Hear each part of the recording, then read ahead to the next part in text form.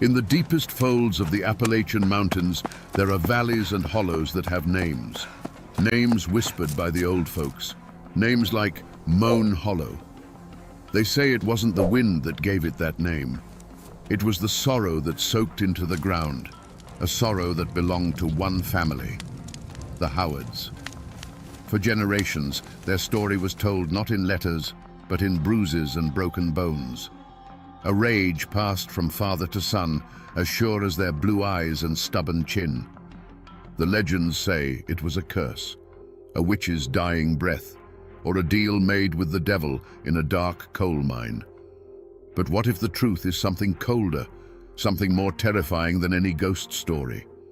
What if the monster wasn't a spirit from the woods, but a demon that lived right inside their own home, passed down like a family heirloom? Today, we will separate the rumors from the facts and find out what really happened to the men of the Howard family. Was it a curse that doomed them, or was it a chain of pain they forged themselves? Before it was called Moan Hollow, it was just a nameless fold in the earth, a sanctuary carved by a silver creek. The mountains rose up on all sides like silent green-robed giants, their peaks shrouded in a perpetual blue haze. It was a true oasis, hidden in the wild and rugged lands. The forests were thick with chestnut and oak, teeming with deer and turkey. The soil in the narrow bottomland was black and rich. It was a place where a man willing to work until his hands bled could build a life from nothing. And that's exactly what Jedediah Howard came to do. He was the first of them, a man who carried the chill of the Scottish Highlands in his bones and a fierce hunger in his heart. He'd left the old world behind, a world of landlords and famines, and saw in this untamed Appalachian wilderness a kingdom waiting to be claimed. He was a hard man, to be sure, with eyes as cold and clear as a winter stream, but his toughness was first turned against the land itself. He felled trees that were ancient when his grandfather was a boy. He broke the soil with his own back, and he raised a small, sturdy cabin stone by stone. For a time, there was peace in that hollow. Jedediah took a wife, a quiet woman named Elspeth, and soon the silence of the valley was broken by the cry of their firstborn son, Silas. Their life was a rhythm of seasons and survival. They were governed by the rising of the sun and the ache in their muscles. They feared the hard frost and the dry summer, but they feared little else. They were poor, but their barn was full. They were isolated, but they were self-sufficient. Jedediah had done it. He had carved out a piece of the world that was his, and his alone. But the mountains keep secrets. And the story the neighbors told was that this piece of the world hadn't been empty when Jedediah arrived. They said an old Cherokee woman had lived there, a healer who knew the secrets of the herbs that grew in the dark places of the woods. The official record says Jedediah bought the land fair and square, a simple transaction. But the whispers said something different. They said the deal was less of a purchase and more of an eviction. They said she didn't leave quietly. And so, a shadow lingered at the edge of their hard-won peace. Sometimes, Elspeth would swear she saw a flicker of movement by the ancient oak at the edge of the property. At night, when the fire burned low, the wind blowing through the gorge would sometimes sound like a mournful voice, a lament. Jedediah Howard had built his home, but he didn't know that the foundation was laid on a grievance. He believed he had conquered the wilderness, but he hadn't yet learned that some debts aren't paid with money, but with blood. The storm was gathering, and it would bear his family's name. Now, in the mountains, a good neighbor is worth more than a good mule, but Jedediah Howard never found one. The closest family, the Suttrys, lived a mile down the creek, and they looked upon Jedediah's prosperity with a sour eye. The patriarch, Elias Suttry, was a man whose family had been hunting and trapping in these hills for 2 generations before the Howards arrived. He told anyone who would listen that the fertile bottomland Jedediah had claimed was promised to him, that he'd been on the verge of filing the deed himself. The Suttrys felt the land had been stolen right from under them, and their resentment simmered like a pot left too long on the fire. The old wound festered over a property line. A small creek separated their lands, and after a spring flood one year, the water changed its course, carving a new channel that gave a few more acres of rich soil to the Howards. To Jedediah, it was an act of God. To Elias Suttree, it was theft by water and a sign of Howard's devil's luck. It came to a head at the crossroads store, where words, sharp and heavy as stones, were thrown. No punches were exchanged, not yet, but a line was drawn. Suttree swore that creek would one day run with more than just rainwater. It wasn't spoken of loudly after that, but memories in the mountains are as long as a winter's night. This bitter dispute was the dry kindling, and the legend of the Cherokee woman was the spark. The Suttrees and their kin started repeating the story, adding their own dark embellishments. When one of Jedediah's cows took sick and died, it wasn't colic, it was the curse.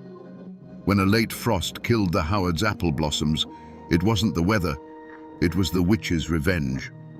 The story of the curse became a social weapon, isolating the Howards and marking them as other. People who had once nodded a greeting now looked away. The Howard land, once seen as a testament to hard work, was now viewed as a place of bad blood. And so, the hollow became a pressure cooker. Inside the Howard cabin, the whispers from the outside world turned Jedediah's heart to granite. He saw enemies in every shadow. His wife Elspeth grew more withdrawn, her silence a constant, fearful prayer. And young Silas, he was being raised on a diet of resentment and suspicion. His father taught him to read the weather and to mend a fence, but the real lessons were unspoken. He learned that the world was hostile. He learned that a Howard trusts no one but another Howard. And he learned that any sign of weakness would be seized upon by your enemies. He was being forged in a crucible of suspicion and pride, being shaped into the perfect instrument to carry the family's legacy, whether it was a blessing or a curse.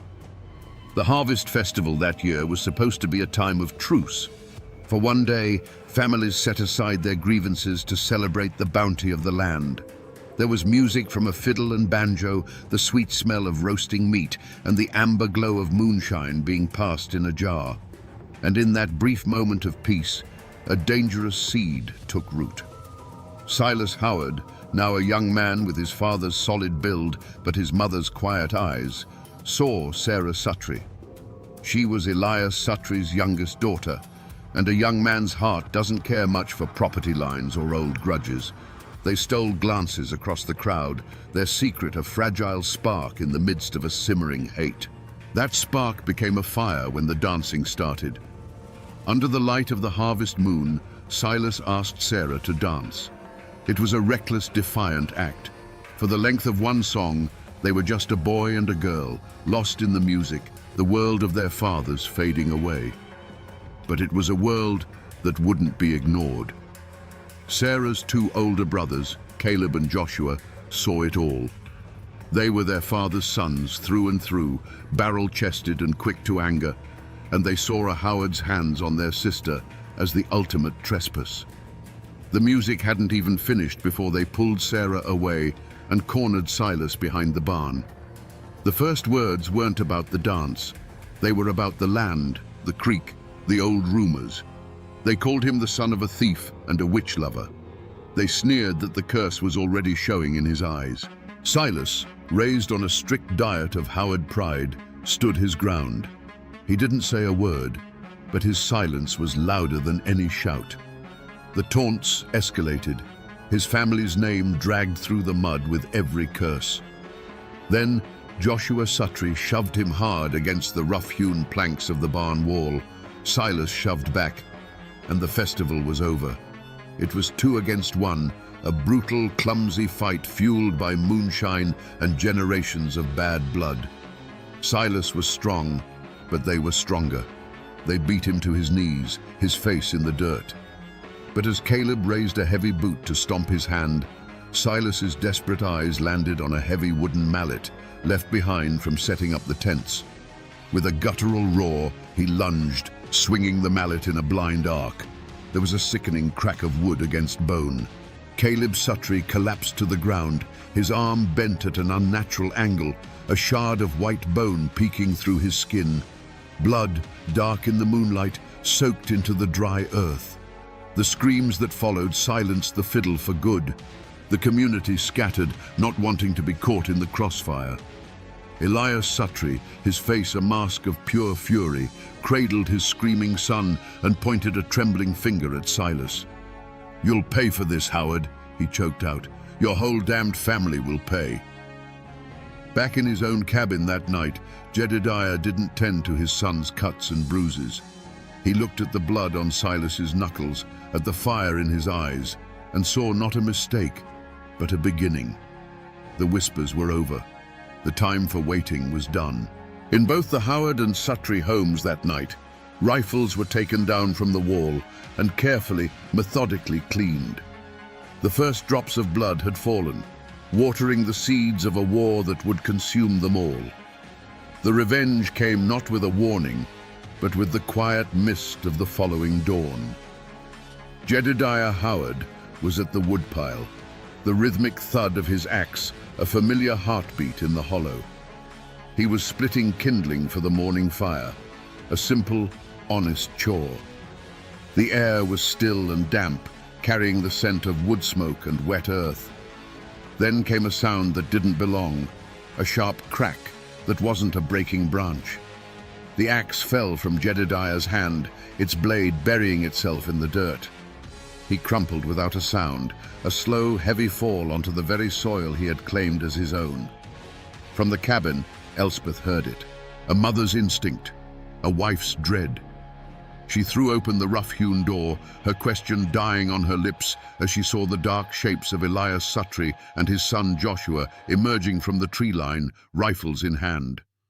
The air filled with a blood-curdling scream, and then there was a dull thud, and the scream was cut short. A second crack echoed the first. Then an unnatural silence fell over the hollow, a silence so profound it seemed to swallow all other sounds, the rustle of leaves, the call of the birds, everything. The world had turned into a hell of screams, followed by a ringing quiet. Silas was down by the creek, checking a rabbit snare he'd set the night before. He heard the two shots, spaced just far enough apart to be deliberate. A cold knot formed in his stomach. He didn't think, he ran. He sprinted through the woods, branches whipping at his face, his lungs burning. As he broke through the clearing, the sight of his home stopped him cold. The cabin door was swinging wide open, like a gaping mouth. There were no voices, no movement. The chickens were scattered across the yard, clucking in frantic terror. The silence was the most terrifying part. It was the silence of a place where life had just been violently erased. He crept inside, his heart hammering against his ribs. The single room was a scene of pure chaos. A table was overturned, chairs were splintered. A sack of flour had been torn open, casting a ghostly white powder over everything. And there, in the middle of the floor, a single dark boot print was pressed into the spilled flour. His eyes scanned the room, landing on a splash of crimson against the stark white. Near the cold hearth, his mother's favorite wool shawl, the one she was always mending, was cast aside in a heap. He backed out of the cabin, a silent denial screaming in his mind. And then he saw him. His father lay near the woodpile, a place of work, of life. He looked smaller somehow. His eyes were open, staring blankly at the misty sky he would never see again. The world for Silas shrank to that single still image. His father, the unmovable mountain of a man, now just a broken thing on the ground. In that moment, something inside Silas Howard broke. Or perhaps something was forged. The fear, the grief, it was all there, but it was instantly flash-frozen by a rage so pure and cold it burned. The tears would not come.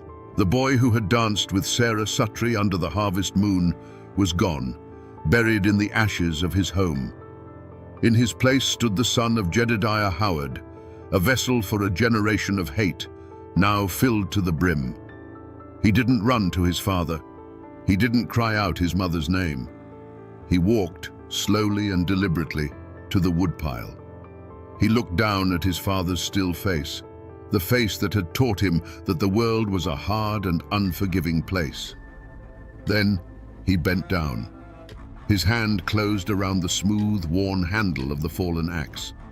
As he lifted it, its weight felt familiar, righteous. The curse, whether real or imagined, had found its new champion. Silas Howard stood alone in the clearing, the axe in his hand feeling less like a tool and more like a part of his own arm. He did not weep. Tears were a luxury, and the price of vengeance was paid in sweat and resolve. With a grim, mechanical determination, he went to the small barn and retrieved 2 shovels. He chose a spot under the old oak tree at the edge of the property, the one his mother had always admired. And he began to dig. For hours, the only sound in Moan Hollow was the scrape and thud of a shovel biting into the earth, a solitary, heartbreaking rhythm. He carried his parents, one by one, and laid them to rest. He filled the graves himself, tamping down the soil with the back of his shovel, his movements precise and unhurried. There were no prayers said, no final words spoken. The act itself was the only eulogy. When the grim task was done, he did not go back into the cabin. He stood at the threshold and looked in at the scene of desecration, the spilled flour, the broken furniture, his mother's discarded shawl. This was no longer his home. It was a monument to a promise made in blood. He turned his back on it, leaving the door to swing on its hinges, an open invitation for the wind and the rain to come in and reclaim the place. He took only his father's rifle from the wall, a pouch of shot, a powder horn, and the axe. He walked away from the hollow without a single look back, melting into the deep woods that bordered his land. The hollow fell silent again, but this time it was the silence of a tomb. Word travels slowly in the mountains, but it travels surely. A few days later, a traveling preacher making his circuit found the Howard homestead unnervingly quiet. He saw the 2 fresh mounds of earth under the oak tree and knew instantly what they were. He didn't linger. He spurred his horse and carried the news to the nearest settlement. The story spread like a fever. It wasn't the killing that shocked people. Feuds and violence were a known part of life. It was the manner of it. The killing of a woman. An ambush at dawn. It was an act without honor, and it struck a chord of fear in the scattered community. Families who had feuds of their own looked at their neighbors with new eyes. Locks were bolted that had never been used before. The county sheriff, a portly man named Abernathy, who preferred settling disputes with talk rather than a gun, eventually made the ride out to the hollow. He saw the graves, noted the abandoned cabin, and then paid a visit to the Suttree family. Elias and his sons met him on their porch, their faces like stone masks. They denied everything. They'd been tending their own land, they said, and hadn't seen a soul. With no witnesses and no bodies to examine, Sheriff Abernathy's hands were tied. He made some notes in a dusty ledger, issued a stern warning about mountain justice, and rode away. The law in those mountains moved with the speed of an old man walking uphill, and in this case, it had come to a dead stop. But the story wasn't over. The community knew it. The Suttrees certainly knew it. Silas Howard was gone, but he wasn't dead. He had been swallowed by the mountains, the same ancient, unforgiving wilderness that had forged his father. He was out there, somewhere in the endless ridges and dark ravines. The manhunt had begun, but it wasn't the law that was doing the hunting. A ghost was now stalking Moan Hollow, and Elias Suttree and his sons began to understand that the 2 shots they had fired at dawn were not an ending, but the beginning of a reckoning. Every snapped twig in the woods, every shadow that moved at dusk, now held a terrifying new possibility. Silas Howard was no longer a name, but a whisper on the wind. There was no posse. Sheriff Abernathy had declared the matter closed, a family tragedy best left to the ghosts and the mountains. The hunt that began was a far more personal and primal affair. Elias Suttree and his remaining sons, Joshua and the one-armed Caleb, became both the hunters and the hunted. Their farm became a fortress, and they became its prisoners. They barred the windows at night and took turns standing watch, rifles cradled in their arms, their gazes fixed on the dark, whispering tree line that separated them from their unseen enemy. They were hunting a ghost, a boy they had created and then unleashed. But Silas Howard was no ghost. He was flesh and blood, and he was perfectly at home. The mountains that the Suttrees now saw as a terrifying wall of shadow, Silas saw as his sanctuary and his accomplice. He had been raised in these woods. He knew the hidden game trails, the secret springs, the shallow caves where a man could disappear. The mountains had taken Silas Howard in, adopted him as one of their own. He moved like a deer, lived off the land, and his senses became as sharp as a hawk's. He became a roomer with a rifle, a phantom whose presence was felt in the cold dread that settled over the Suttree homestead. Silas did not launch a direct assault. He was waging a war not on their bodies, but on their minds. The torment began with small, deliberate cruelties. One morning, Elias found a freshly killed rabbit hanging from his porch rail, skinned with the same distinctive knife stroke his own father had taught him. A few nights later, a rock shattered the kitchen window in the dead of night, and when they rushed outside, there was nothing but the chirping of crickets. They started hearing things, the distant rhythmic sound of an axe splitting wood deep in the forest, a low whistle on the wind that sounded like a tune Silas used to favor. He was everywhere and nowhere, a constant invisible pressure that began to fray their nerves raw. The Suttree brothers, once bold and arrogant, became twitchy and paranoid. Caleb, his useless arm a constant reminder of the feud's beginning, was consumed by nightmares. Joshua, the more hot-headed of the two, grew reckless with fury. He'd fire his rifle into the shadows at the slightest sound, his shouts echoing unanswered in the night. The forest that had been his backyard his entire life was now a deadly labyrinth with a monster at its center. The father, Elias, saw his sons unraveling and his own iron will turning to rust. The fear was a poison, and Silas was letting it work its way deep into their souls before he delivered the final blow. The breaking point came a month into the siege. Driven by a mix of rage and cabin fever, Joshua Suttree declared he was going to hunt the hunter. Ignoring his father's pleas, he took his rifle and stormed into the woods, vowing to return with Silas Howard's scalp. He stalked through the familiar forest for hours, his anger making him clumsy, his shouts making him an easy target. As dusk began to bleed through the canopy, he found himself in a part of the woods he didn't recognize. A sudden snap of a twig behind him made him spin around. He saw nothing. A cold dread, colder than any winter morning, washed over him. He knew in that instant that he was not the hunter. He was the prey, and he had walked right into the center of the web. They found him at dawn, not 50 yards from his own tree line.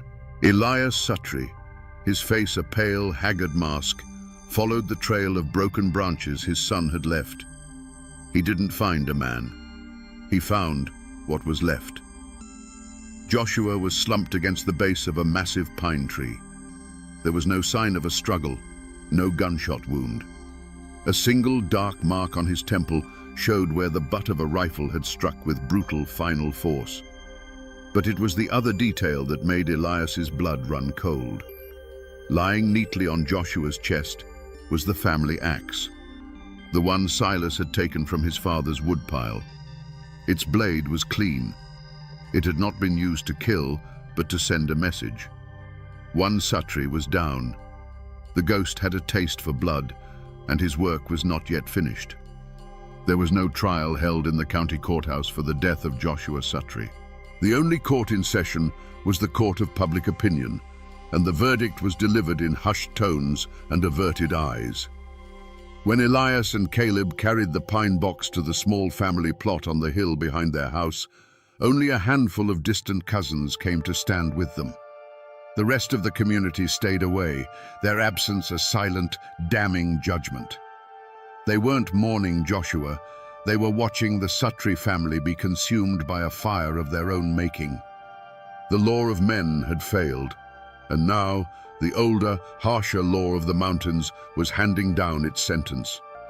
The Sutri homestead became a courtroom and a prison all in one. Elias and Caleb were the accused, and Silas Howard was the unseen judge, jury, and executioner. The farm began to die around them. Fences sagged, weeds choked the cornfields, and the livestock grew thin from neglect. How could they work the fields when their eyes were constantly scanning the tree line? How could they sleep when every creak of the floorboards sounded like an intruder? Elias, the once proud patriarch who ruled his family with an iron fist, was reduced to a hollow-eyed old man, watching his world crumble one terror at a time. The legacy he had fought to build was being systematically dismantled by the ghost of a boy he had wronged. Caleb, however, was haunted by more than just fear. With his useless, dangling arm, a constant, aching reminder of his role in starting the feud, his spirit began to break. He started drinking heavily, seeking courage in a jar of corn liquor that only brought forth the demons of his guilt. In his drunken stupors, he would whisper his mother-in-law's name, swearing he saw her face in the shadows. He raved about a curse, not the one they had mockingly pinned on the Howards, but a real one, a curse of blood they had brought upon themselves that day at dawn. The trial within the Sutri home reached its climax one moonless night. Fueled by whiskey and terror, Caleb finally turned on his father. He stood in the middle of the cabin, his one good hand trembling, and screamed the truth into the suffocating silence. He shrieked about the look in Elspeth Howard's eyes, about the silence after the second shot, about the blood on their hands that would never wash away. "It's him. He's not a man. He's a spirit. And he's come for us." Elias tried to silence him, to slap the hysteria out of him, but the dam of denial had burst. The truth, ugly and raw, now filled the space between them. The verdict was delivered just before the next sunrise. Caleb Sutri, stripped of his bravado and his sanity, seemed to find a strange and sudden calm. He walked out onto the porch, unarmed, his face pale in the grey pre-dawn light. He took a deep breath of the cold mountain air, and then, in a voice that was not a shout, but a weary plea, he called out a single name into the mist-shrouded woods. Silas. He stood there, a man offering himself up to the inevitable. A moment passed, then another. And then, from the dark, silent wall of trees, a single shot rang out, sharp and final. It was an answer, an execution, a mercy. Was this justice? A circuit judge would have called it murder. But in the hollows and hills, where life was cheap and honor was everything, the story was told differently. They said Silas Howard was simply balancing the scales. He had taken an eye for an eye, a son for a mother, a brother for a father.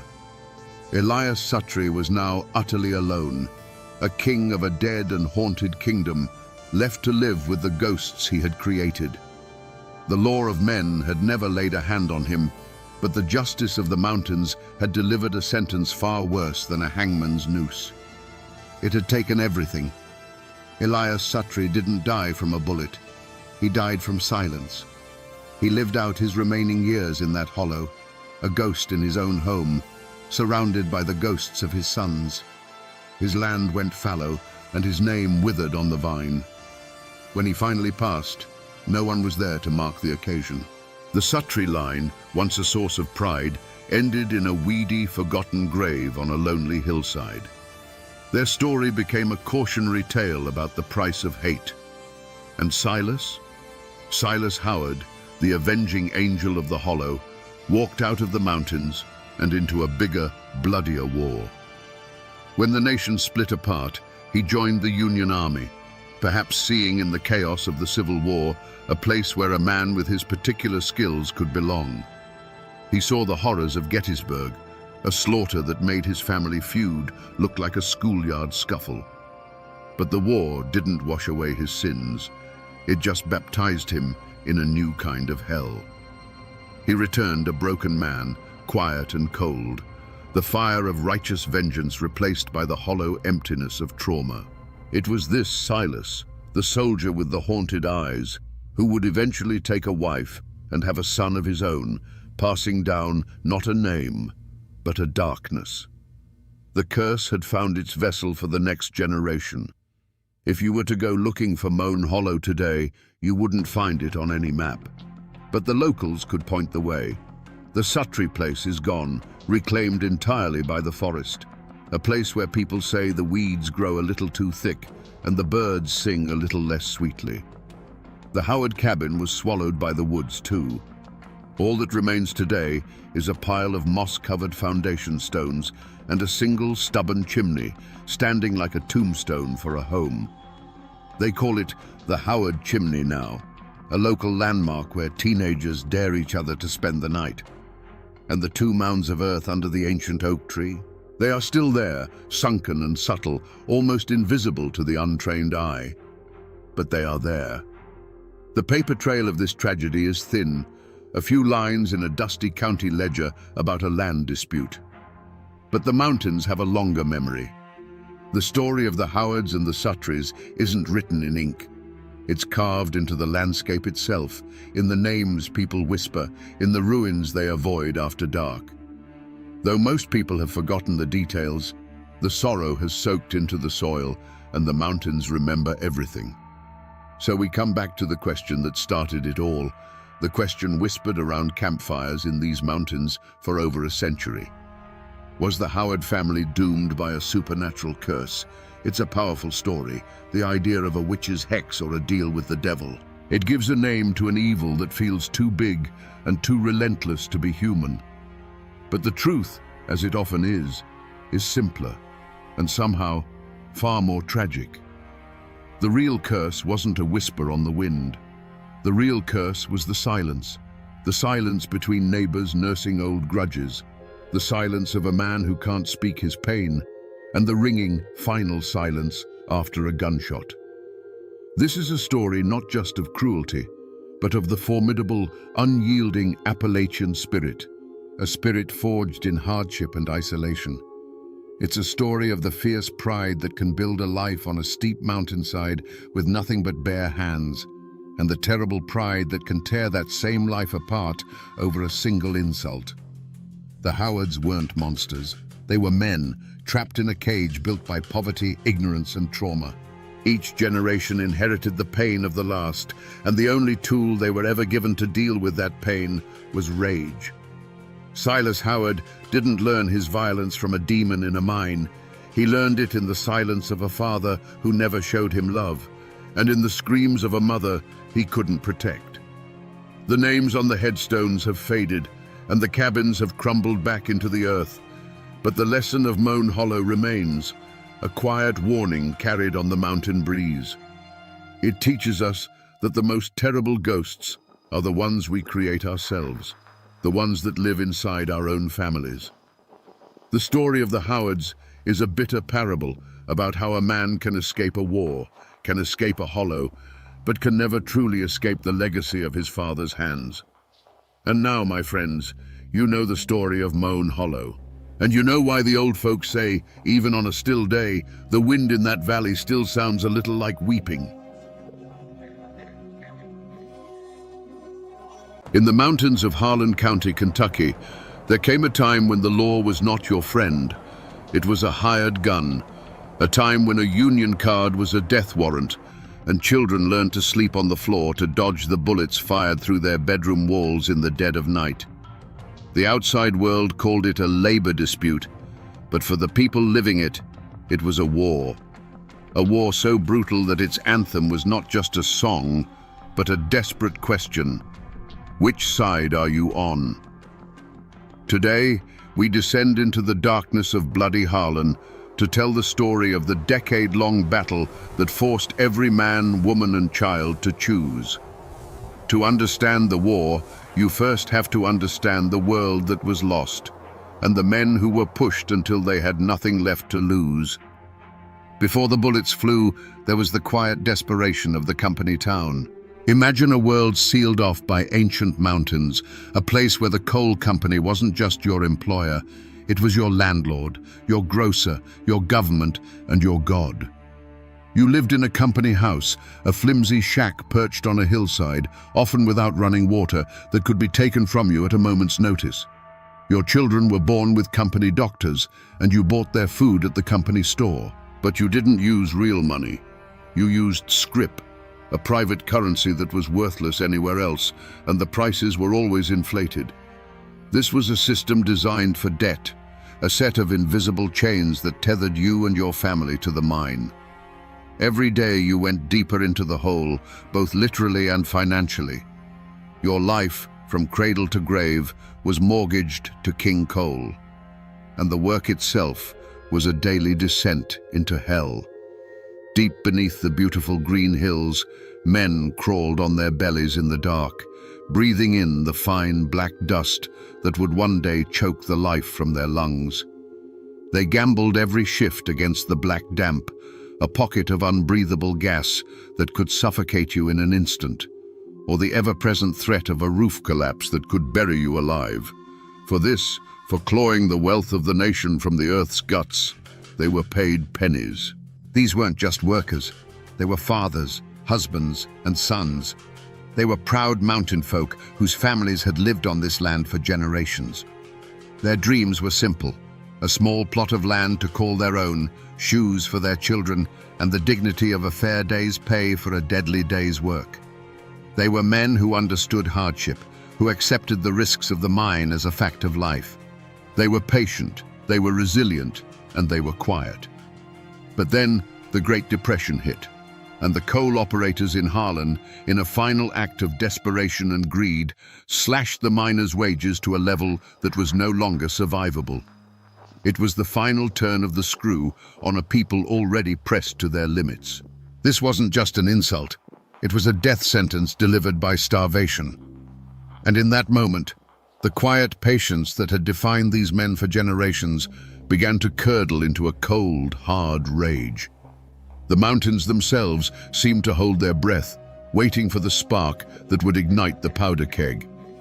By the spring of 1931, the whispers had turned into a low growl that echoed through the hollows. The United Mine Workers had arrived, and with them, a flicker of hope that terrified the coal operators. For every man who signed a union card, a family was thrown out of their home.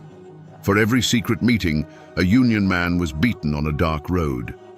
The law, in the form of Sheriff J.H. Blair and his army of deputized thugs, was no longer a shield for the people, it was a hammer for the companies. The crime scene wasn't a single place. The entire county was becoming one, primed for an explosion. That explosion came on May the 5th in a narrow pass near the town of Evarts. The scene itself was deceptively peaceful. A dusty road winding between two steep wooded hillsides, a natural choke point. On any other day, it was a place of quiet Appalachian beauty. But on this day, the trees weren't just trees, they were hiding places. The silence wasn't peace, it was the tense, held breath before a storm. On those hillsides, miners lay waiting, their squirrel rifles and old shotguns clutched in their hands. They were men who had been hunted, and now they had become the hunters. When the shooting finally stopped, a new kind of silence fell over the pass, a heavy, ringing silence punctuated by the groans of the wounded. The scene left for the authorities was one of utter chaos. 3 company cars, riddled with bullet holes, sat stalled on the road. The dust was littered with a confusing mix of shell casings, the heavy brass of the deputies' machine guns, and the simple spent shells from the miners' hunting rifles. Blood stained the dirt road, a testament to the ferocity of the 15-minute battle.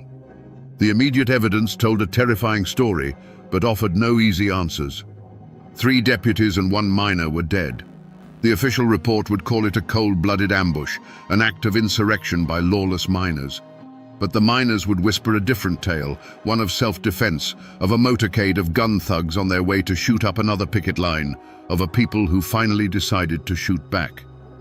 The tracks leading away from the road vanished into the dense woods, swallowed by a wilderness that knew how to keep its secrets. The Battle of Evarts left behind more than bodies and brass. It left behind a bone-chilling question that hung in the smoke-filled air. This wasn't a simple murder. This was an organized, armed uprising. Who had planned it? Who gave the order to fire? The scene spoke of desperation and rage, but the wilderness offered no confessions. It only confirmed a terrible new reality. The war in Harlan County had gone hot, and the mountains themselves had become the first and most mysterious witness to the bloodshed. In the chaotic hours after the Battle of Evarts, as the bodies of the deputies were carried out of the pass, Sheriff J.H. Blair didn't need a detective to find his prime suspects. He already had his culprits. For months, a clear and public enemy had been challenging his authority and the absolute power of the coal operators. The finger of blame pointed squarely, and without a moment's hesitation, at the organizers of the United Mine Workers of America. These were the men who had come into his county preaching a gospel of discontent. They were, in the eyes of the establishment, outside agitators with foreign ideas about collective bargaining and workers' rights. They held secret meetings in darkened schoolhouses and on remote hillsides, whispering promises of a better life into the ears of desperate men.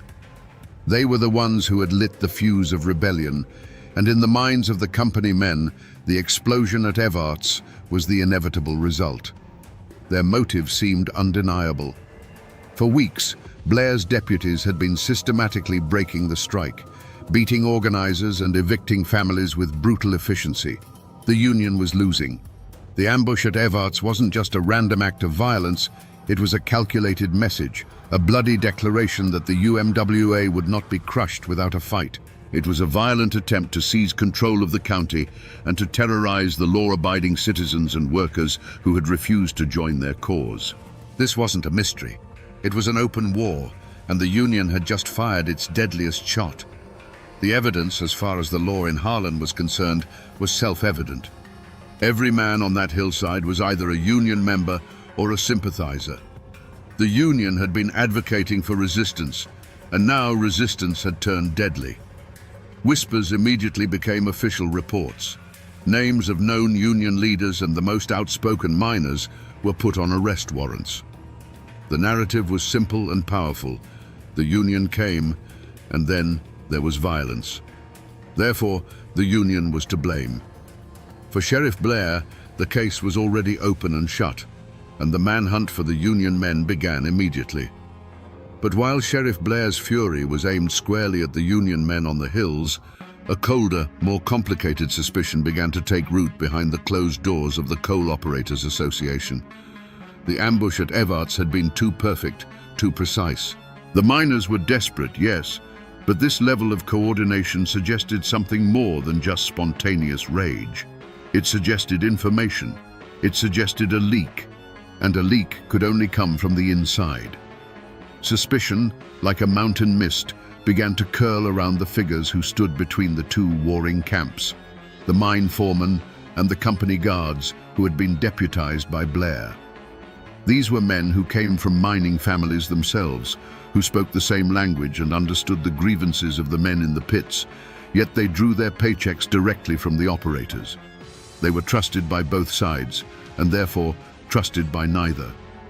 Could one of these men, a man who walked the line between loyalty and blood, have been the true architect of the massacre? The motive wouldn't have been a simple cry for workers' rights. It would have been something far more personal and venomous. Imagine a foreman whose father had been killed in a roof collapse years earlier, a death ruled an accident, but always whispered to have been caused by company negligence. He had risen through the ranks, his loyalty a perfect mask for a patient, simmering hatred. For a man like that, the Union wasn't a cause, it was a weapon. Looking back, the signs were there. One particular foreman, known for his harsh discipline, had been conspicuously absent from the convoy that day, claiming a sudden illness. In the aftermath, his grief seemed hollow, his questions to the other deputies sharp, not with sorrow, but with the careful precision of a man confirming the details of a plan gone right. He knew the convoy's route, their departure time, and their numbers. A single, anonymous tip to a Union contact was all it would have taken to turn that dusty road into a killing field, sacrificing a few of Blair's thugs to ignite a war that could burn his true enemies to the ground. The thought was chilling, that the Battle of Evarts wasn't an act of rebellion, but a calculated act of revenge, orchestrated by a traitor who wore the company's own badge. But there was a third shadow that fell across the mountains, one that terrified the Union and the operators alike. This wasn't a local feud. The Great Depression had set the entire nation on edge, and whispers of revolution were drifting out of the cities and into the forgotten hollows of Appalachia. This third suspect wasn't a man, but an idea, a radical, violent ideology that saw the struggle in Harlan not as a labor dispute, but as the first battleground in a new American Civil War. Agents of more extreme movements, men who found the United Mine Workers too tame, began to slip into the county. They weren't miners. They were professional organizers, hardened veterans of bloodier conflicts in other parts of the country. They spoke not of contracts and wage increases, but of seizing the mines and overthrowing the system entirely. They saw the miners' desperation not as a problem to be solved, but as fuel for a much larger fire. Their motive was pure and terrifyingly impersonal: chaos. For them, a negotiated peace was a failure. They needed martyrs. They needed headlines. They needed a war. The Battle of Evarts, with its shocking death toll, was a perfect victory in their eyes. It escalated the conflict beyond the point of no return, forcing the hand of both the Union and the state.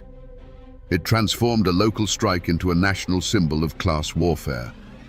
Their presence was felt not in public speeches, but in the shadows. Strange pamphlets would appear in the mining camps overnight, calling for armed resistance. Seasoned men with city accents were seen in hushed conversations with the most desperate and angry of the young miners, teaching them not how to picket, but how to build a barricade, how to choose a location for an ambush. They were ghosts in the machine, whispering poison into the ears of men who were already half-mad with hunger and injustice. For these outsiders, the dead at Evarts were not a tragedy. They were a necessary sacrifice to ignite the revolution they craved. In the wake of the Battle of Evarts, Sheriff Blair's investigation was not a search for truth. It was a hunt for vengeance. He unleashed his army of deputies with a single, simple objective: round up every known Union man and sympathizer. Warrants were issued for dozens of miners, but this wasn't a process of careful arrests. It was a brutal sweep. Doors were kicked in at midnight. Men were dragged from their beds in front of their screaming wives and children, their faces already bloodied by the time they were thrown into the back of a truck. But the mountains, which had served as a fortress for the coal operators, now became a sanctuary for the miners. The deputies, many of them outsiders themselves, were clumsy and loud in this terrain. They knew the roads, but the miners knew the land. Men vanished into the deep woods and winding hollows, swallowed whole by a wilderness that was loyal to its own. Posses would track a man for days, following a clear trail to the mouth of an abandoned mine or a remote cabin, only to find the trail had gone cold, as if the man they were chasing had simply turned to mist and drifted away on the wind. The few men they did manage to capture offered no clear answers. Under the brutal persuasion of a deputy's blackjack, stories changed and collapsed. Some men, desperate to stop the beating, would name anyone, spinning wild tales of a grand Union conspiracy led by organizers who were already long gone, having fled the state. Others, defiant to the end, would say nothing at all. The evidence Blair presented to the prosecutors was a tangled mess of coerced confessions and contradictory testimonies. The promise of a swift, clean conviction for the murder of his deputies evaporated into a fog of confusion and lies. The investigation was hitting a wall, and Blair's frustration festered into a more indiscriminate cruelty. Unable to catch the supposed ringleaders, his deputies turned their rage on the community at large. They would stop cars on lonely roads, not to ask questions, but to deliver beatings. They prowled the edges of the mining camps, their presence a constant suffocating threat. The initial assumption that a few union leaders were responsible was proving impossible to prove.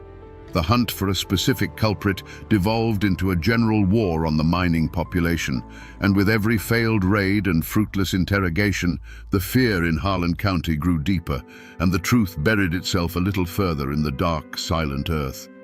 As Sheriff Blair's hunt intensified, his deputies slammed into a wall. It wasn't made of stone or wood, but of something far stronger, the absolute, unyielding silence of the mountain people. The louder the deputies shouted, the deeper the silence became. Questions were met with blank stares. Threats were answered with a shrug. Men who had worked side by side their whole lives, who knew every secret in the holler, suddenly saw nothing, heard nothing, and knew nothing. An invisible pact of silence, an omerta of the coalfields, had descended upon Harlan County. This silence was not born of ignorance, but of a cold, calculated understanding of survival. To speak to Sheriff Blair's men was not to help the cause of justice. It was to paint a target on your own front door. Everyone knew the price of talking. It meant a visit in the dead of night, the sound of heavy boots on your porch, a beating that left you unable to work for a week. It meant your wife and children being terrorized by gun thugs who would shine their headlights into your windows just to let you know they were watching. But the silence was also a matter of profound loyalty. In these isolated communities, blood and neighborly bonds were the only true law. The men on that hillside at Evarts were not abstract criminals. They were your cousin, your brother-in-law, the man who helped you rebuild your fence last spring. To turn against them was to turn against your own kin, to betray the only social fabric you had. The law of J.H. Blair was temporary and corrupt, but the judgment of your neighbors was forever. You would starve before you became a snitch. The psychological toll was immense, especially for those who might have been tempted to speak. Old man Hemphill, who lived on the road to Evarts, made the mistake of telling the postman he'd seen a car he didn't recognize parked near the pass the day before the shooting. It was an innocent remark, nothing more. A week later, he woke to find his family's milk cow, their only source of extra income, lying dead in his field with its throat cut. No one had to say a word. The message was understood by everyone in a 50-mile radius. After that, no one dared to even whisper about what they might have seen. The mountains had closed ranks, and the truth of what happened at Evarts was locked behind a wall of fear that no amount of force could ever break down. For years, the war in Harlan was a grinding stalemate of terror and endurance. The seasons changed, but the fear did not. The truth of the Battle of Evarts and the countless ambushes that followed seemed destined to be buried forever, lost to the wall of silence and the corruption of the law. The turning point, when it finally came, wasn't a dusty clue found in an old cabin or a deathbed confession whispered in the dark. It came from the outside world, in the form of men who carried briefcases instead of shotguns. In the mid-1930s, a United States Senate subcommittee, known as the La Follette Committee, began investigating violations of workers' rights across the country. And their gaze finally fell upon the dark and bloody ground of Harlan County. These men from Washington were a new kind of power, one that Sheriff Blair couldn't intimidate and the operators couldn't buy. They came armed not with guns, but with subpoenas, and they began to do something no one in Harlan had dared to do for years. They began to listen. The forgotten clue wasn't a single object, it was the collective memory of the people. One by one, miners, their wives, and their children came forward to testify. Each story, on its own, had been just a whisper of pain. But now, under the protection of federal marshals, the whispers became a roar. They spoke of beatings on dark roads, of cars dynamited, of the murder of Bennett Music, a 15-year-old boy. The committee chambers, hundreds of miles away, filled with the ghosts of Harlan's decade of suffering. But the clue that finally broke the back of the beast wasn't a memory. It was a number on a ledger. The committee's investigators got their hands on the financial records of the Harlan County Coal Operators Association. And there it was, in cold, hard print, a secret slush fund. They found cancelled checks and accounting entries that proved beyond any doubt that the operators were directly paying the salaries of hundreds of Sheriff Blair's deputies. The gun thugs terrorizing the county weren't public servants. They were a private army, funded by corporate interests. Suddenly, the whole dark picture snapped into focus. This wasn't just a case of a brutal sheriff abusing his power. It was a conspiracy. The law in Harlan County hadn't just been broken, it had been bought and paid for. This financial record was the key, the undeniable proof that turned whispers into evidence and paved the way for the unmasking of the entire rotten system. The La Follette Committee's investigation acted like a slow, inexorable sunrise over the dark mountains of Harlan. For years, the world had seen only the shadows, the gun thugs, the ambushes, the terror.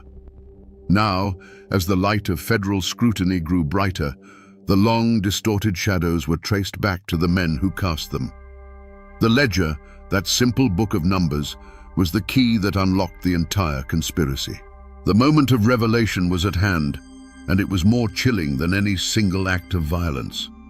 The true perpetrator of the Harlan County War was not a single man hiding in the hills with a rifle. It wasn't a radical agitator with a bomb. The true mastermind was a collective, an entity with a clean collar and a respectable name: the Harlan County Coal Operators Association. The ledger exposed them with brutal, undeniable clarity. There, in neat columns, were the payments, thousands of dollars flowing directly from the association's accounts into a special fund controlled by Sheriff J.H. Blair. The law in Harlan County wasn't an institution. It was a line item on a corporate expense report. And their motive? It wasn't personal hatred or political ideology or even a twisted sense of justice. It was something far colder, far more mundane, and infinitely more terrifying: profit. The motive was greed, distilled to its purest and most violent form. A union contract meant paying livable wages, investing in mine safety, and giving up the feudal control they held over their workforce. It was cheaper to hire killers. The beatings, the evictions, the dynamite, the midnight raids, it was all just the cost of doing business. It was a simple, brutal equation where a miner's life was worth less than the cost of a union contract. This single damning revelation unmasked the entire decade of terror. Sheriff J.H. Blair was not a rogue lawman. He was the highly effective, well-paid manager of the association's security forces. His deputies were not peacekeepers. They were mercenaries on a corporate payroll. The violence wasn't random chaos. It was a calculated, systematic campaign of intimidation designed to protect profits at any human cost.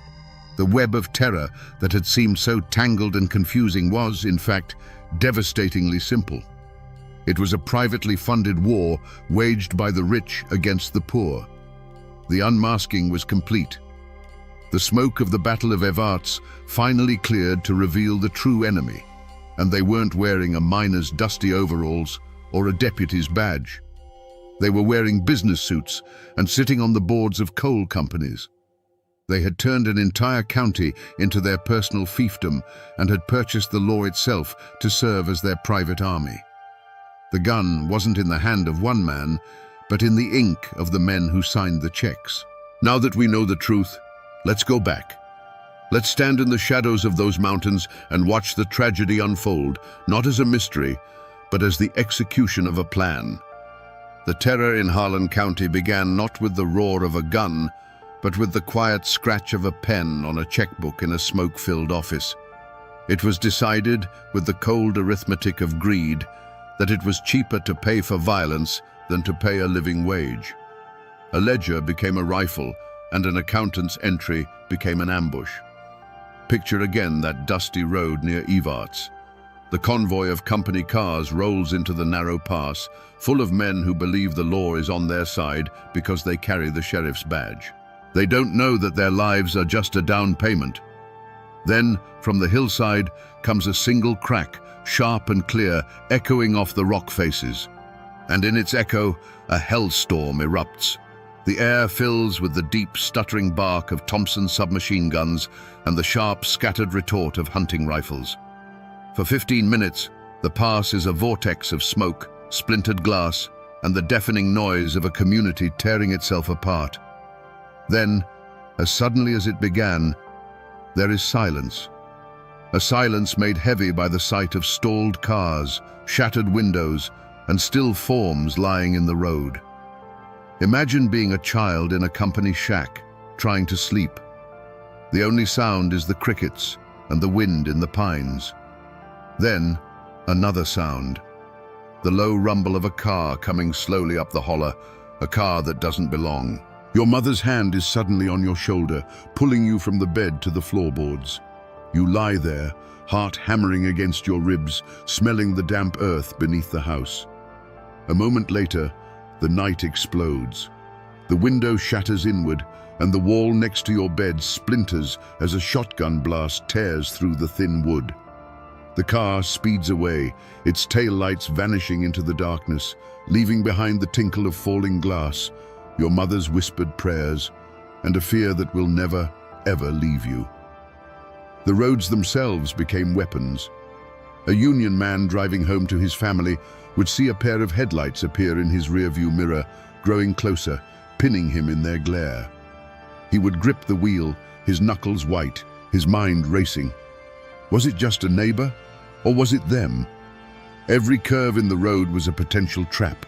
Every dark stretch of woods a place to be run off into a ditch.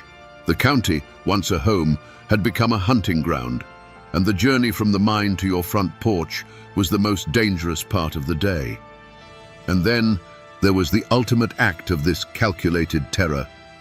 A union organizer, Marshall Music, is driving with his family. The road ahead is clear. For a moment, it might feel like a normal day, but then the world is ripped apart by a deafening roar. The force of the blast throws the car from the road, twisting it into a barely recognizable shape of steel and smoke. In that single horrific instant, a journey is ended. A family is shattered. A 15-year-old boy's life is extinguished, not in a moment of passion or rage, but as a consequence of a line item in a corporate budget titled "Strike Expenses." This was the war in Harlan. It wasn't a fight between two equal sides. It was a systematic campaign of terror, planned in boardrooms and executed by men who had sold their badges and their souls. Every scream in the night, every bullet hole in a cabin wall, every newly dug grave was a direct result of a choice made by men in suits who likely never set foot in a mine. The true horror of Bloody Harlan is not just what happened, but the chilling, deliberate reason why. When the trials finally began, they were not held in the small, compromised courthouse in Harlan. The case had been elevated to the federal level, and the coal operators and Sheriff Blair, men who were once kings in their own domain, were now defendants in a United States court. The atmosphere was electric. Miners who had once hidden from Blair's thugs now sat in the witness stand, protected by federal marshals, their faces illuminated by the flashbulbs of a curious national press. For the first time, the quiet, fearful whispers of the hollers were being entered into the official record, spoken aloud for the whole world to hear. The defendants, the powerful men of the Coal Operators Association, and their chief enforcer, J.H. Blair, sat at their tables with an air of defiant indignation. They were not accustomed to being questioned. In their eyes, this was a political circus, a witch hunt orchestrated by Roosevelt's New Deal to break the rightful power of industry. Their high-priced lawyers spun tales of defending private property against a violent, communist-inspired insurrection. They portrayed Blair not as a tyrant, but as a heroic lawman standing against anarchy. But their narrative began to crumble under the weight of the testimony. One by one, miners and their wives took the stand. With simple, halting words, they painted a devastating mural of the decade of terror. They spoke of night riding, of beatings, of houses riddled with buckshot, of the constant, gnawing fear. They presented the ledger, the cold, hard proof of a conspiracy. The trial became a battle of two realities, the operator's world of contracts and legal rights, and the miner's world of blood and survival. And yet, in a stunning blow to the government and the miners, the first trial in 1938 ended in a hung jury. The operator's immense influence, their deep connections, and their ability to cast doubt had proven just strong enough. For a moment, it seemed as if the wall of power was unbreakable.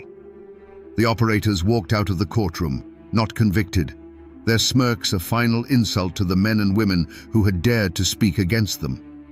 It was a moment of profound injustice, an echo of the crooked law they had mastered for so long. But the verdict in the court of public opinion had already been delivered.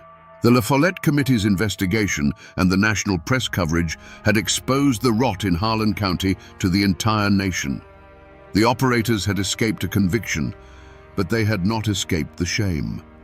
Facing the certainty of a second, even more grueling federal trial, and with their public reputation in tatters, they finally understood that their private war was over. In 1939, after nearly a decade of bloodshed, the Harlan County Coal Operators Association did what no amount of violence could force them to do. They surrendered. They signed a contract with the United Mine Workers of America.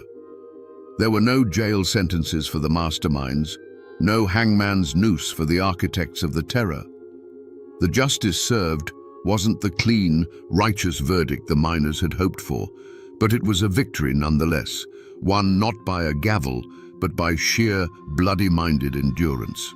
The ink on the union contract was barely dry, but the war had already left ghosts that would walk the hollows for generations. For the miners and their families, the victory was real, but it was not clean. They had won a measure of dignity, a livable wage, and the right to stand together, but the cost was etched into their very souls. A piece of paper couldn't bring back a murdered son, heal the memory of a shotgun blast through a bedroom wall, or erase the years spent living in the shadow of a gun thug's menace. The men who survived the mines and the picket lines carried the war home with them. It showed in the haunted look in their eyes, in the way they taught their children to distrust any man in a suit, any car that slowed down on a dark road. The fear, once it gets into the bones, doesn't leave. It's passed down, a bitter inheritance. Sheriff J.H. Blair and the coal operators who had funded his reign of terror never saw the inside of a prison cell. They returned to their comfortable lives, their power diminished, but their freedom intact. They had lost the war, but they had escaped justice. Blair faded from public life, but he never faded from memory. His name became a new kind of ghost, a bogeyman used by parents to frighten their children into behaving, a curse whispered in the corners of union halls for the next 50 years. The families of the deputies and gun thugs, many of whom were just local men trying to earn a paycheck, found themselves on the wrong side of a line that would never be erased. Their children grew up bearing names associated with betrayal and violence, forever marked by the choices their fathers had made. The war redrew the map of Harlan County. The lines weren't on any piece of paper.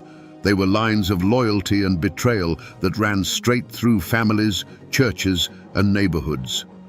The neighbor who had put on a deputy's badge was never fully trusted again. The store owner who had sided with the company found his business mysteriously dwindling. Friendships that had endured for a lifetime were shattered by the simple, brutal question of which side you were on. The children of union men and the children of company men went to the same schools, but they carried with them a silent, inherited animosity. Harlan County was no longer just a place. It was a memory of a war, and everyone who lived there was a veteran, whether they had carried a gun or not. Their lives were forever defined not by the peace that followed, but by the battle they had been forced to endure. You might think this war is over, a faded chapter in a history book, but you would be wrong. The story of Bloody Harlan is not history. It is a living memory etched into the very landscape of the county. Go there today and stand in that narrow pass near Evarts. When a coal truck rumbles by, the sound still echoes off the hillsides like the ghosts of machine gun fire. The road has been paved, but the place itself remembers. It is a scar on the land that will never fully heal. The tangible remnants are still there if you know where to look. They say that in some of the older brick buildings in town, you can still find the patched-over pockmarks left by stray bullets from forgotten shootouts. Walk through the old hillside cemeteries, and you'll find the tombstones of the men who fell on both sides, their names carved in stone, their stories now reduced to a pair of dates. These silent stone witnesses are the most honest memorials to the conflict, a quiet testament to the price that was paid. But the most powerful echo of Bloody Harlan isn't made of stone or steel. It's a song.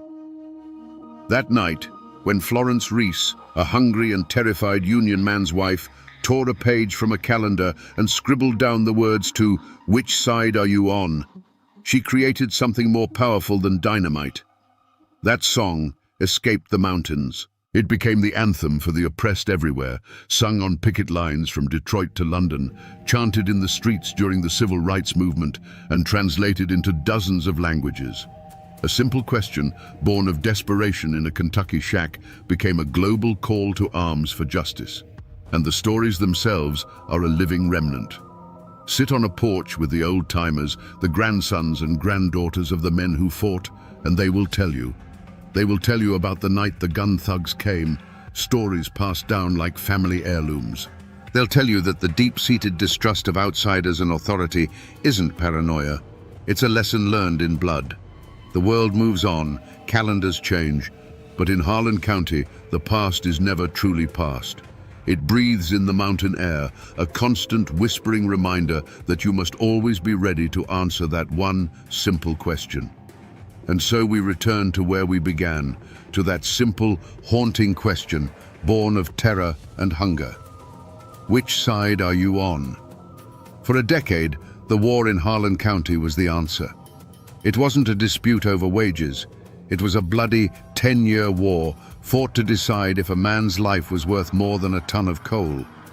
It was a war to determine if the law belonged to the people or if it could be bought and sold like any other commodity on the open market. This is a story not just of a crime, but of a conspiracy written in a ledger book. It's a chilling reminder of what happens when corporate greed is given a badge and a gun, when human lives are reduced to columns of profit and loss. But it is also a fierce testament to the enduring power of the human spirit when pushed to the absolute edge. The coal operators had the money, the guns, and the law. But the miners had something more powerful. They had their solidarity.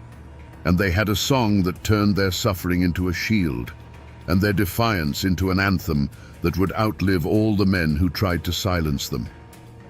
The guns in Harlan County are silent now. The picket lines are gone. But the story remains, a warning carried on the mountain wind. It reminds us that there are moments in history when there are no neutrals, when silence itself is a choice. And now, my friends, you know the story of Bloody Harlan, a story written in coal dust and paid for in blood that still asks every single one of us, which side are you on?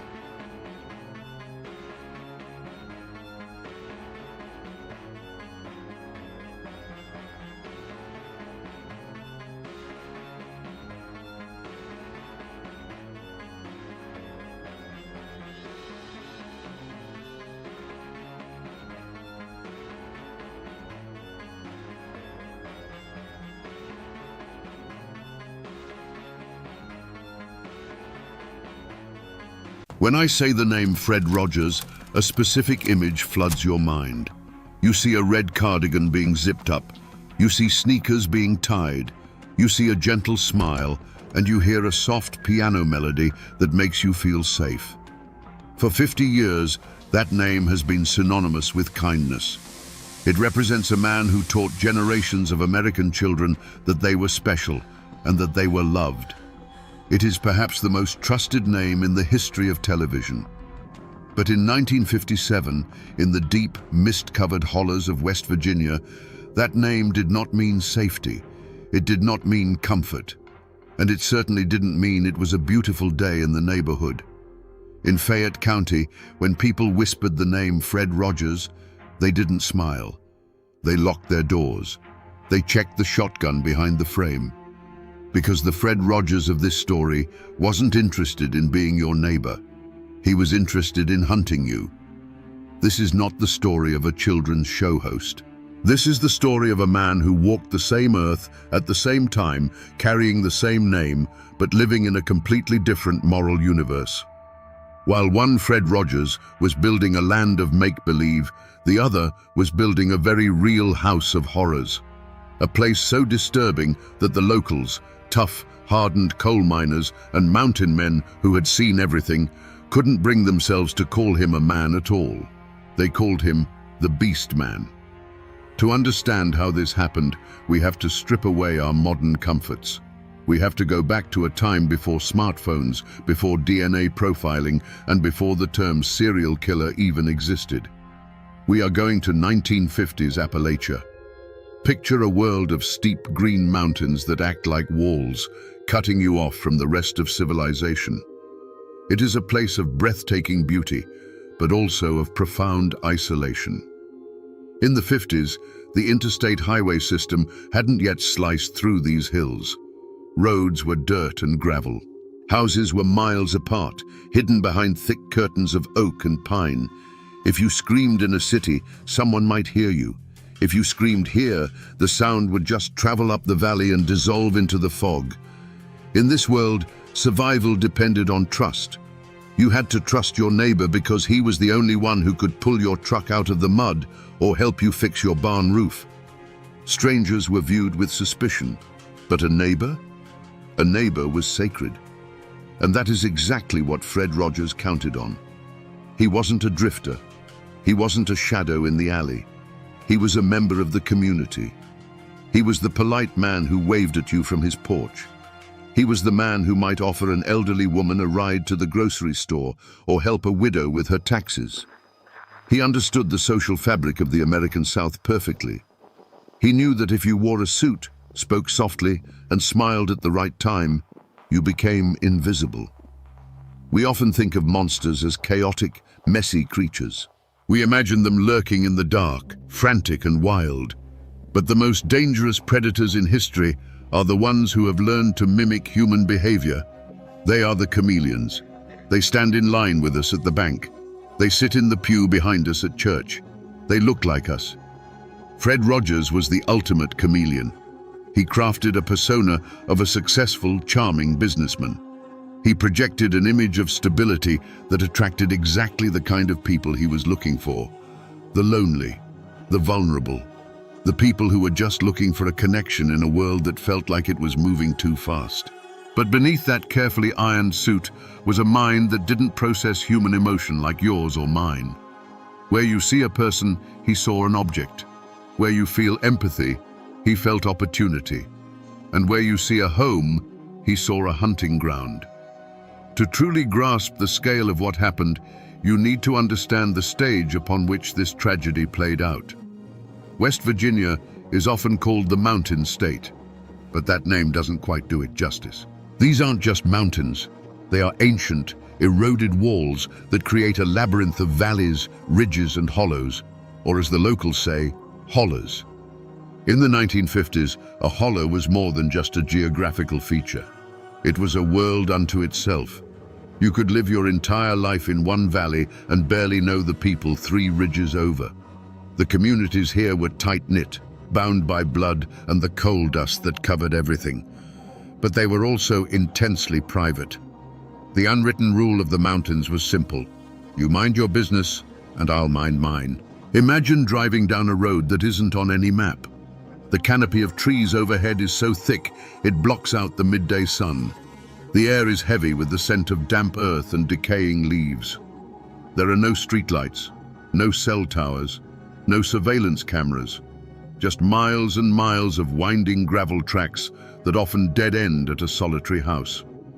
It was the perfect environment for a predator. In a modern city, you are constantly being watched. Witnesses, cameras, digital footprints. But here, a man could disappear. Or worse, he could make someone else disappear. The police presence in these rural counties was minimal. A sheriff might have 3 or 4 deputies covering an area of 500 square miles. They didn't have the manpower to patrol every back road. They relied on reports. They relied on people noticing that something was wrong. But what happens when the person who goes missing has no one to notice? This isolation created a unique kind of vulnerability. We often think of the 1950s as the golden age of American community, where doors were left unlocked and everyone knew everyone. That was true in the suburbs of New York or Chicago. But in the remote corners of Appalachia, isolation was a double-edged sword. It offered freedom, yes, but it also offered silence. In these hills, if you scream, the only thing that answers back is the echo, and sometimes not even that. The geography acted as an accomplice. If you wanted to hide something in a city, you had to be clever. If you wanted to hide something here, you just had to walk 100 yards into the woods. The forest floor, with its deep layers of foliage and shifting soil, could swallow a secret in an afternoon. Into this landscape walked Fred Rogers. He wasn't a mountain man by birth, but he understood the utility of the terrain. He saw the hollows not as a place of beauty, but as a place of concealment. He realized that the privacy the locals cherished so much could be weaponized against them. He chose his location carefully. A house that was respectable enough to invite guests into, but isolated enough that no one could hear what happened after the door closed. A place where the nearest neighbor was just far enough away to see the lights on, but too far away to hear a cry for help. The house he eventually occupied became a fortress of solitude. To the casual observer driving past, it was just another quiet home in a quiet state. A place where a man might retire to read books and listen to the radio. But the geography allowed him to control his environment completely. He controlled who came in. He controlled who went out. And most importantly, he controlled the narrative.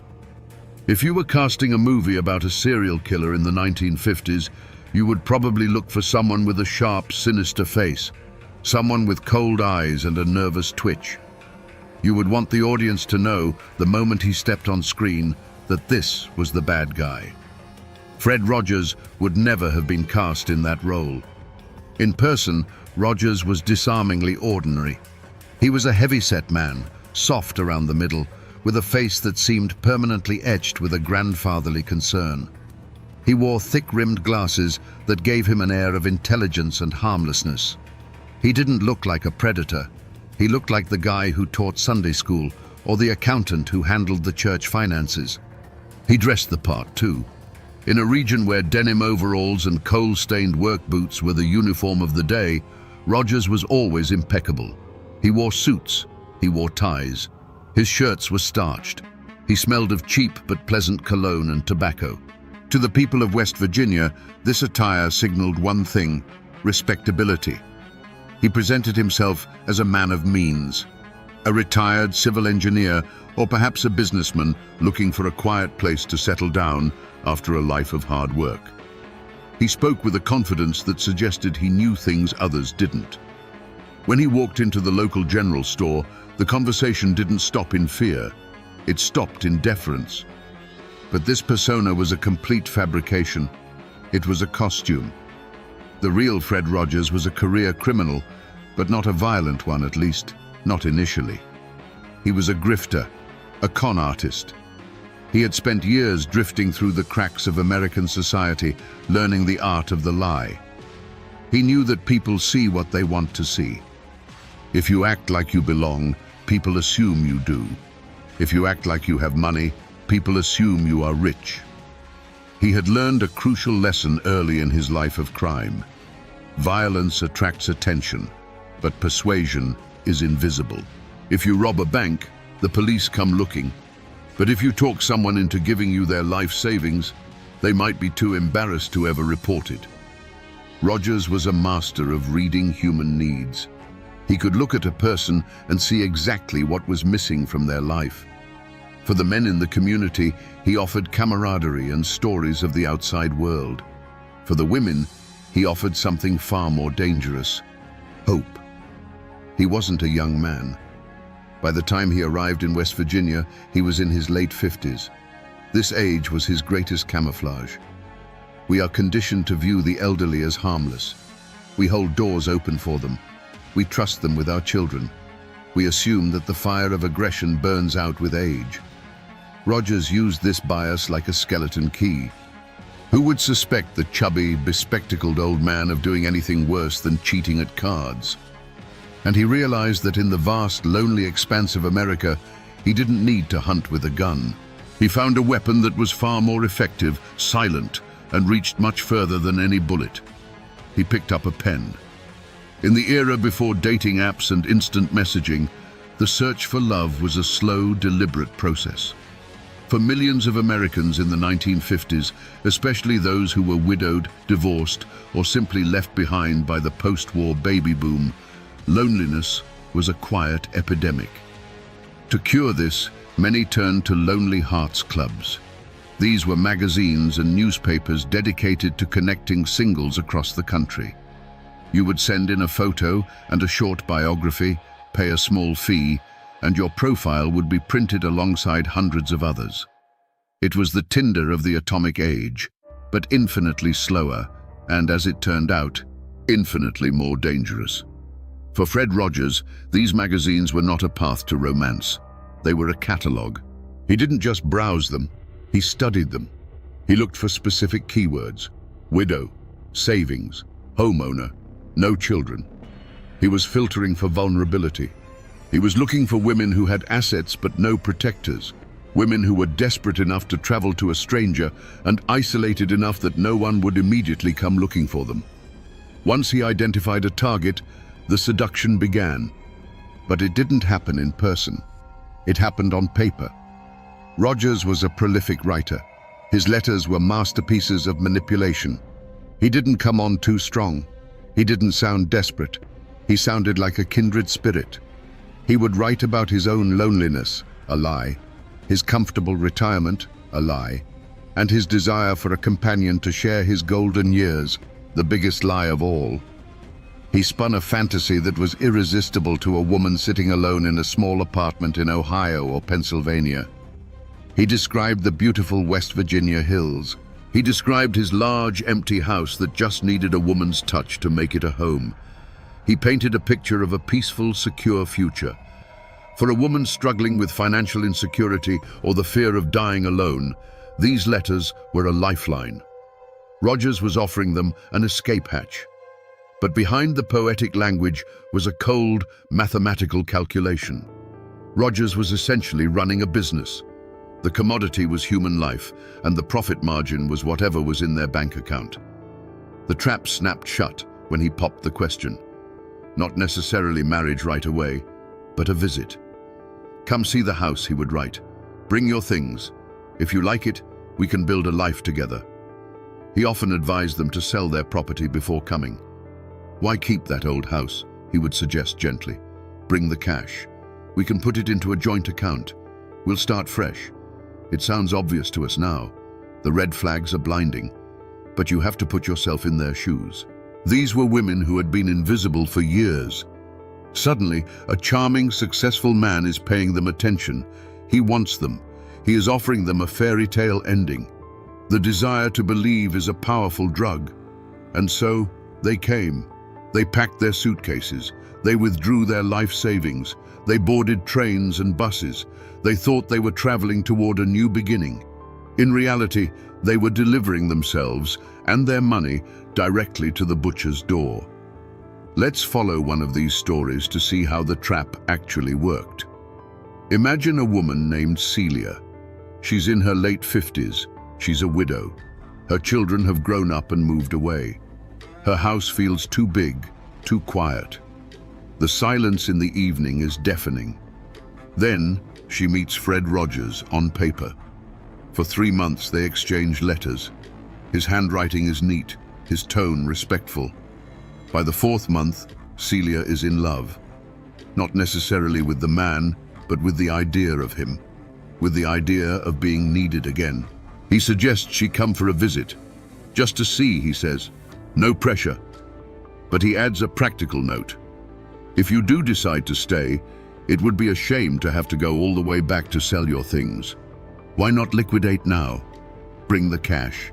Banks are so impersonal, and out here in the country, cash is king. She sells her furniture. She closes her bank account. She sews the cash into the lining of her coat or hides it deep in her purse, feeling a thrill of excitement she hasn't felt in decades. She takes a Greyhound bus. The landscape changes from the flat plains or the crowded city streets to the rolling green hills of Appalachia. The roads get narrower. The towns get smaller. When she arrives at the station, he is there waiting. He looks exactly like his picture. He is smiling. He takes her heavy suitcase, the one containing everything she owns in the world. He opens the car door for her. "Welcome home," he says. The drive to the house is long. They leave the main road, then the paved road, then the gravel road. The trees close in. The nearest house was passed miles ago. A flicker of doubt might cross her mind now. It's very isolated. It's very quiet. When they pull up to the house, it looks normal. A two-story structure, maybe a bit weathered but solid. She steps inside. She expects a warm embrace, a cup of tea, a celebration of their new life. And for the first few days, that's exactly what she gets. This was the most cruel part of Roger's game. He didn't strike immediately. He played the role of the gracious host. He cooked for them. He walked with them in the woods. He let them feel safe. He was waiting. He was waiting for the check to clear. He was waiting for her to write that final letter to her family saying, "I've arrived safely. I'm so happy. I'll write again soon." That letter was crucial. It bought him time. It assured the outside world that everything was fine. Once that letter was in the mailbox, the atmosphere in the house would shift. Subtle at first. A cold look. A snapped command. The charming suitor began to dissolve, revealing the controller underneath. Celia might have noticed he was locking the doors from the inside. She might have noticed he was spending a lot of time in the basement, hammering, building something. But the dream house was rapidly becoming a cage, and the man she thought was her savior was about to become her jailer. The transition from guest to prisoner didn't happen with a bang. There were no bars on the windows, at least not visible ones. The prison Fred Rogers built was psychological first, physical second. Imagine the confusion. You are in a strange house, miles from civilization, with a man you thought you loved. When his behavior changes, your first instinct isn't to run, it's to fix it. You think, did I do something wrong? You try harder to please him. This is the cycle of abuse compressed into a terrifyingly short timeline. Rogers knew that a confused victim is a paralyzed victim. He would start by cutting the lines of communication. The phone is acting up, he'd say. Or, let's just enjoy our privacy for a while. Inside the house, the walls began to close in. The isolation of the holler, once romantic, became oppressive. Rogers would begin to extract information. Where exactly is the rest of the money? Are there any other bank accounts? Who else knows you are here? He did this casually, over dinner, but his eyes were hard. He was taking inventory. He needed to be sure that when she disappeared, no one would have a reason to come looking immediately. We have evidence that some victims lived in the house for weeks before the end came. Weeks of walking on eggshells. Weeks of sleeping in a bed that felt increasingly like a coffin. One can only imagine the moment of realization. The moment when the nice old man mask slipped completely. Maybe she found something she wasn't supposed to see. A piece of jewelry that didn't belong to her. A dress in a size she didn't wear. Or maybe she just saw it in his eyes. The look of a predator who is done playing with his food. She wrote to her sister that she had found paradise. She didn't know she was digging her own grave in the backyard, because that is what was happening. While she was inside, worrying about his mood, Rogers was outside, preparing the disposal site. He was methodical. He dug holes, He prepared chemicals. He sharpened tools. The terror of this situation is the helplessness. Even if she wanted to run, where would she go? She is in the middle of the Appalachian wilderness. She has no car. She likely has no money, as she has already given it to him for safekeeping. And Rogers was always watching. But the end was inevitable. Rogers ran his house like a conveyor belt. He couldn't have the old victim cluttering up the space when he was already writing letters to the next one. He needed the room. He needed the bed empty. The murder itself wasn't a crime of passion. It wasn't a heated argument that got out of hand. It was a chore. It was the final item on a checklist. Get the money, secure the deed, kill the woman, clean the house, repeat. And the most chilling part? While this horror movie was playing out inside the walls, life outside went on as normal. The mailman delivered the post. The sun rose and set over the mountains, and Fred Rogers, the monster of the holler, continued to wave at his neighbors. We often comfort ourselves with the idea that evil is obvious. We want to believe that if a man was butchering people in his basement, he would walk around with a dark cloud over his head. But Fred Rogers destroyed that comfort. He wasn't the outcast. He was the pillar. While he was actively murdering women and disposing of their bodies, he was also attending the local church every Sunday.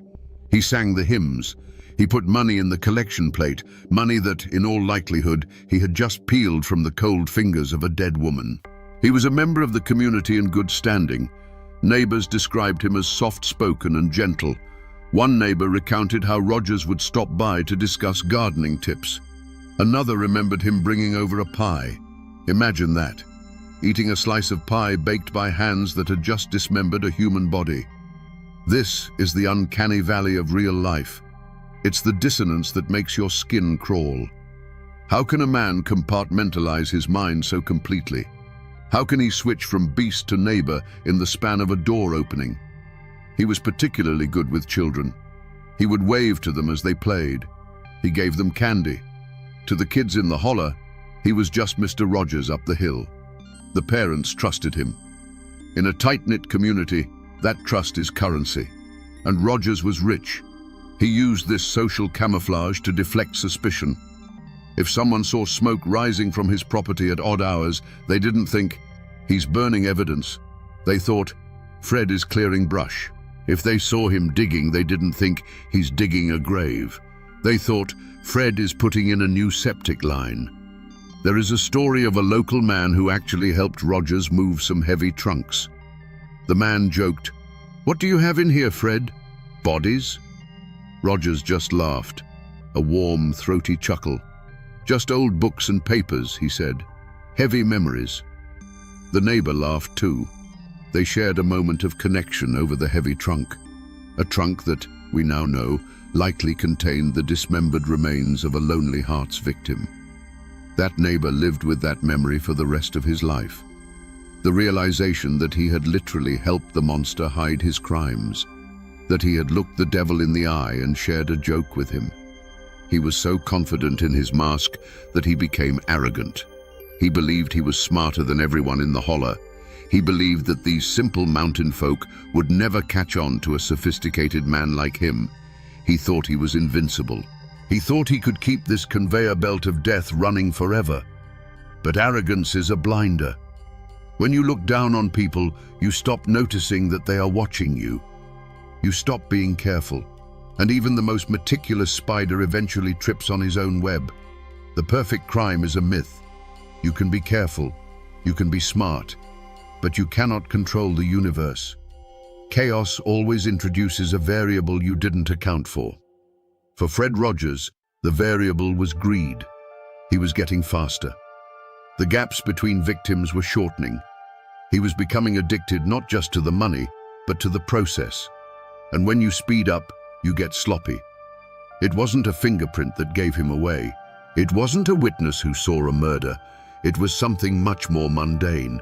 It was a taxi driver. Rogers had been bringing women to the house, but he had to get them there somehow.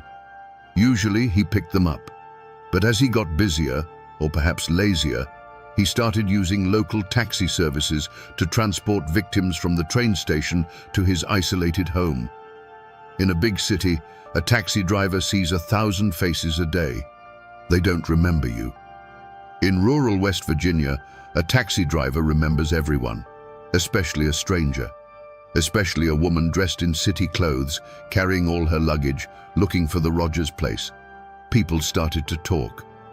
"Hey, did you see that lady go up to Fred's house last week? Whatever happened to her? I haven't seen her since." But the real breaking point came from outside the holler. Rogers had killed a woman and, as usual, forged a letter to her family to buy time. But he made a mistake. He didn't know the family dynamic well enough. The tone was wrong. The handwriting was slightly off. Or perhaps the victim had a specific nickname for her sister that Rogers didn't use. The sister didn't buy it. She didn't just shrug and move on. She got on a train. She came to West Virginia looking for answers. She went to the police. At first, the local sheriff was skeptical. "Fred Rogers? The nice old man on the hill? You must be mistaken, ma'am." But she was persistent. She had the letters. She had the dates. She demanded they look into it. Reluctantly, the police decided to pay a visit. Just a welfare check. Just to ask a few questions and clear everything up. Rogers thought he had cleaned up everything, but he forgot one small, insignificant piece of paper. A receipt, a train ticket stub. We don't know for sure what the initial trigger was, but we know that when the pressure applied, cracks appeared in his story. He told the police the woman had visited but left weeks ago. She went back to her husband. He lied smoothly. She took a bus to Chicago, but the police checked the bus station. No one had seen her. They checked the train station. No ticket was purchased. The net was tightening. The discrepancies were piling up. The nice old man act was starting to look less like charm and more like a deflection. And then, a deputy noticed something. Maybe it was the fresh earth in the garden that didn't match the season. Maybe it was the smell of something burning that wasn't wood. Or maybe it was just the way Rogers stood in his doorway, blocking the view inside, his knuckles white as he gripped the frame. The investigation shifted from a missing person search to a homicide inquiry. The sleepy police force of Fayette County was about to wake up to a nightmare. There is a specific kind of tension that hangs in the air when the law comes for a man who thinks he is above it. It's a psychological chess match. When the Fayette County Sheriff's Department finally decided to move on Fred Rogers, they didn't kick down the door with guns drawn. Not yet. This was 1957. You needed more than a hunch. You needed probable cause. And Rogers, ever the chameleon, was determined not to give them an inch. The sheriff arrived with a warrant to search the premises, but Rogers met him on the porch. He was indignant. He played the victim perfectly. "This is harassment," he claimed. "I am a respectable citizen. How dare you accuse me of harming those lovely ladies?" He used his age as a shield. He pretended to be frail, confused, hurt by the accusations. He invited the officers in, offering them coffee, trying to charm them one last time. "Look around," he said, sweeping his hand across the living room. "Do you see anything sinister here?" And at first glance, they didn't. The living room was tidy. There were doilies on the tables. There was a Bible on the stand. It looked like the home of a lonely, fastidious bachelor. But the officers were no longer buying the act. They noticed that the floorboards in one room seemed newer than the others. They noticed a trunk that was padlocked. They noticed that for a man who claimed his guests had left, there were an awful lot of women's clothes still hanging in the closets. "Why did she leave her winter coat, Fred?" an officer asked. "It's November." "Why would she leave without her coat?" Rogers stuttered. She was in a hurry. She said she'd buy a new one." The mask began to crack. The smooth, confident voice became shrill. The grandfatherly demeanor dissolved into defensiveness. He wasn't the master of the house anymore. He was a cornered animal. The sheriff gave the order. "Tear it apart, boys." Rogers watched in silence as the illusion of his life was dismantled. They pulled books off the shelves. They opened drawers. They looked under the rugs. And then they found the basement door. Basements in Appalachia are common. They are used for storing canned goods, coal and tools. But when the deputy put his hand on the latch of this particular door, he hesitated. There was a smell seeping through the cracks. It wasn't the smell of coal. It wasn't the smell of potatoes. It was a sweet, cloying, metallic scent that triggers a primal alarm in the human brain. The officer looked at Rogers. Rogers wasn't smiling anymore. His face had gone blank. His eyes were dead. He knew the game was over. The officer turned the handle. The door creaked open, revealing a set of wooden stairs descending into the darkness. "Flashlight," the officer requested, his voice tight. A beam of light cut through the gloom, dancing over dust motes. It traveled down the stairs, hitting the concrete floor below. The descent into the basement was a descent into the mind of Fred Rogers. The air grew colder with every step.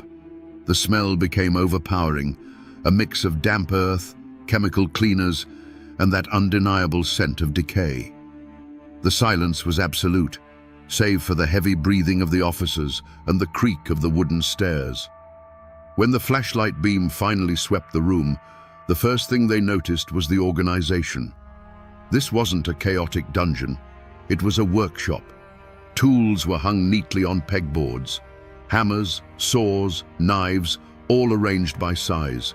Jars of nails and screws were labeled. It looked like the workspace of a meticulous craftsman. But then, the light fell on the details that didn't fit. On a workbench, amidst the tools, sat a woman's purse. Next to it, a pair of glasses. Further down, a single pearl earring. These were not the artifacts of a carpenter. These were trophies. The officers moved deeper into the room. In the corner, there was a pile of what looked like refuse, covered by a tarp. One officer stepped forward and lifted the corner of the heavy canvas. He dropped it immediately and stumbled back, gagging. It wasn't refuse. It was clothing. Bloody, torn clothing. Dresses that had once been worn to church. Coats that had been bought for a new life in the country. Now, they were just rags soaked in the evidence of a massacre. But where were the bodies? The search continued. They found a crawl space, a low, narrow tunnel dug into the earth beneath the foundation. The soil here was loose, disturbed. "Get a shovel," the sheriff ordered. His voice was barely a whisper. They didn't have to dig deep. A few inches of dirt were scraped away, and the beam of the flashlight caught something white. It wasn't a stone. It was bone. As they uncovered more, the scale of the atrocity became clear. This wasn't just one victim. The earth beneath the house was a mass grave. Rogers had been living, sleeping, and eating directly above the remains of the women he had seduced. The floorboards that the officers had walked on upstairs, they were the ceiling of a tomb. But the most disturbing discovery was yet to come. It wasn't in the dirt. It was in a bucket near the furnace. The officer looked inside. He froze. "Dear God," he whispered. Inside were not just remains, but parts. Prepared parts. Rogers hadn't just killed these women. He had dismantled them. He had treated them like livestock. He had tried to burn what he could and bury what he couldn't. The nickname the Beast Man didn't come from a newspaper headline. It came from the mouths of these hardened police officers who, in that moment, realized they weren't dealing with a human being. They were dealing with something feral. The officer opened the basement door to let in fresh air, but the smell wouldn't leave. It seemed to have soaked into their uniforms, into their skin. Upstairs, Fred Rogers sat in a chair, handcuffed. He could hear the sounds from below, the digging, the gasps, the retching. He didn't look ashamed.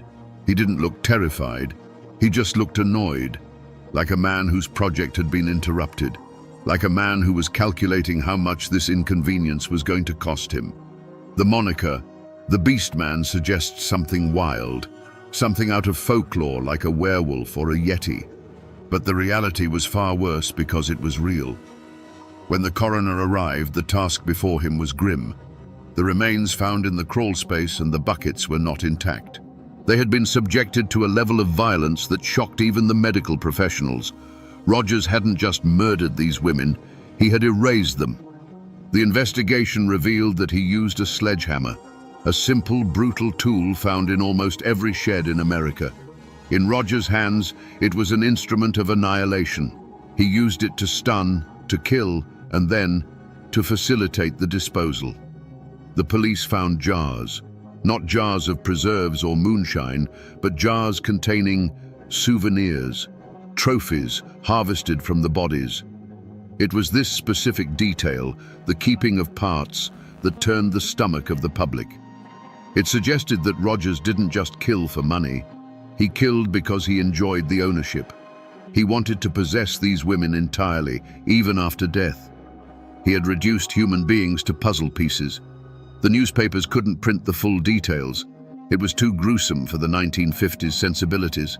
They used euphemisms like dismembered and mutilated, but the whispers in town filled in the blanks. The locals said he fed parts to the hogs. They said he burned parts in the wood stove that heated the living room. Whether these rumors were all true or exaggerated by fear, the core truth remained. Fred Rogers had turned his home into an abattoir. The police found evidence of at least 2 distinct victims in the house immediately, Celia G. and Alvy S. But there were signs of more. Jewelry that didn't match either woman. A wedding ring with an inscription that couldn't be traced.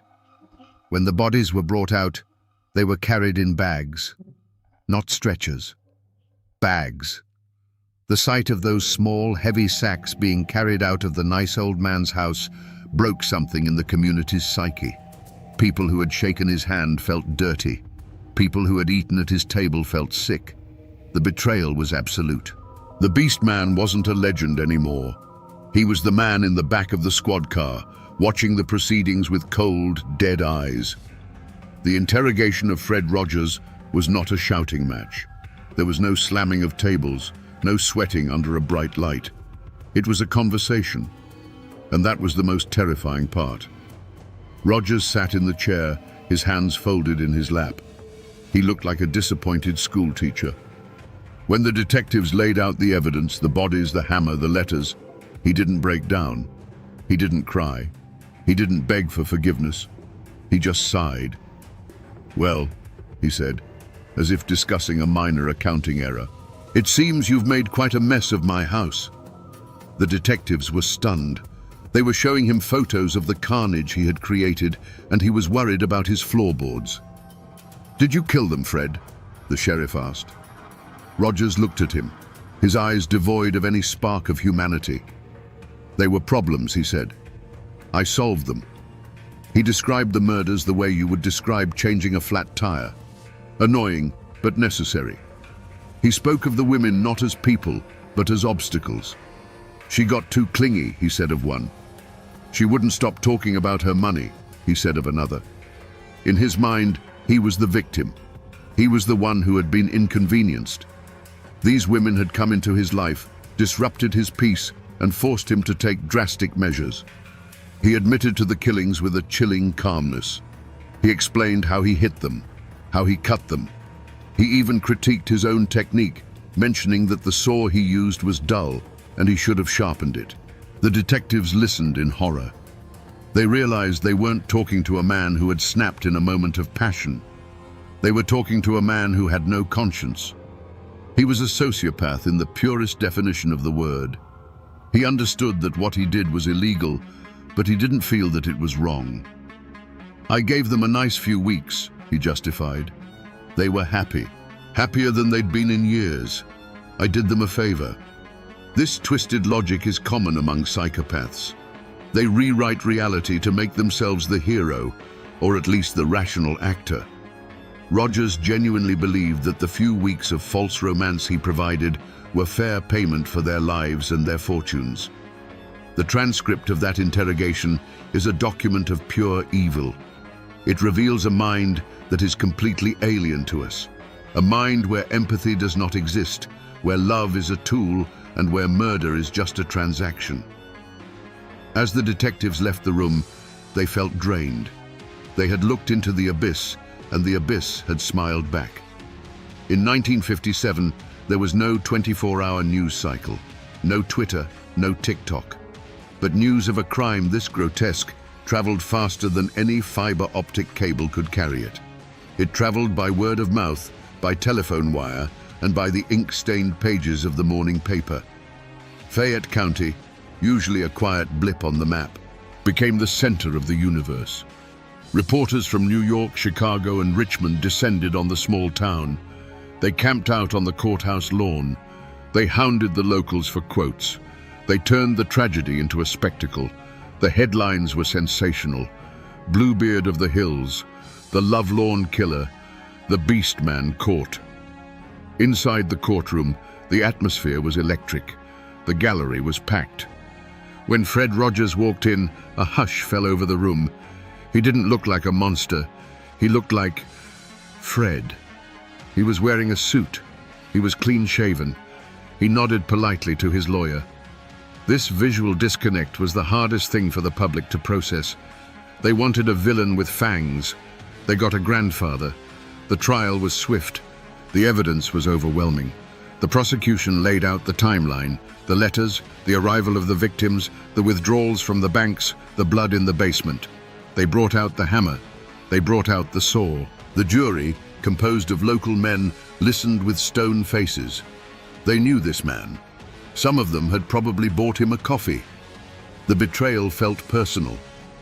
Rogers took the stand? No. His lawyers knew better. They knew that if he opened his mouth, his arrogance would hang him faster than any rope. They tried to plead insanity. They argued that no sane man could do such things. But the prosecution countered with Rogers' own meticulousness. A crazy man doesn't hide bodies so carefully. A crazy man doesn't forge letters to throw off the police. A crazy man doesn't balance his checkbook with the stolen money. This was calculated evil. The most chilling moment of the trial came when the prosecution read the letters Rogers had sent to his victims. The words of love, of hope, of future happiness. And then they showed the photos of what he did to the women who believed those words. The verdict was never in doubt. Guilty, on all counts. When the judge asked if he had anything to say, Rogers stood up. He didn't apologize.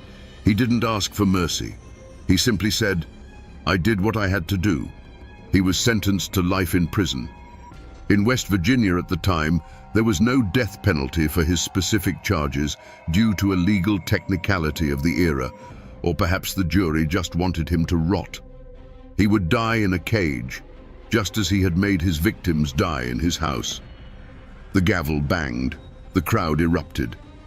But as Rogers was led away, he didn't look defeated. He looked bored.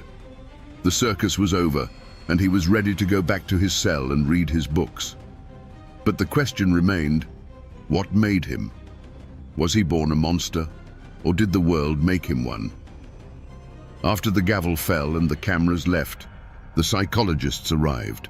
They wanted to understand the machinery of Fred Rogers' mind. How does a human being reach a point where dismembering another person becomes a mundane chore? Rogers fits the profile of what criminologists call a comfort killer or a hedonistic killer.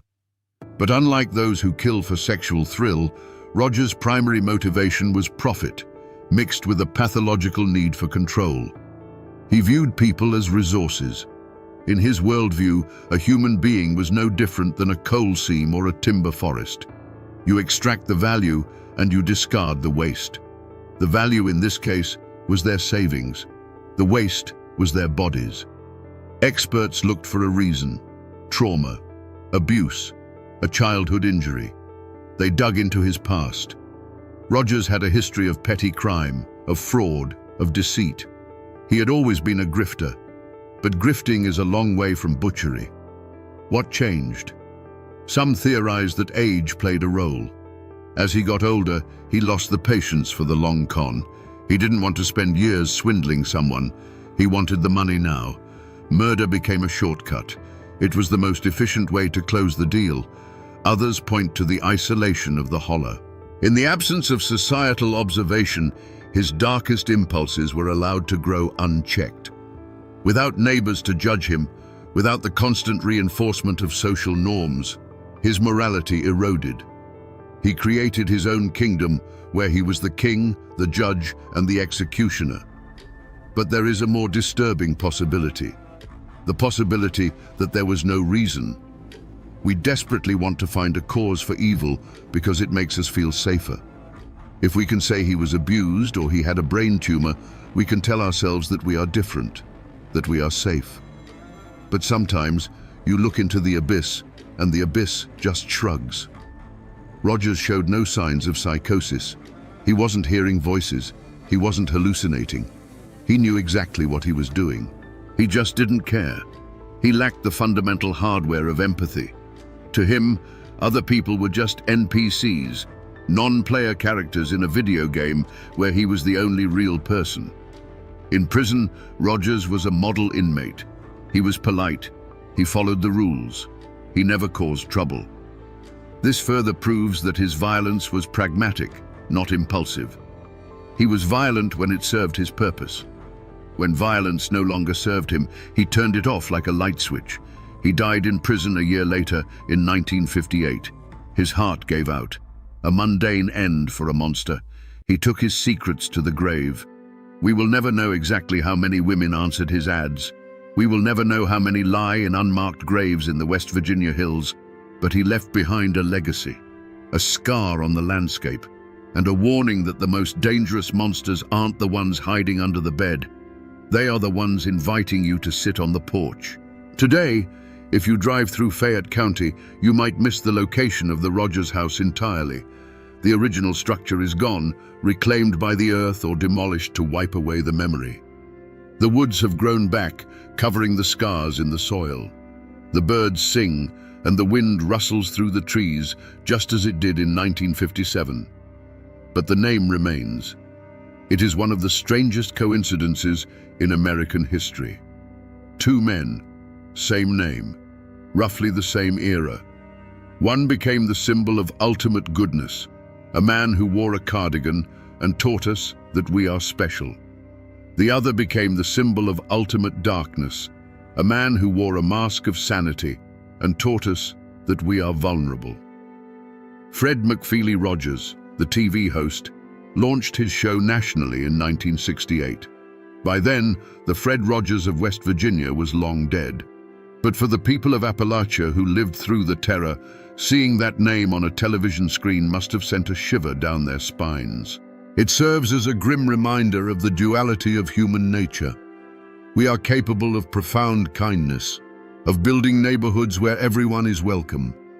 And we are capable of profound cruelty, of building traps where no one leaves. The story of the Beast Man is not just a true crime tale. It is a piece of American folklore now. It is a warning whispered to young women in the mountains. Be careful who you trust. Be careful of the stranger with a smile.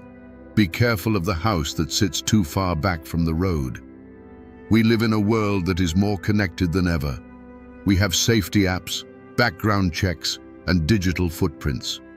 We like to think that a predator like Rogers couldn't exist today, that he would be caught instantly. But loneliness hasn't gone away. If anything, it has changed shape. The Lonely Hearts columns have been replaced by dating sites and chat rooms. The methods are new, but the vulnerability is the same. There are still people looking for connection, and there are still wolves looking for sheep. So, the next time you hear the name Fred Rogers, by all means, think of the trolley, the puppets, and the land of make-believe. Let that warmth fill you. We need it. But maybe, just for a second, let your mind drift to a misty holler in 1957.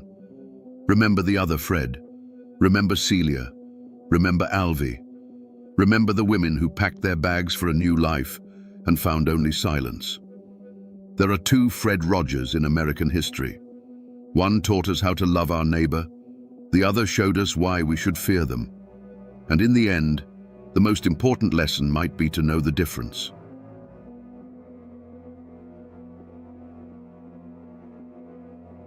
The rope was already around his neck.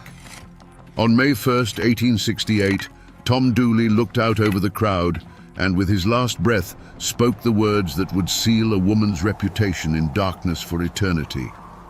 He said, "If it wasn't for Anne Melton, I wouldn't be on this scaffold today." Was it a damning accusation? A confession of his own weakness? Or the last desperate act of a man protecting the woman he truly loved? We all know the song about the hanged man and his dead lover, Laura Foster. But the legend has a third name, a shadow at its heart. Today, we separate the ballad from the bitter truth to answer one question. Was the true monster in this story the one who walked away free? To understand the blood that was spilled, you first have to understand the soil it stained. This was Wilkes County, North Carolina, in the year 1866. The air in these mountains still tasted of gunpowder and defeat. The Civil War had bled the hollows dry, sending its sons home not as conquering heroes, but as ghosts. Men returned to find their farms overgrown, their families gaunt with poverty, and a silence in the valleys that felt heavier than before. Life was a stubborn, grinding affair, measured by the seasons and the sweat of your brow. It was a world of hard work, quiet faith, and passions that, once stirred, ran deeper and faster than any mountain creek. Into this world walked Thomas Dooler, known to everyone as Tom Dooley. Before the war, he was the boy with the quick smile and the fiddle that could make the devil himself tap his feet. But the Tom who came back was different. He'd survived the living hell of Point Lookout prison camp, and the experience had burned something out of him, replacing it with a reckless charm and a darkness in his eyes. He still played the fiddle, but now the tunes seemed wilder, more desperate, as if he was trying to drown out memories that followed him from the battlefield. At the unshakable center of Tom's world was Anne Pauline Melton. She was Laura Foster's cousin, married to a quiet farmer named James Melton, a man who seemed to exist only in her shadow. Anne was not just beautiful, she was a force of nature.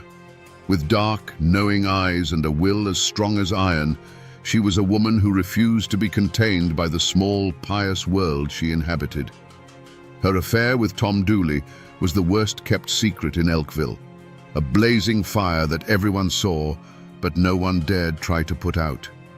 It was a passion born long before the war, and it had only intensified upon his return.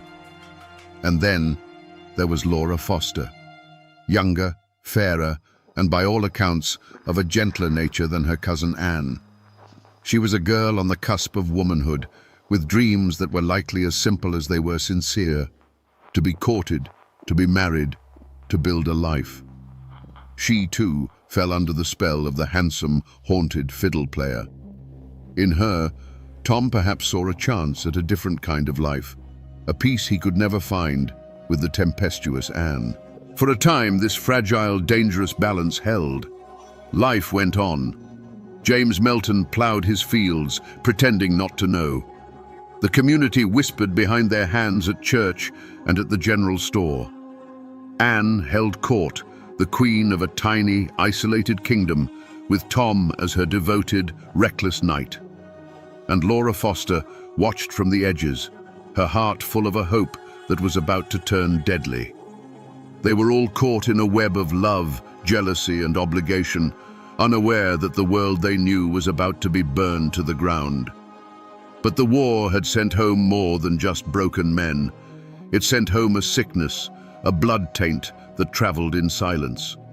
It was an unseen enemy, carried in the veins of a soldier, that would soon become the catalyst for an act of brutality that would leave these mountains forever scarred. The storm was coming, and no one even saw the clouds gathering. The Fosters, the Meltons, the Doolers, these were not new names in the Blue Ridge Mountains. Their roots ran as deep as the ancient oaks, clinging to the rocky soil for generations. They were descendants of the first Scots, Irish, and English settlers who pushed into these wild, unforgiving hollows in the late 1700s. They came seeking land of their own and a life free from the meddling of kings and governments. They fought the wilderness, they fought the natives, and sometimes they fought each other to hold on to the small plots of earth that defined their existence. This land wasn't just property, it was a testament to survival paid for in sweat and blood. Every creek, every ridge, every dark stand of timber was tied to a story, a birth, a death, a memory. But history had left scars on this land that had never truly healed. The Civil War was the deepest of them all. Wilkes County had been a place torn in two. While many men like Tom Dooley marched off to fight for the Confederacy, the hills were also crawling with Union sympathizers, draft dodgers, and outright deserters. It was a war fought not just on distant battlefields, but in hushed conversations and suspicious glances between neighbors. Loyalty became a currency more valuable than gold, and betrayal was a poison that could linger in a family's well for 50 years. When the war ended, it didn't bring peace. It brought a simmering resentment. The men who came back, like Tom, were changed, and the community they returned to was fractured. The old order was shattered, and the law was often little more than a suggestion. In this power vacuum, the oldest laws of the mountains reasserted themselves, the laws of clan and kin. And in this world, a name was a heavy thing to carry. To be a foster in these hills meant something. It meant you were part of a sprawling, tangled web of blood relations. You were never truly alone, but you were never truly free either. Your triumphs and your shames belonged to the whole family. An insult to one foster was an insult to all, and the family's honor had to be protected at any cost. This wasn't just about pride, it was about survival. A family with a stained reputation was a weak family, vulnerable to its enemies. The weight of that name, and the secrets it had to protect, was a burden every foster, including Anne and Laura, carried from the day they were born. In a place like Wilkes County, news traveled faster on foot than it did by post. The general store, the churchyard, the grist mill, these were the arenas where reputations were built and destroyed.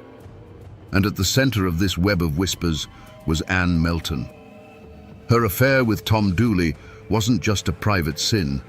It was a public spectacle, a long-running drama the entire community followed with a mix of condemnation and fascination. Every glance between them, every time he lingered too long at her farm, was noted, dissected, and woven into the local law. The supporting cast was a complex gallery of cousins and neighbors, each with their own loyalties and resentments. There was Pauline Foster, another cousin, a woman who moved through the community with watchful eyes. The exact nature of her relationship with Anne is lost to history, but the court records would later suggest a deep-seated animosity, the kind that festers between women who are too much alike or who have vied for the same things. Then there were the Meltons, James's family, who had to endure the shame of his wife's open infidelity. And there was James himself, a quiet, brooding figure.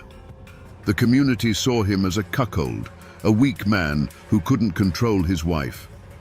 But was his silence weakness, or was it the coiled patience of a man nursing a deep and bitter wound?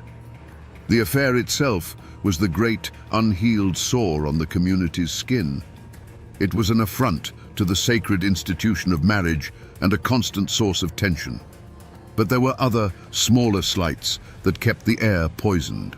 A harsh word exchanged at a quilting bee, a dispute over a stray hog, the natural jealousies that arise when one family does slightly better than another. In these isolated hollows, such grievances weren't easily forgotten. They were collected like debts, passed down through whispers, waiting for a moment to be called due.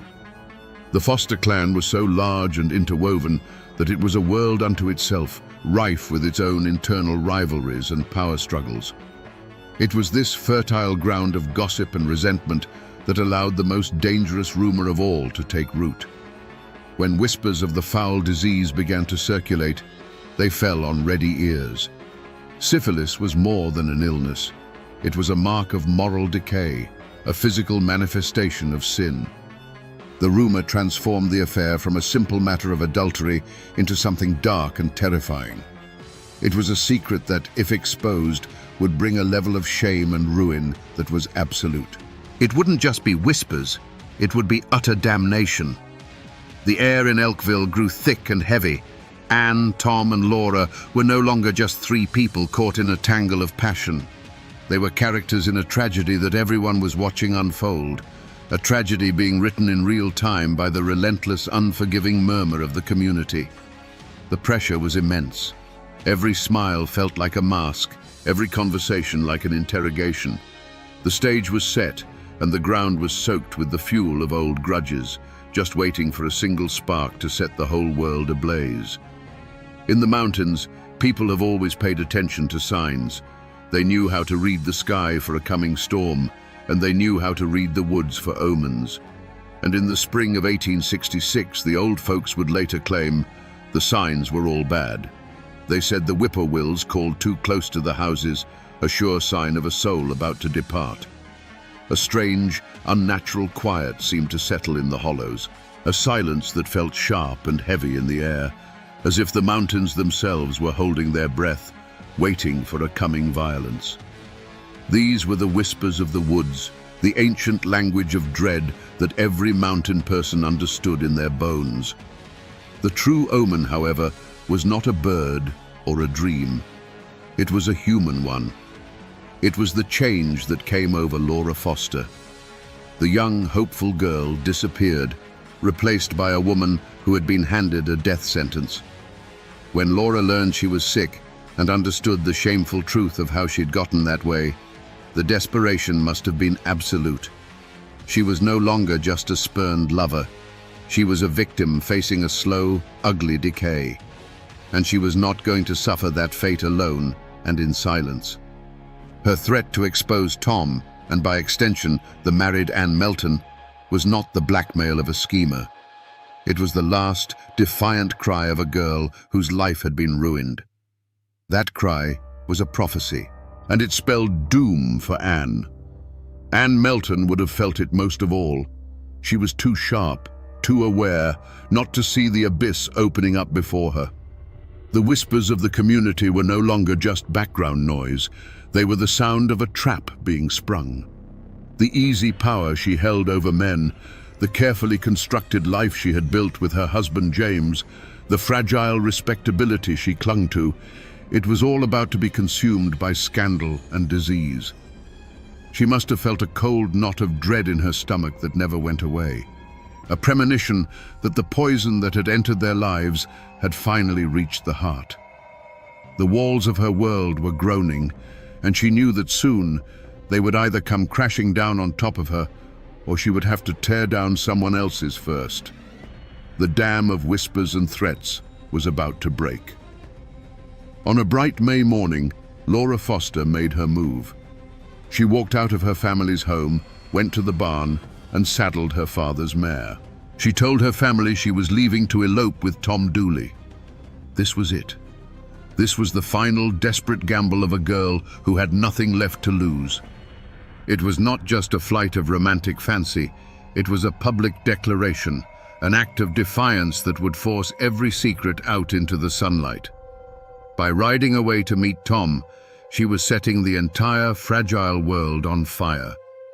For Tom Dooley, this was the moment of reckoning. He was caught between two worlds, between the fiery, possessive love of Anne and the desperate, righteous claim of Laura. He had made promises to both. Now, Laura was calling in his debt. He had to meet her. He had to face the consequences of his actions. We'll never know what was in his heart on that day, true love for Laura, a sense of duty, or the fear of a man being led into a trap. But we know he went to the rendezvous. His fatal indecision, his inability to untangle the web he had woven, placed him squarely on the path to that shallow grave. The news of Laura's departure must have struck Anne Melton like a physical blow. The threat was no longer a possibility whispered in the dark.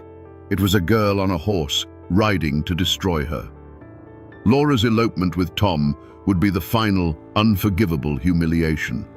The whole sordid story, the affair, the lies, and the shameful disease would be laid bare for the entire county to see. The life Anne had so fiercely protected was about to be torn to shreds. The time for talk was over. The time for manipulation and quiet threats had passed. A choice had to be made right there on that spring morning. And so, the first drops of blood were shed, not with a blade, but with a decision.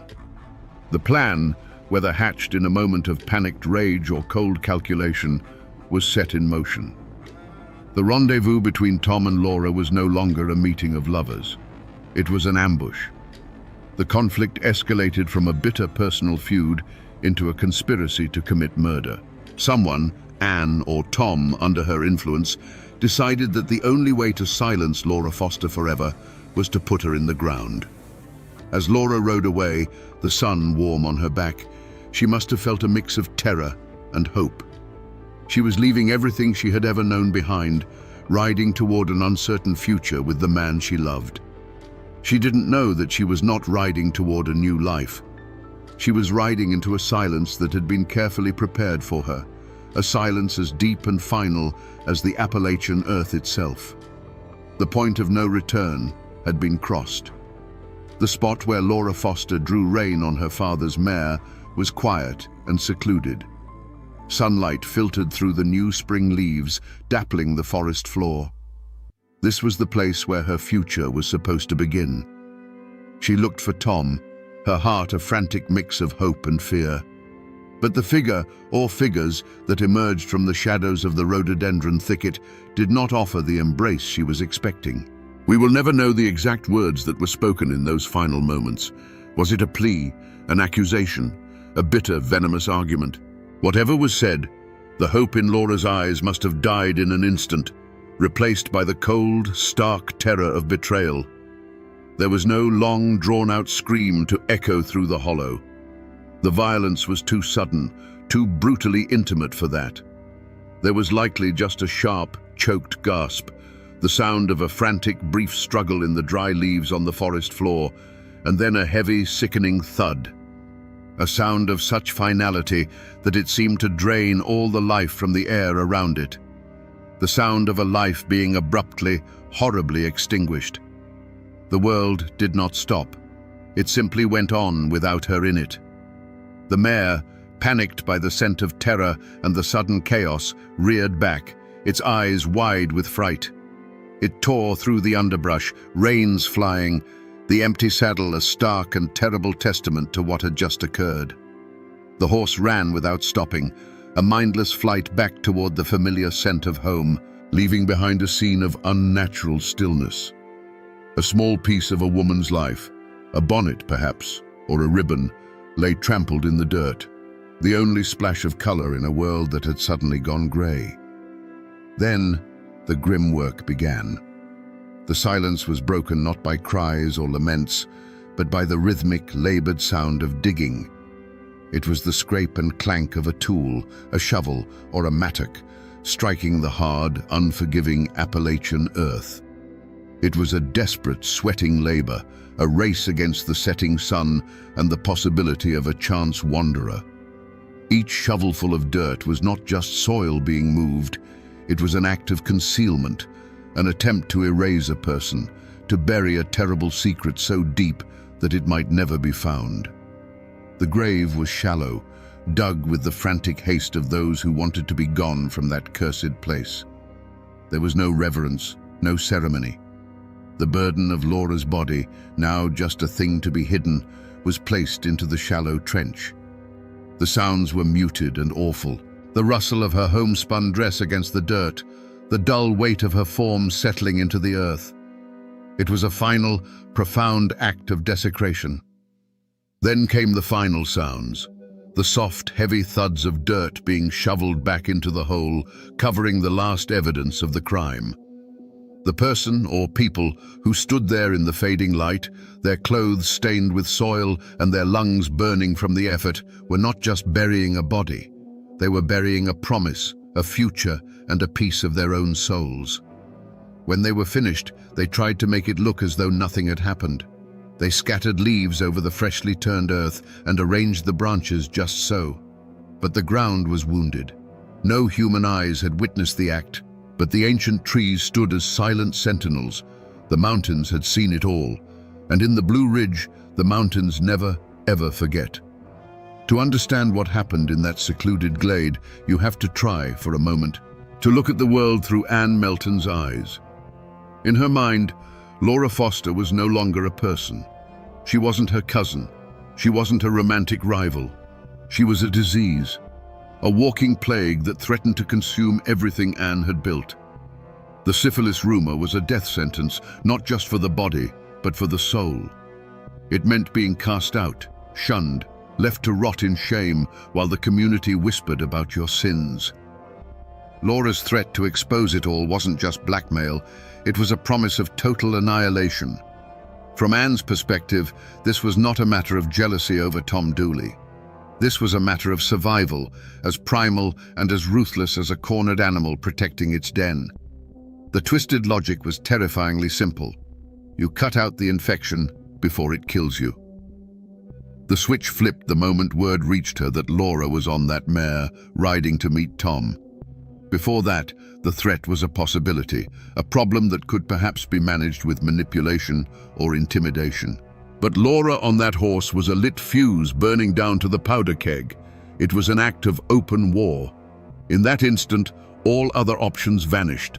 The cool, calculating part of Anne's mind, the part that had allowed her to manage an affair under her husband's nose and maintain her standing in the community, would have taken over completely. It was no longer a messy human drama. It was a cold, hard equation. Her life, her home, her name, or Laura's. There was no room for both. So when she confronted Laura in the woods, if indeed she was the one who did, it was likely not with the explosive rage of a jealous lover. It would have been with the chilling focus of an executioner. Each step, each word, each action would have been deliberate. She would have looked at Laura and seen not the face of a frightened girl, but the embodiment of her own destruction. The act itself would have been a task to be completed, a problem to be solved. This profound, terrifying detachment is the only thing that can explain the icy composure she displayed later. It wasn't the absence of feeling, it was the absolute suppression of it in the service of a single, overriding goal, self-preservation at any cost. And in the immediate aftermath, standing there in the silence of the woods, what would she have felt? Not guilt, not remorse. That would come later, perhaps, in the dark of night when the ghosts of memory came calling. No, in that moment, she would have felt a profound and chilling relief. The threat was gone. The voice was silenced. The secret was safe, buried under 6 feet of Appalachian dirt. She had faced absolute ruin and had stared it down. She had won. It was a victory that would poison her life and damn her name for all time. But as she walked away from that shallow grave, it was a victory nonetheless. The first sign that the world had broken was the sight of a horse. Wilson Foster's mare came trotting back to the farm late that afternoon, alone. Its coat was slick with sweat and streaked with mud. Its eyes were wild with a terror it couldn't speak. The empty saddle was a screaming accusation. A father's heart knows a specific kind of cold dread, and as Wilson Foster caught the reins of the panicked animal, that coldness flooded his veins. The story of an elopement suddenly felt like a lie, a thin blanket thrown over a horrible truth. In the days that followed, Wilson and his family scoured the woods. Their calls of Laura echoed through the hollows, answered only by the cawing of crows. The search was a frantic, desperate ritual. The woods that had been Laura's playground now felt like a tomb, each shadow seeming to hold a terrible secret. The community watched, and for a time they held on to the simpler explanation. They whispered that she had run off, that she and Tom were likely halfway to Tennessee by now. It was easier to believe in a reckless girl than a dead one. This casual dismissal left the Foster family isolated in their growing nightmare. Meanwhile, the main players in the drama had scattered. Tom Dooley had vanished. One day he was a fixture in the community, the next he was gone, his absence a thunderous confession of guilt. But Anne Melton was right where she had always been. She went about her daily chores on the Melton farm, a picture of domestic calm.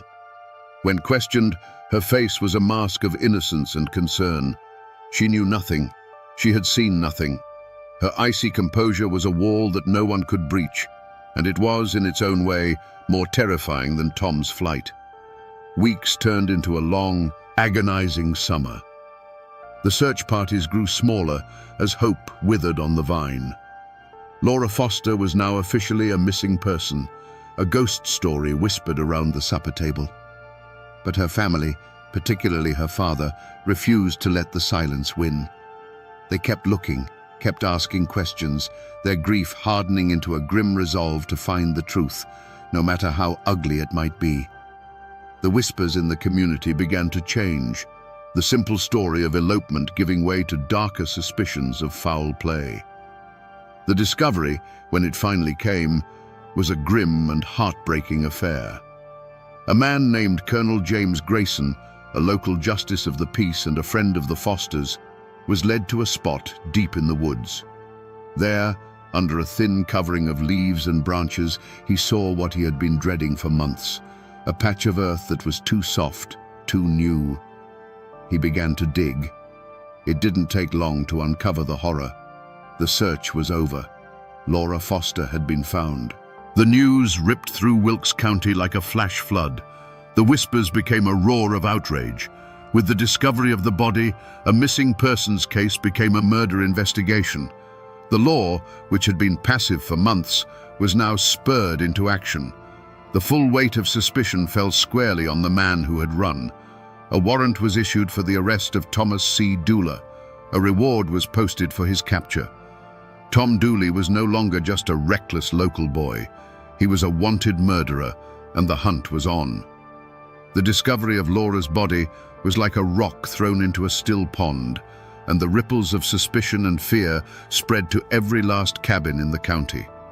The comfortable lie of elopement was shattered, and in its place, a terrible truth took root. A murder had been committed. One of their own had been put in the ground like an animal, and now everyone had to choose a side.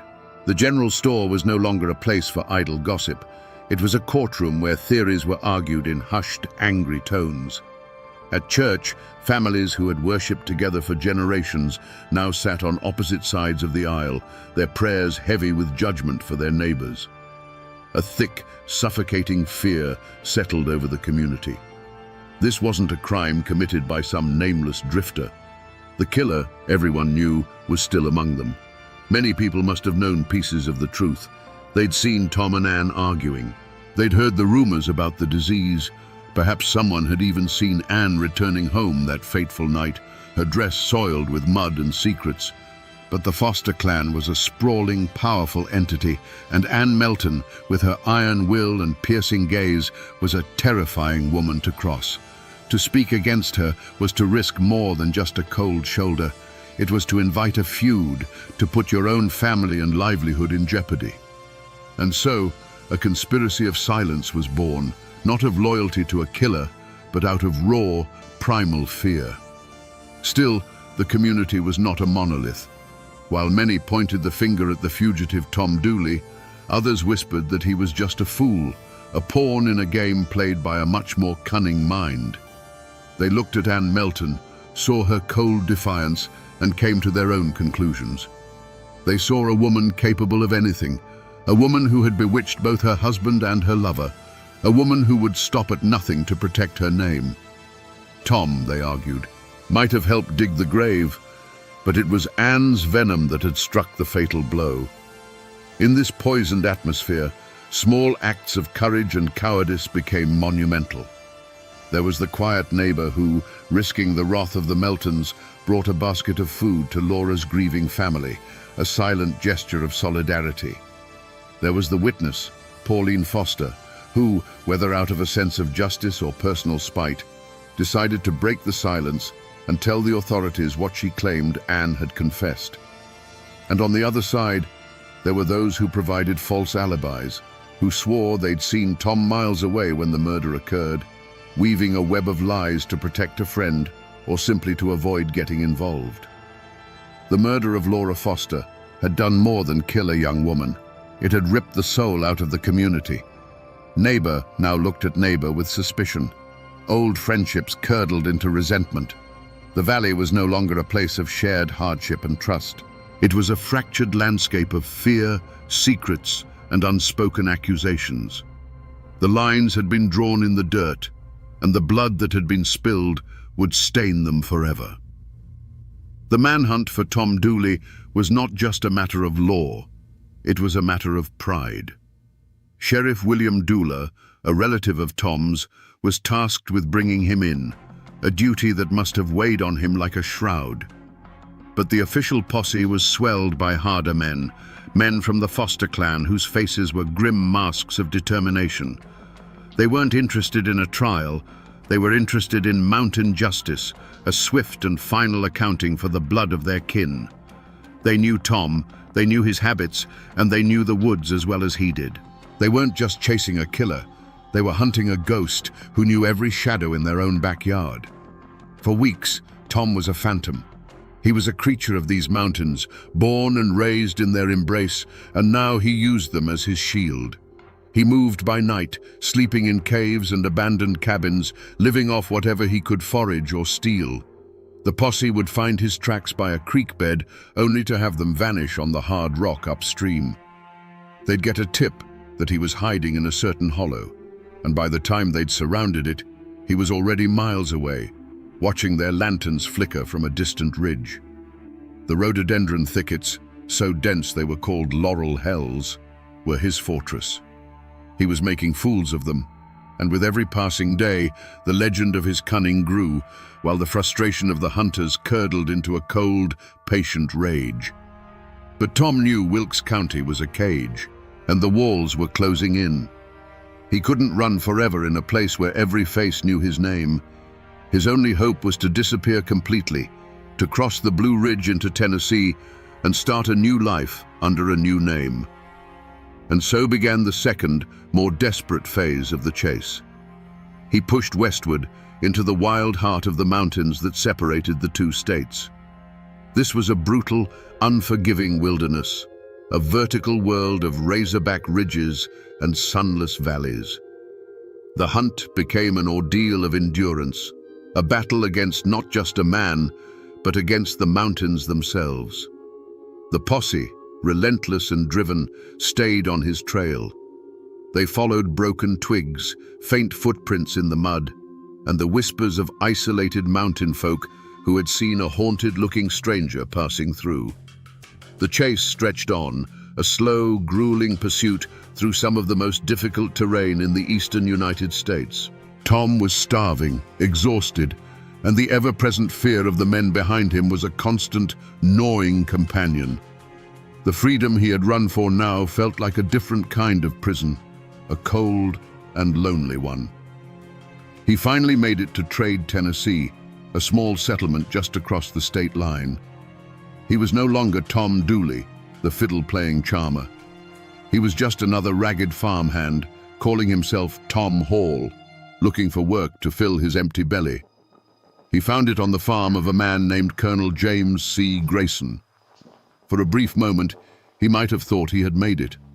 He was anonymous. He was safe.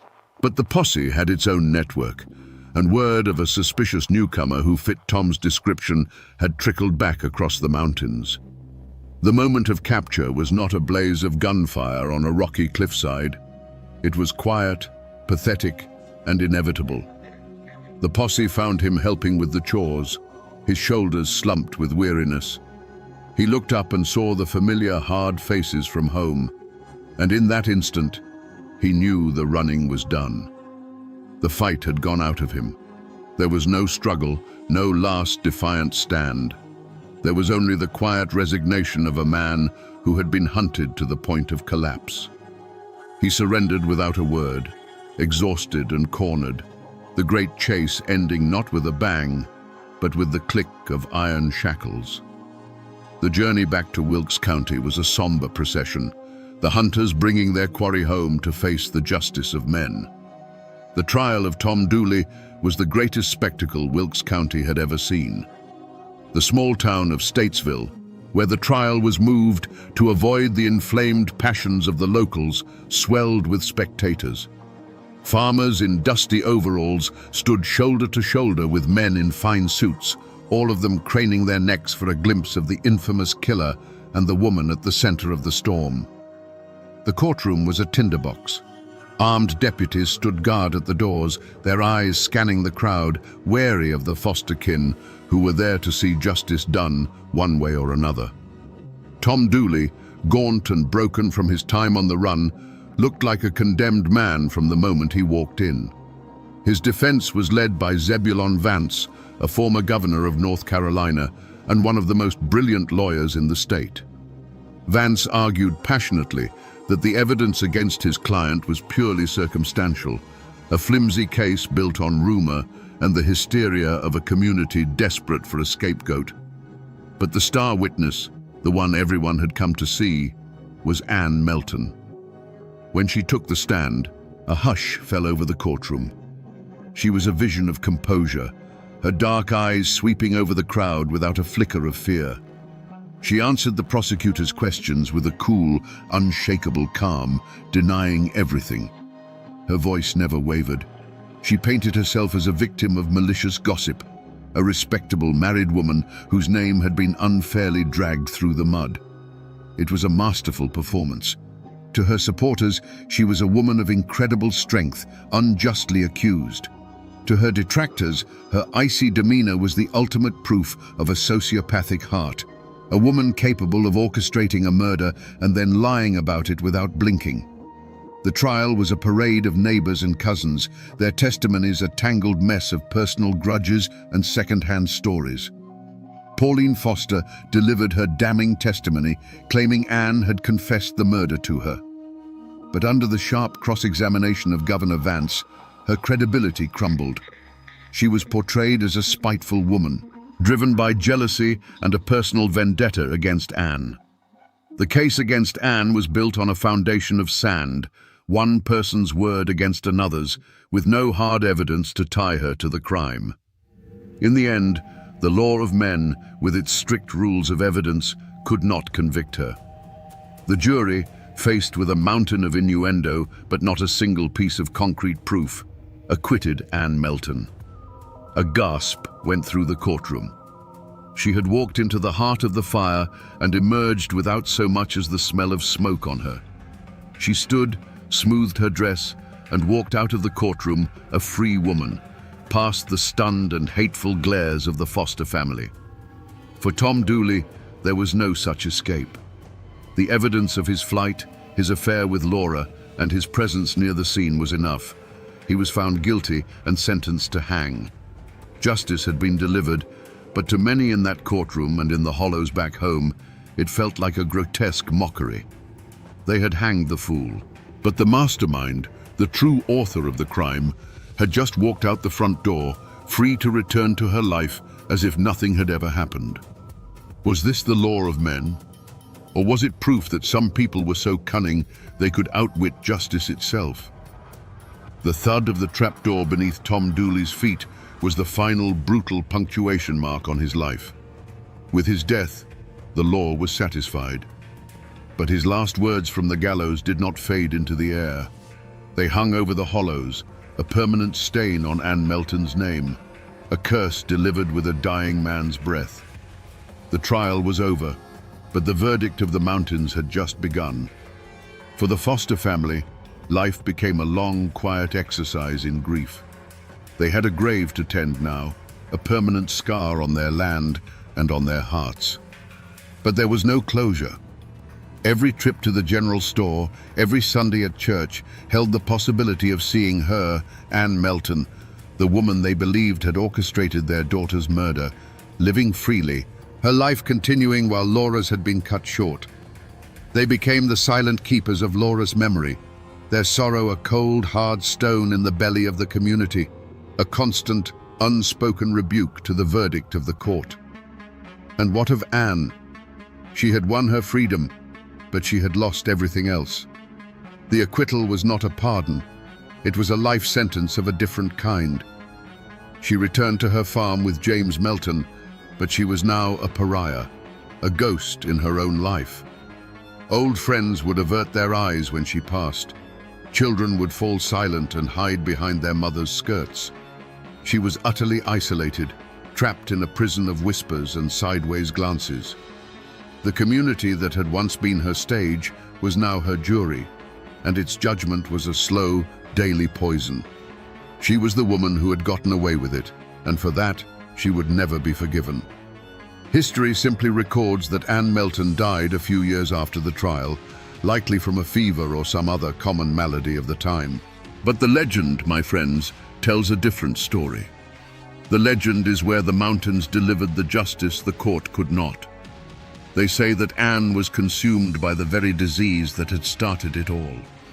That the syphilis drove her mad, her mind rotting away along with her body. The folklore insists her death was a thing of horror, that for days she was tormented by visions, screaming Laura Foster's name in the dead of night and clawing at phantom hands that were dragging her to hell. The legend gave her an end befitting the monster they believed her to be, agonizing, shameful, and utterly terrifying. It was a curse fulfilled. And so, the community tried to heal by forgetting. After the raw spectacle of the trial and Anne's supposed damnation, a thick blanket of collective silence fell over the story. It was too painful, too divisive. People stopped speaking the names of the dead. The murder of Laura Foster became a dark secret, a story you didn't tell your children, a wound that was left to scar over in private. They buried the truth under the weight of hard work and the passing of seasons, hoping that if they just stopped talking about it, the ghosts of 1866 would finally find their rest. The silence that the community so desperately tried to impose on this story was ultimately broken, not by a historian, but by a musician. In 1958, a clean-cut group of folk singers called the Kingston Trio recorded a simple, haunting ballad called Tom Dooley. The song became a worldwide phenomenon, a #1 hit. It flattened the brutal, complex tragedy into a simple tale of a love triangle gone wrong.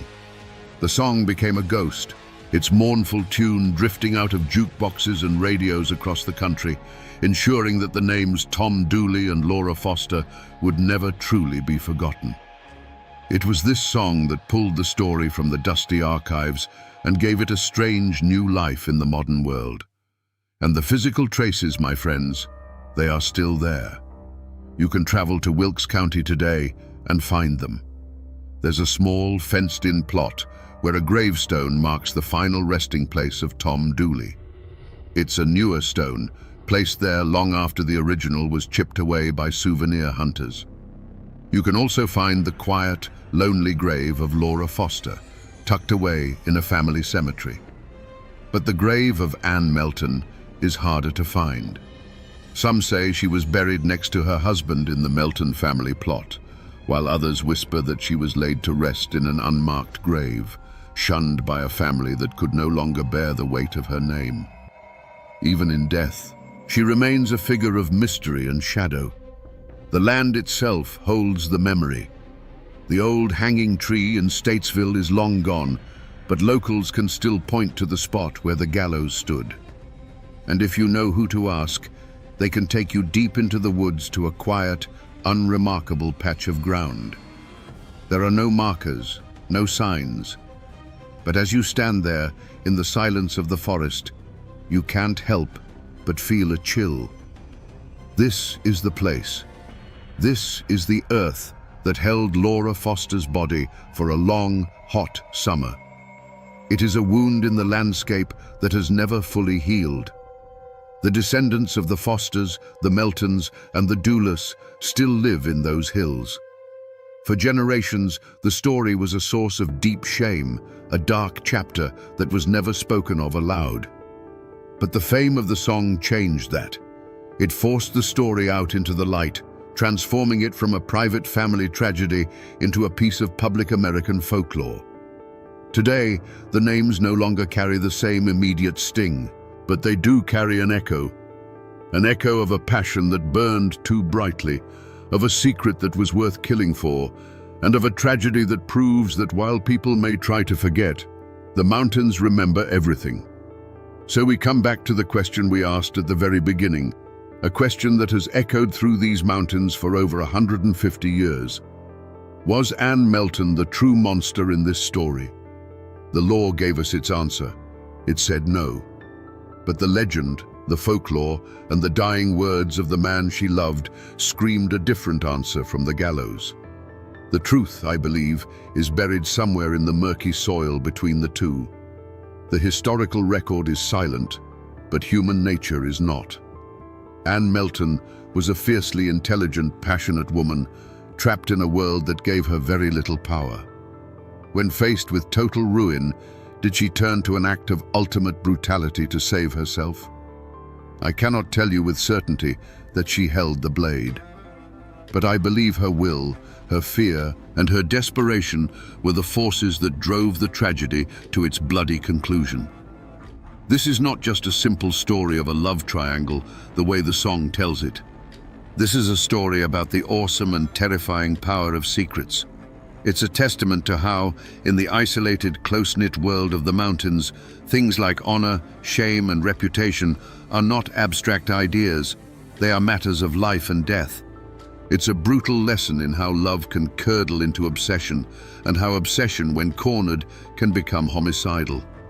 It is a story not just of cruelty, but of the indomitable Appalachian spirit, a spirit that will endure unimaginable hardship, protect its own with a fierce and sometimes violent loyalty, and never, ever forget a wrong.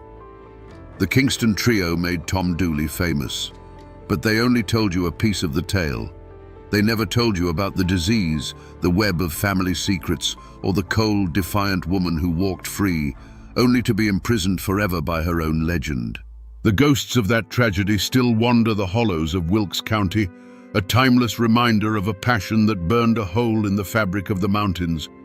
They are a warning that the darkest hearts sometimes beat within the most beautiful chests, and that justice, in the end, is not always found in a courtroom. And now, my friends, you know the rest of the story. Imagine the deepest, darkest night in the Ozark Hills, where the silence is shattered not by a scream, but by the thunder of hooves. Riders emerge from the mist, but they are not men. They are terrifying figures in black hoods, with long, twisted horns sprouting from their heads, like demons clawing their way out of the very earth. The newspapers called them vigilantes. The outlaws called them monsters. But their neighbors called them something else: the bald knobbers. But here is the bone-chilling question history has tried to bury. What happens when the men who promised to save you from the darkness become the darkness itself? Today, we will separate the legends from the facts and find out what really happened when good men put on the devil's mask. To understand the firestorm that was coming, you first have to understand the land that would become its kindling.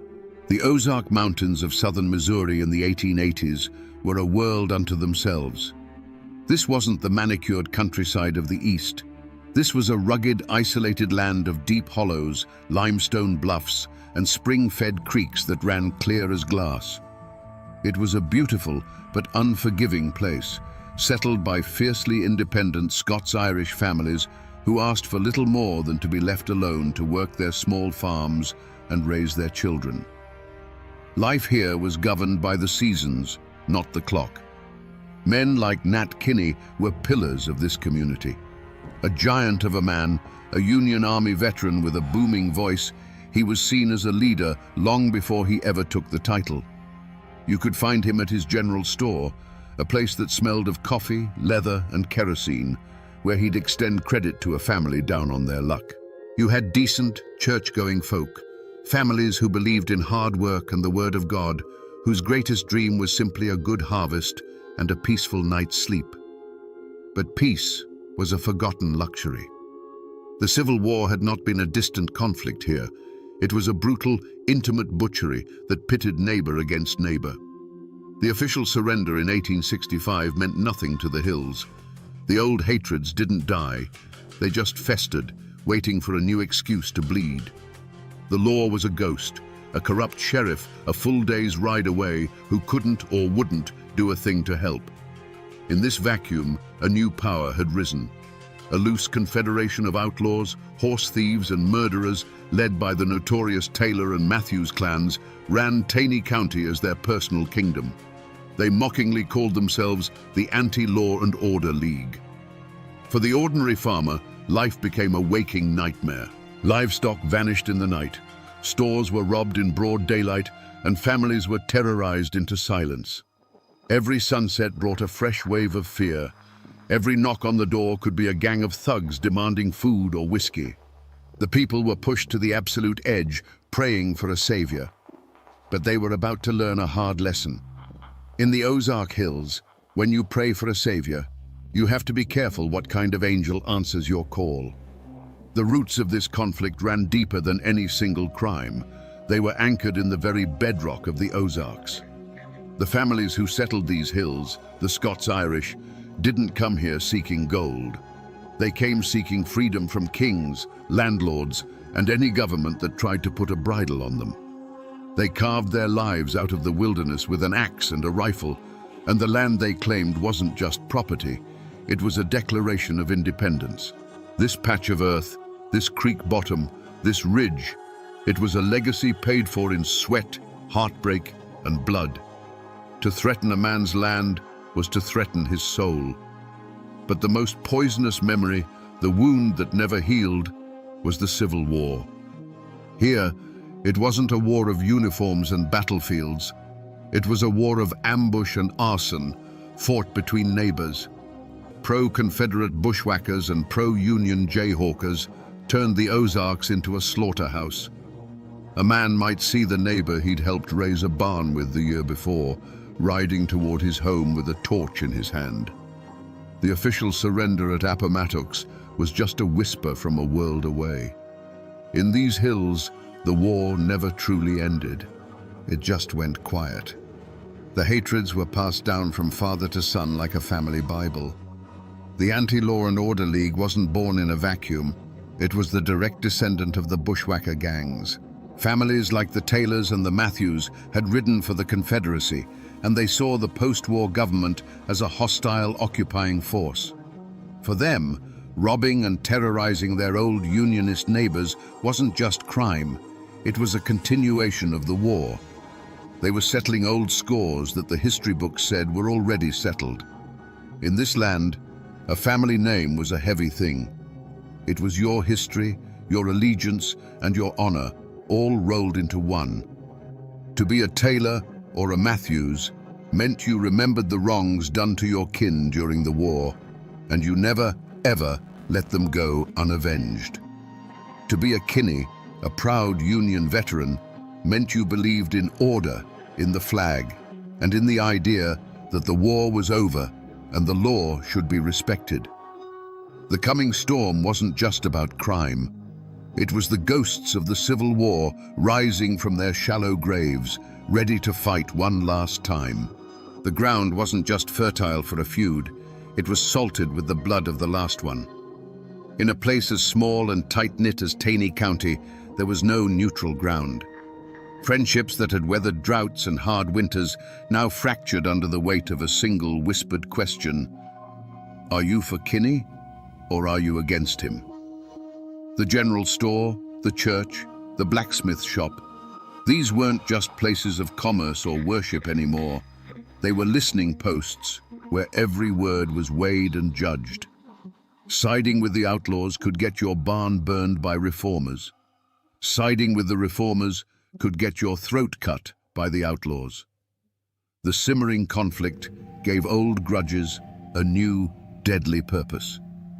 A fistfight over a stray hog 10 years prior was suddenly remembered. A bitter argument over a boundary line marked by an old oak tree became a justification for violence. Men who had simply disliked each other for personal reasons now found themselves on opposite sides of a brewing war, giving their private hatred a righteous banner to fly under. The chaos was a perfect cover for settling old scores, and everyone knew it. Whispers became the currency of the hills, and they were poison. A story told at the grist mill in the morning would be a full-blown death threat by the time it reached the far hollows at dusk.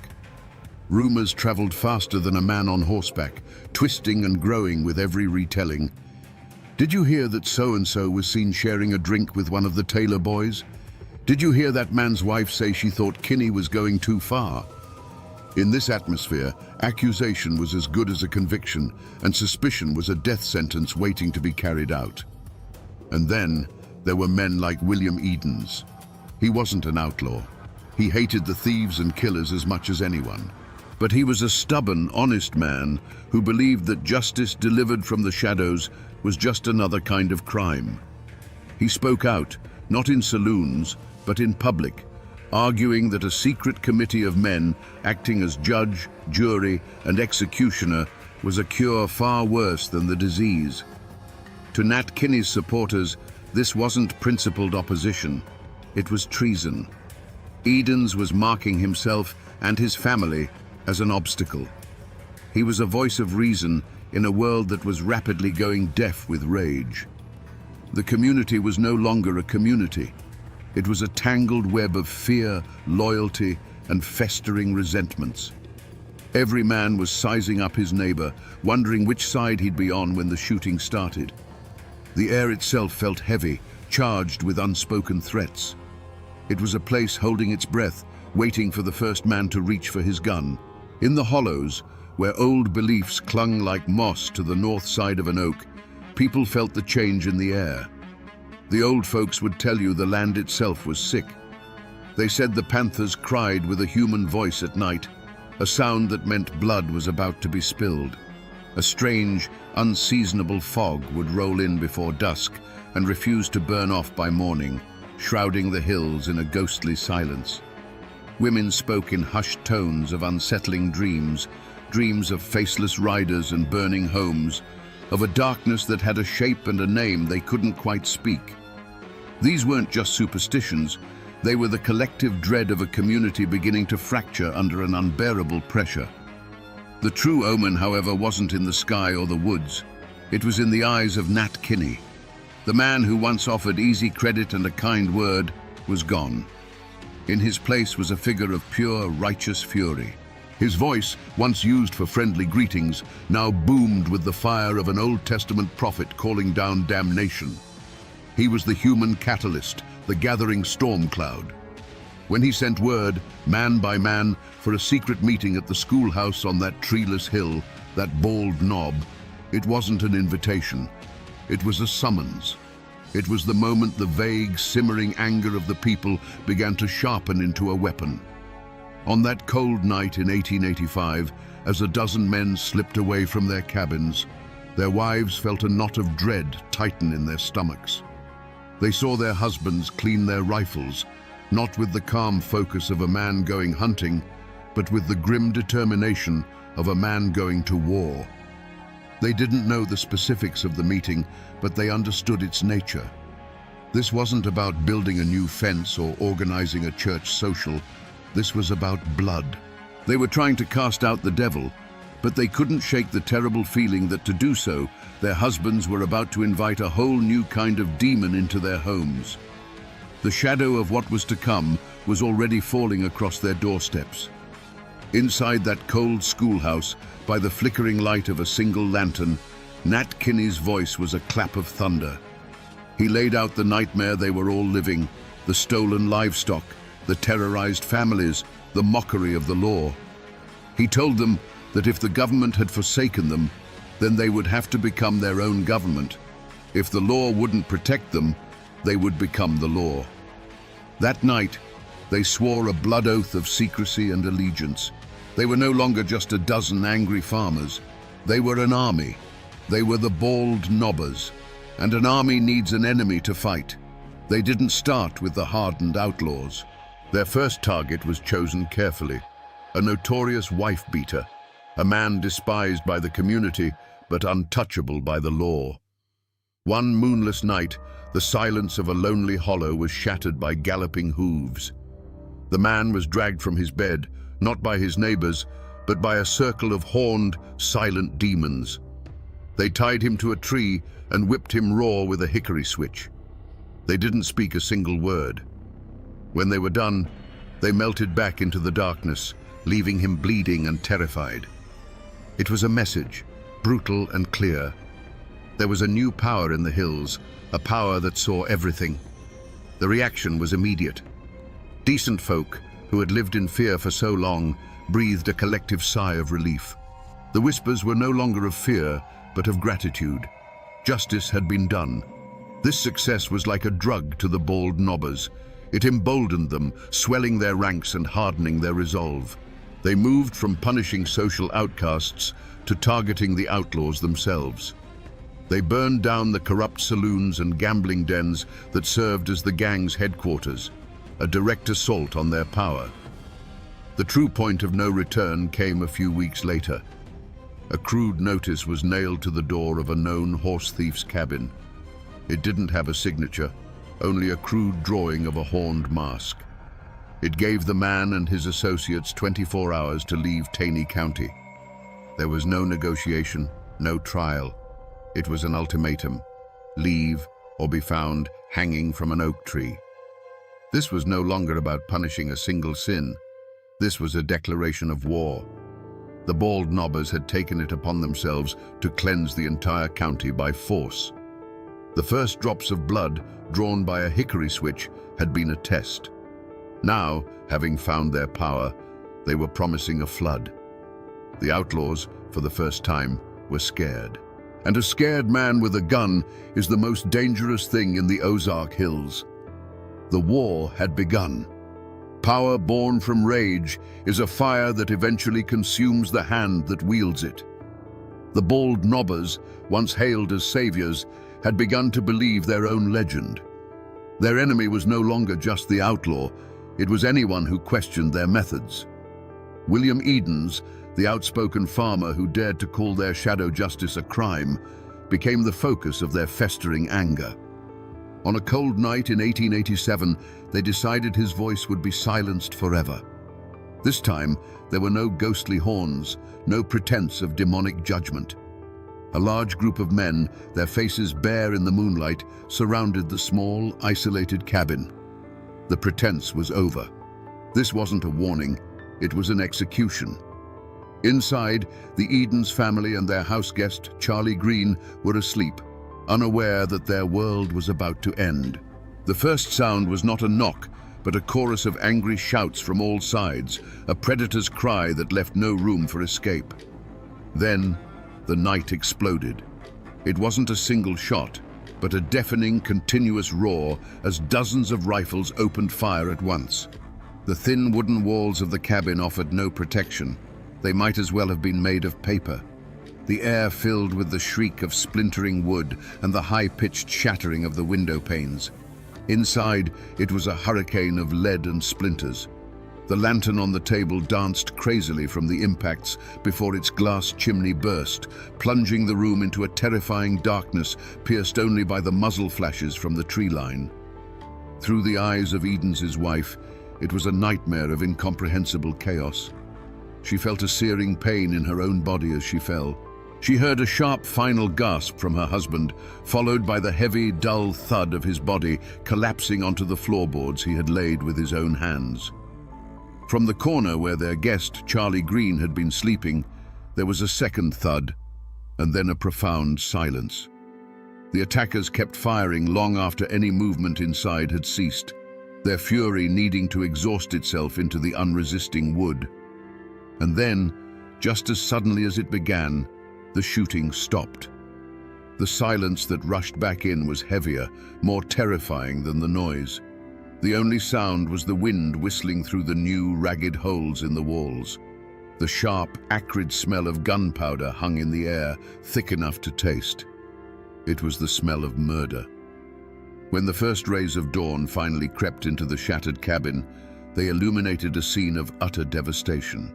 The moonlight streamed through dozens of fresh holes in the walls, creating a horrifying constellation of death. There were no masks, no warnings, no hickory switches. This wasn't vigilante justice. This was a cold-blooded massacre. The bald nobbers had crossed a line from which there was no return. The heroes of the Ozarks were now just murderers. To the men who surrounded that cabin, this wasn't murder. It was a grim, necessary surgery. In their minds, William Edens was not an innocent man exercising his right to speak. He was a cancer. His words were a poison that threatened to undo everything they had accomplished. They had faced down killers and thieves. They had brought a semblance of peace to a land of terror. And now this one man, with his talk of process and law, was giving comfort to the enemy. He was making them look like villains, turning the very people they'd sworn to protect against them. Their logic was twisted but terrifyingly simple. If Edens turned the community against them, the outlaws would rise again, and the old nightmare would return. To save the county, Edens had to be silenced. The transformation from savior to killer had been gradual, almost imperceptible. It began the first time a man used his horned mask to settle a personal score. It grew each time they took a fine that felt more like extortion. The righteous fire had slowly burned down into the cold, hard ash of self-preservation. The switch flipped the moment they realized that Eden's arguments were working. The fear of losing control, of being exposed, arrested, and hanged by the very law they had replaced, became a paranoia that consumed them. The mission was no longer about saving Tiny County. It was about saving the bald knobbers from their own destruction. That is why they didn't wear their masks that night. This wasn't a symbolic act of justice. It was a personal, brutal act of elimination. But what did they feel as they walked away from that bullet-riddled cabin, leaving the smell of gunpowder and death hanging in the night air? There was no triumph. There was no righteous satisfaction. There was only a cold, hollow pit in their stomachs. The adrenaline of the firefight faded, replaced by the deafening silence of what they had done. They had just slaughtered a man in his bed, in front of his wife. They had become the very monsters they once hunted, night-riding killers who brought terror to the innocent. On the dark ride home, a few might have tried to justify it with hollow bravado, muttering it had to be done. But in the quiet of their own homes, alone with their thoughts, the truth would be waiting. The image of that splintered door, the sound of the glass shattering, the memory of the final heavy silence from inside the cabin. They hadn't felt like judges or executioners. They had felt like butchers. And in that chilling private moment of self-awareness, they finally understood. The horned mask wasn't something they wore anymore. It was something they had become. The silence that followed the gunfire was a living thing, a heavy blanket of horror that smothered the hollow. Inside the cabin, the cold night air began to creep through the dozens of new holes in the walls, carrying with it the sharp, metallic smell of gunpowder and fresh blood. For what felt like an eternity, the only movement was the moonlight shifting across the floor, illuminating the two still forms and the splintered wreckage of a once peaceful home. But there was a survivor. Gravely wounded, drifting in and out of consciousness, was William Edens's wife. The pain was a fire in her body, but a colder, fiercer fire burned in her mind, the need to bear witness. She could not let them get away with this. She couldn't scream. Her lungs wouldn't obey. So she began to crawl, dragging her wounded body across the floor, past the body of her husband, out the shattered door, and into the freezing mud of the yard. Every foot was an agony, a testament to a will that refused to be extinguished by a volley of bullets. Her destination was the nearest neighbor, a lifetime away in the darkness. When the first neighbors arrived at dawn, summoned by the wounded woman's desperate gasps, they were met with a scene that would be forever seared into their minds. This wasn't the work of outlaws. This was something different, something more terrifying. The sight of William Edens, a good and honest man, lying dead on his own floor, turned the community's stomach. The awe and respect many had held for the bald knobbers curdled into pure, unadulterated horror. They hadn't just killed a man, they had murdered a neighbor in his bed. The news of the Edens massacre was a lit match dropped on a dry tinderbox. It traveled faster than any posse, a wave of shock and revulsion that swept through the Ozark Hills. The story was told in hushed, horrified tones at every crossroads and general store. They hadn't worn masks. They had shot the house to pieces. Mrs. Edens had survived. The killers' identities, long whispered in secret, were now spoken openly, names attached to an unforgivable crime. This was too blatant, too savage for even the corrupt local authorities to ignore. The flimsy shield of public support for the bald nobbers had been utterly shattered. The state was finally forced to act. The governor of Missouri, his hand forced by the public outcry, authorized the use of the state militia and hired the famous Pinkerton Detective Agency to hunt the killers down. A substantial reward was offered for their capture, turning friends into potential informants. The hunt was on, not just by a local sheriff, but by the full, vengeful power of the law they had so arrogantly replaced. The hunters had officially become the hunted. The murder of William Edens was not a stone dropped in a pond. It was an earthquake that split Taney County right down the middle. There was no more gray area, no room for neutrality. The invisible lines of allegiance that had been forming for months were now drawn in blood. You were either for the bald nobbers, believing they were the only thing standing between order and chaos, or you were against them, believing they had become a murderous tyranny. The question was whispered over fence posts, argued in hushed tones in the back of the general store, and sometimes settled with fists in the dusty street. Families who had shared pews for generations now glared at each other over the tops of their hymnals, the preacher's words about forgiveness ringing hollow and meaningless. The community, once a source of strength, was now a web of suspicion. Every shadow could hold a spy, and every friendly greeting could be a test. A conspiracy of silence fell over the hills, but it wasn't the silence of ignorance. Everyone knew who pulled the triggers that night. The killers were their neighbors, their cousins, the men they'd helped raise barns with. But to speak that knowledge aloud was to paint a target on your own family's door. Fear was a gag in the mouth of justice. In response to this new terror, an opposition finally took shape. They called themselves the Anti-Bald Nobbers. This wasn't a formal army, but a desperate coalition of the outlaws' families, old enemies of Kinney, and decent men who were simply horrified by the Edens massacre. The hills erupted into a full-scale guerrilla war. A bald nobber's barn would mysteriously catch fire in the night. An anti-bald nobber would be ambushed on a lonely road. Shootouts became common, turning the quiet mountain trails into killing grounds. Amid the terror, there were quiet acts of breathtaking courage. A neighbor, knowing the risk, would leave a basket of food on the porch of the surviving Edens family under the cover of darkness. Another, his conscience finally outweighing his fear, would slip away to meet with the Pinkerton detectives, his whispered testimony the first crack in the wall of silence.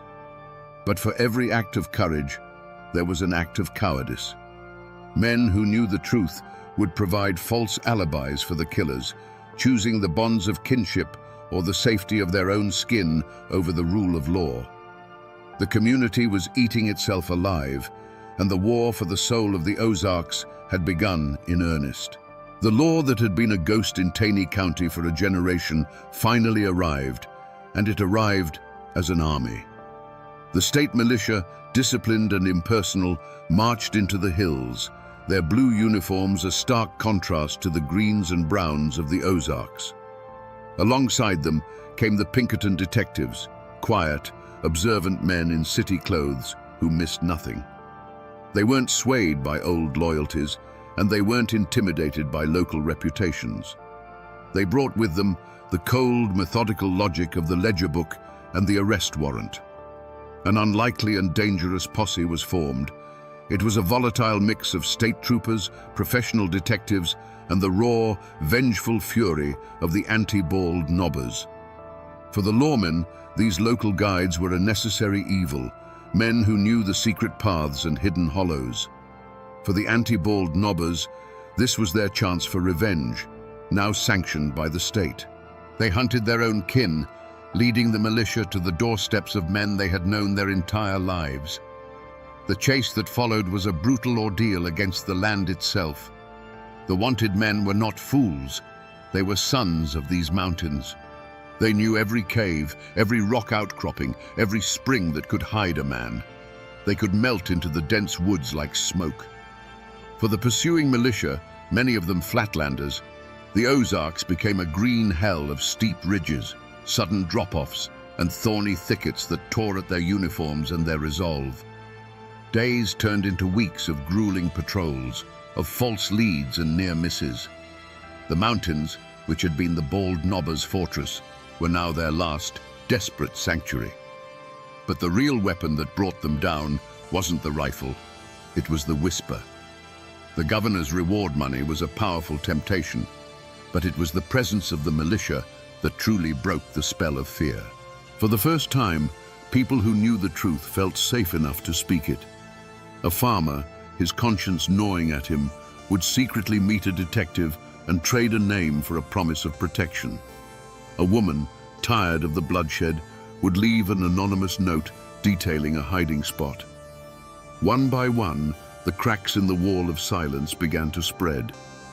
The end came not in one epic firefight, but in a series of swift, merciless raids. Acting on the new intelligence, the militia would surround a cabin in the pre-dawn darkness, their rifles appearing like a thorny crown around the house. Some men were taken from their beds, blinking in confusion as the cold steel of handcuffs snapped onto their wrists. Others tried to fight, their defiance ending in a brief, desperate exchange of gunfire. A few, run to ground in a remote cave, simply gave up, their faces gaunt with hunger and the knowledge that the game was over.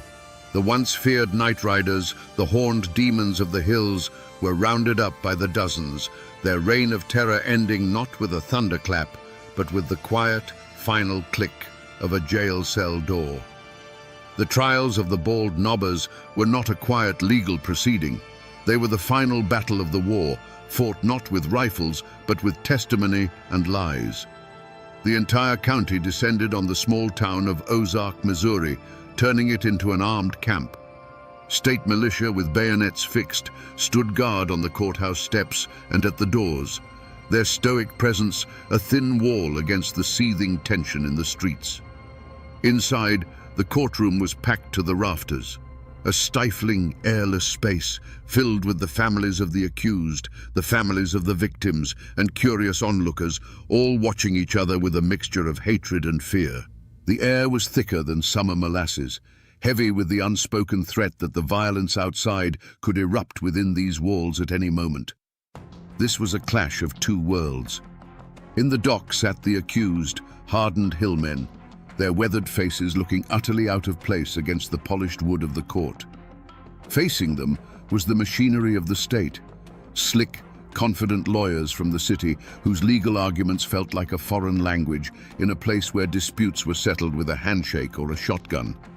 Witnesses were called to the stand, their hands trembling as they swore on the Bible. You could see the terror in their eyes. As they spoke, their gaze would drift to the gallery, where the kin of the accused sat in stony silence, a silent but powerful reminder that after the judge and jury were gone, the mountains and their long memories would remain. Witness intimidation didn't require a single word, only a steady, unblinking stare. The defendants themselves showed no remorse. Led by Dave Walker and his son, they carried themselves not with the shame of murderers, but with the defiant pride of captured soldiers. They rarely looked at the judge or the jury. Their eyes were fixed on their own people in the crowd, a silent exchange of loyalty that defied the authority of the court.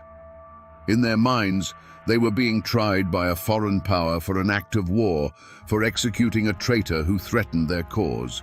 They did not recognize this law, and they would not bow to it, even with the shadow of the gallows falling over them.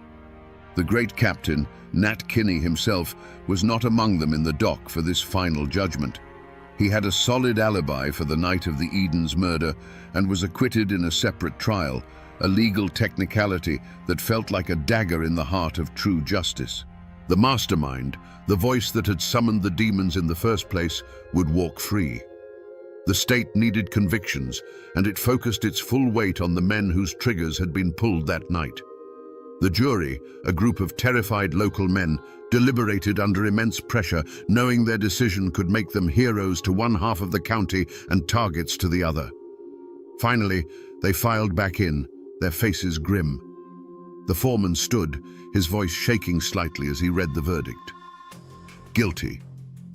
4 men, Dave Walker, his son Bill, John Matthews, and Tubal Matthews, were sentenced to be hanged by the neck until dead. A collective gasp sucked the air from the room, followed by a single piercing sob from the Walker family pew. The condemned men did not flinch. They simply stood, their faces like granite, and were led away. The law of men had spoken. The gallows would have its due. But as the crowd shuffled out into the tense evening air, the question hung unspoken between them. With dozens of others who fired into that cabin walking free, with the leader of the whole movement absolved, was this justice? Or was it just a sacrifice, a few lives taken by the state to pretend that the war was finally over? On a bright spring day in May of 1889, a gallows was built in the town of Ozark. A crowd gathered, not to cheer, but to watch in grim silence as Dave Walker, his son Bill, John Matthews, and Tubal Matthews were led to the platform.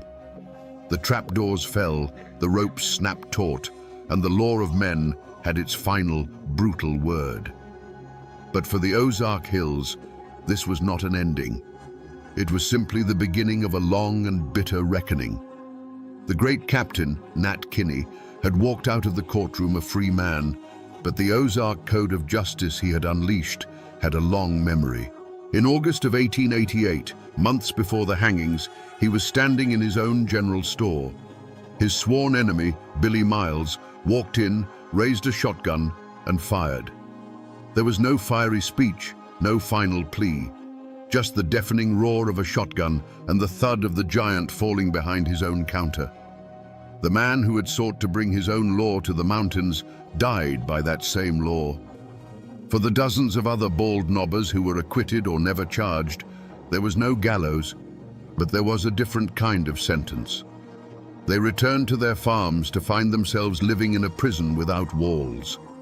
They faced the silence of a neighbor turning his back in the street, the sudden chill in a once friendly general store. Their names were now a poison in the well of their reputation. Some found their crops failing, their livestock sickening, and whispered it was a curse. Others, unable to endure the shame and the constant accusing stares, simply sold their land for pennies on the dollar and vanished, their families swallowed by the westward migration. And what of the survivors? For Mrs. Edens, the woman whose will to live had brought the whole machine of justice down on the bald knobbers, there could be no peace in Taney County. Every ridge, every creek, every familiar tree held the ghost of her husband and the memory of that terrible night. The land was tainted. Soon after the trials, she and her family packed what little they had left into a wagon and left the Ozarks forever, becoming refugees from their own home. The creak of their wagon wheels on the dusty road was the sound of a final, heartbreaking goodbye. The community, ripped apart by the violence and the trials, did not heal. It simply scarred over.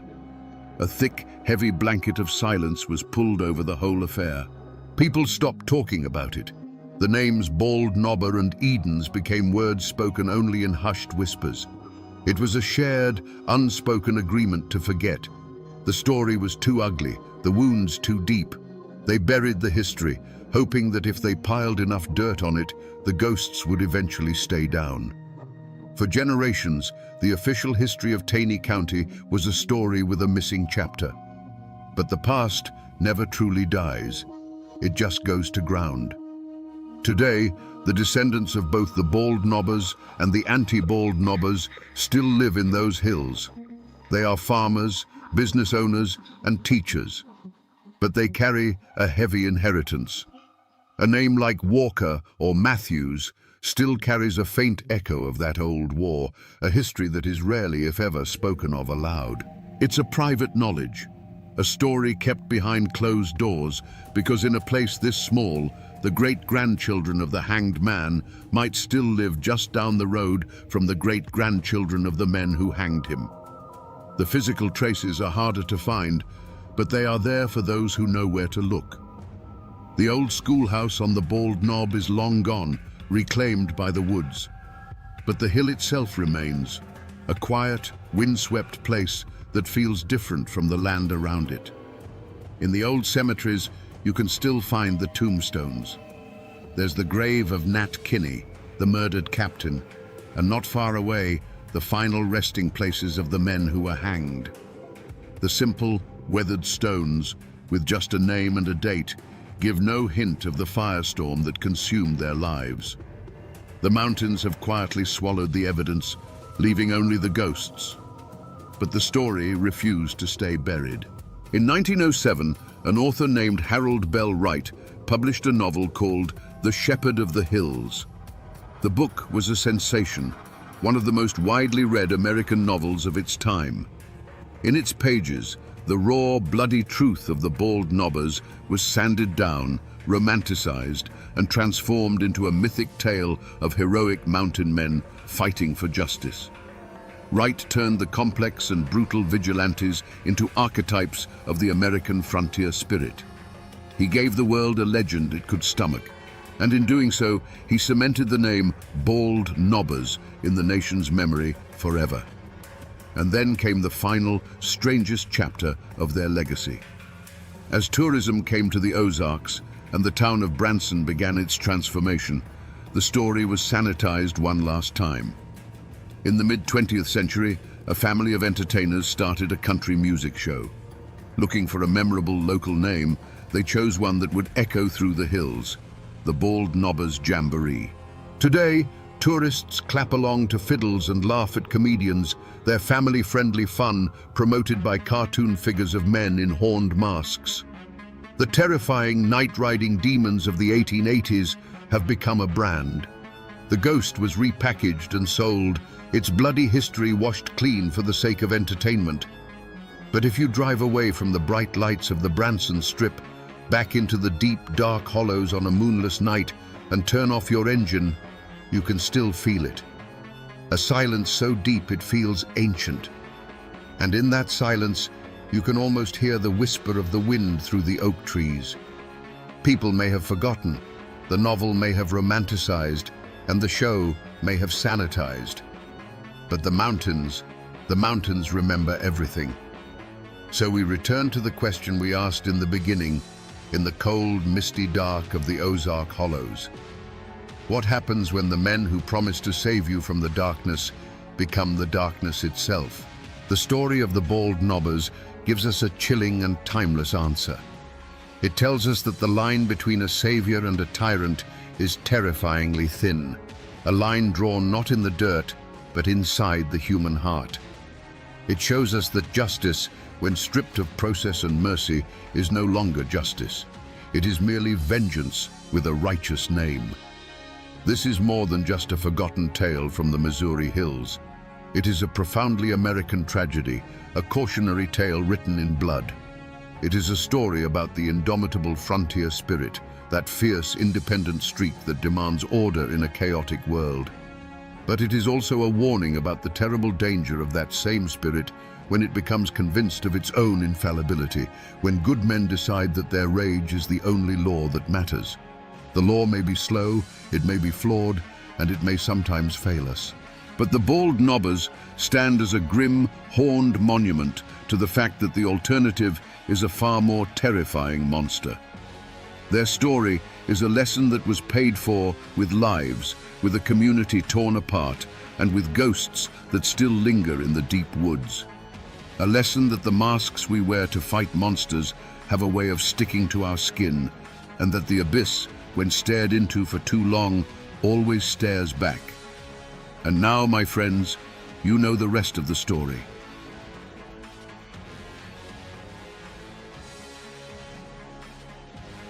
Imagine the morning fog over Moorhead, Kentucky on June 22nd, 1887. It doesn't carry the smell of wood smoke or damp earth. It carries the deafening roar of 100 rifles firing at once. This wasn't a simple duel. It was a full-scale battle, waged street by street, where neighbors hunted neighbors from behind windows and doorways. The history books call it the Rowan County War, often dismissing it as just another mountain feud. But was it? How does a quiet county seat turn into a slaughterhouse? And how does one man, a charismatic saloon owner, become its undisputed king, holding life and death in his hands? Today, we separate the smoke of legend from the fire of truth to understand how a political argument on a hot August day unleashed 3 years of terror. To understand the blood that was spilled, you first have to understand the land. This was Rowan County, Kentucky, in the years after the Civil War. A place carved out of the Appalachian Mountains, where steep hills and deep, shadowed hollows kept communities isolated, suspicious of outsiders, and fiercely self-reliant. Here, the law wasn't something that came from the state capital in Frankfurt. It was something made by the men who held the most land, commanded the most respect, or carried the fastest gun. The forests provided a living, the cornfields provided the bread, and the family name provided your identity. It was a world that ran on its own clock and lived by its own unwritten rules. At the heart of this world were two powerful currents, pulling the county in opposite directions. On one side, you had the Martins and their allies. These were the Democrats, the old guard. They were farmers and landowners, men whose families had worked this soil for generations. They saw Rowan County as their birthright, a legacy to be protected. Their leader, John Martin, was a respected figure, the patriarch of a clan that embodied the traditional values of the mountains. They were the establishment, the deep roots of the county. On the other side stood Craig Tolliver and his followers. They were the Republicans, the ambitious newcomers who saw the future not just in farming, but in business, commerce, and control of the growing town of Moorhead. Tolliver himself was a force of nature. He wasn't some backwoods brawler. He was a sharp, charismatic, and utterly ruthless man who ran the town's most prosperous saloons. He knew that real power didn't come from owning a few acres of land. It came from controlling the flow of money, whiskey, and votes. He was a political boss in the making, and his iron will was beginning to forge Moorhead into his personal kingdom. This wasn't a simple family feud, not in the way the legends tell it. The names Martin and Tolliver became flags, banners under which people gathered based on their politics, their debts, their family ties, or simple fear. If you were a Democrat who felt the old ways were best, you stood with the Martins. If you were a Republican who saw opportunity in the changing times, you threw your lot in with Tolliver. Choosing a side wasn't just a political preference, it was a declaration of loyalty that could determine whether your family ate well or starved, whether you found justice in a courtroom or at the end of a rope. Life in Rowan County went on, with harvests and church socials, births and funerals. But underneath the surface, a bitter tension was simmering. It was the friction between the old world and the new, between the farmer and the businessman, the Democrat and the Republican. Every election, every business deal, every drunken argument was another ounce of pressure building in a sealed container. They were living in a powder keg, and they all knew it. All they were waiting for was the spark that would blow their world to pieces. The spark finally landed on election day, in the thick, muggy air of August 1884. You can almost feel it. The town of Moorhead is buzzing, not with excitement, but with a raw, nervous energy. The air is heavy with the smell of sweat, cheap whiskey, and the metallic tang of unspoken threats. Men, their loyalties and their tempers stoked by liquor and politics, are gathered near the polling station, eyeing each other with suspicion. It was here that the first words were thrown like stones. The argument started between a Republican named Solomon Bradley and the Democratic patriarch John Martin. It was the same argument happening all over the county, a clash of the old world and the new. But then, a new player stepped into the circle, Floyd Tolliver, a relative of Craig's. The shouting quickly turned to shoving, and in the chaotic scuffle there was a flash of steel. In a single brutal motion, Floyd Tolliver's knife found its mark, and John Martin, the leader of the county's Democrats, fell bleeding into the dust. This was more than a murder. It was a public execution, a message sent in broad daylight. The Republicans had struck down the head of the Democratic snake. The Martin clan, stunned and enraged, demanded justice. They turned to the law, but in Rowan County, the law had a name, and that name was Craig Tolliver. He controlled the courts, he controlled the sheriff, he controlled the narrative. And so, it came as no surprise to anyone when a jury declared Floyd Tolliver had acted in self-defense and set him free. For the Martin clan, that verdict wasn't justice. It was a declaration of war. It was proof that the system was rotted through, and that the only law they could trust was the one they enforced themselves. They retreated into the hills, not in defeat, but to plan. A few cold months later, in December, Floyd Tolliver was walking down the main street of Moorhead, wrapped in the arrogant confidence of a man who believed he was untouchable. He was wrong. A sudden volley of rifle fire erupted from a darkened alleyway. Floyd fell dead onto the frozen ground, his body riddled with the Martins' answer to the court's verdict. The blood of John Martin had been answered with the blood of Floyd Tolliver. A personal score had been settled, but a terrible line had been crossed. There was no going back now. The first drops had been spilled, and they had opened a wound that would bleed for 3 long years, turning the hollows and streets of Rowan County into a hunting ground. The war had begun. For 2 years, the war had been a story of back-alley ambushes and simmering fear.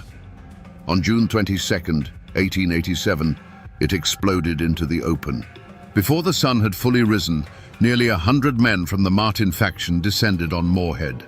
They moved not as a frantic mob, but as a determined army, entering the town from multiple directions with a single, unified purpose: to cut the head off the snake and end the reign of Craig Tolliver.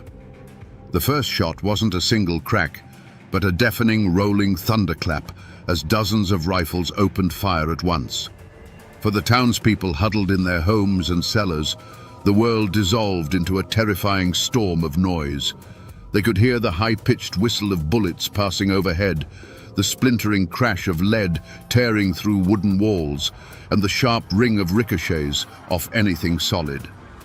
The street outside was no longer a place for commerce or conversation. It had become a no-man's land. Through the shifting curtains of gunsmoke, a deadly ballet unfolded. Tolliver's men, barricaded inside saloons and hotels, turned second-story windows into sniper nests. The Martins and their allies returned fire from behind overturned carts and the corners of buildings, methodically advancing toward the center of town. Moorhead had become a brutal chessboard where every move was a gamble with death, and the air was thick with the acrid smell of burnt black powder. This was a war of neighbors, and the cost was intimate. At some point during the hours of relentless battle, a sharp cry of grief cut through the roar of the guns from the Martin side. One of their own had fallen, John Martin's son.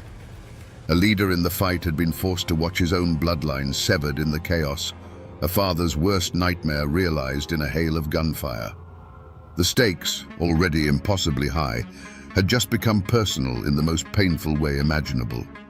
And then, at the height of the battle, the central pillar of the conflict simply vanished.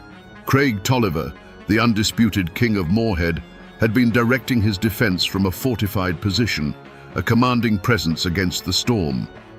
One moment, his voice was the anchor for his men. The next, there was only silence from his post. There was no heroic last stand, no dramatic duel, just a sudden, shocking absence. A single, unseen shot, fired by a Martin sharpshooter or a treacherous ally no one would ever know for sure, had found its mark. As the news rippled through the ranks, the fighting faltered. The organized defense collapsed into confusion. The gunfire sputtered out, replaced by an eerie, ringing silence. When the smoke finally began to clear, it revealed a town that had been brutalized. The walls of buildings were scarred with hundreds of dark marks, silent witnesses to the fury that had just passed. The battle was over. The king was dead. When the last echo of gunfire faded, a stunned silence fell over Moorhead. It was the silence of a graveyard. Slowly, cautiously, doors creaked open. Townspeople emerged from their cellars and hiding places, not to a town celebrating a victory, but to a scene of utter devastation. The streets were littered with shattered glass, splintered wood, and the dark, still shapes of men who had been alive just hours before. The air, thick with the lingering scent of gunpowder, now carried the heavy weight of shock and grief. The war was over, but the town felt like it had died with it. For the Martin faction, their objective was complete. Craig Tolliver was dead. They hadn't stayed to claim Moorhead as a prize. That was never the point. Their army of 100 men melted back into the hills and hollows from which they came, leaving the chaos behind them. They had rid the county of the man they saw as a tyrant, but in doing so, they had declared war not just on a rival faction, but on the state of Kentucky itself. They were no longer just feuding mountaineers, they were now fugitives.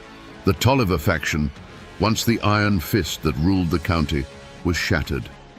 With their leader gone, they were a body without a head. Panic and fear replaced the arrogant confidence they once held. Some of his most loyal men lay dead in the streets, while others, wounded or terrified of what was to come, fled the county, knowing that either the Martins' revenge or the state's justice would soon be coming for them. The empire Craig Tolliver had built with bullets and fear had crumbled into dust in a single morning.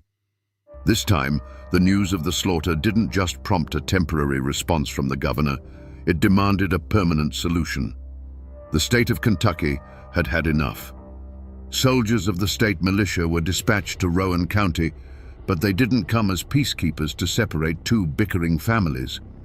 They arrived as an occupying force, with orders to disarm the populace and impose state law by force.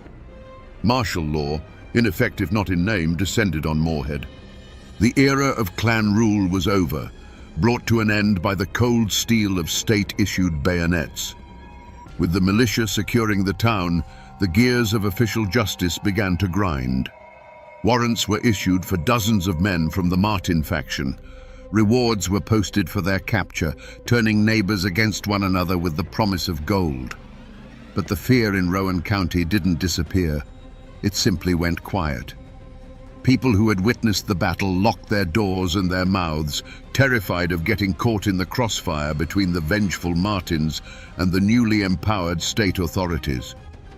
The gun smoke had cleared, but a new suffocating fog of suspicion and fear had settled over the hills. The gavels that fell in the Rowan County courthouse weren't just calling a room to order. They were trying to hammer a new reality into place. The trials that followed the Moorhead massacre were meant to be a display of state power, a clear message that the days of clan law were over. The courtroom itself was a theater of tension. It was the same building whose walls were still pockmarked with bullet holes from the battle.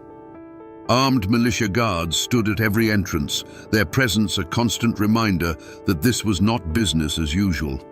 The benches were packed with onlookers, family of the accused, Tolliver sympathizers, and curious strangers, all watching to see if the law of Kentucky was stronger than the code of the mountains. In the defendant's box sat the men of the Martin faction. But they didn't look like defeated criminals.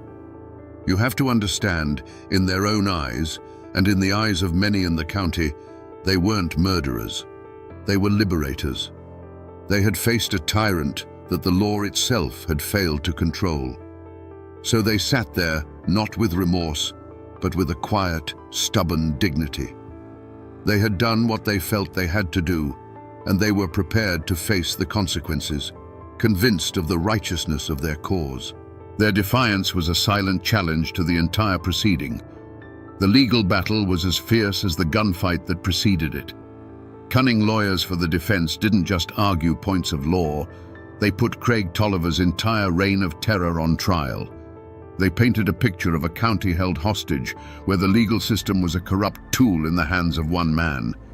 They argued that the attack on Moorhead wasn't an act of aggression, but an act of desperation, a people rising up to reclaim their own government.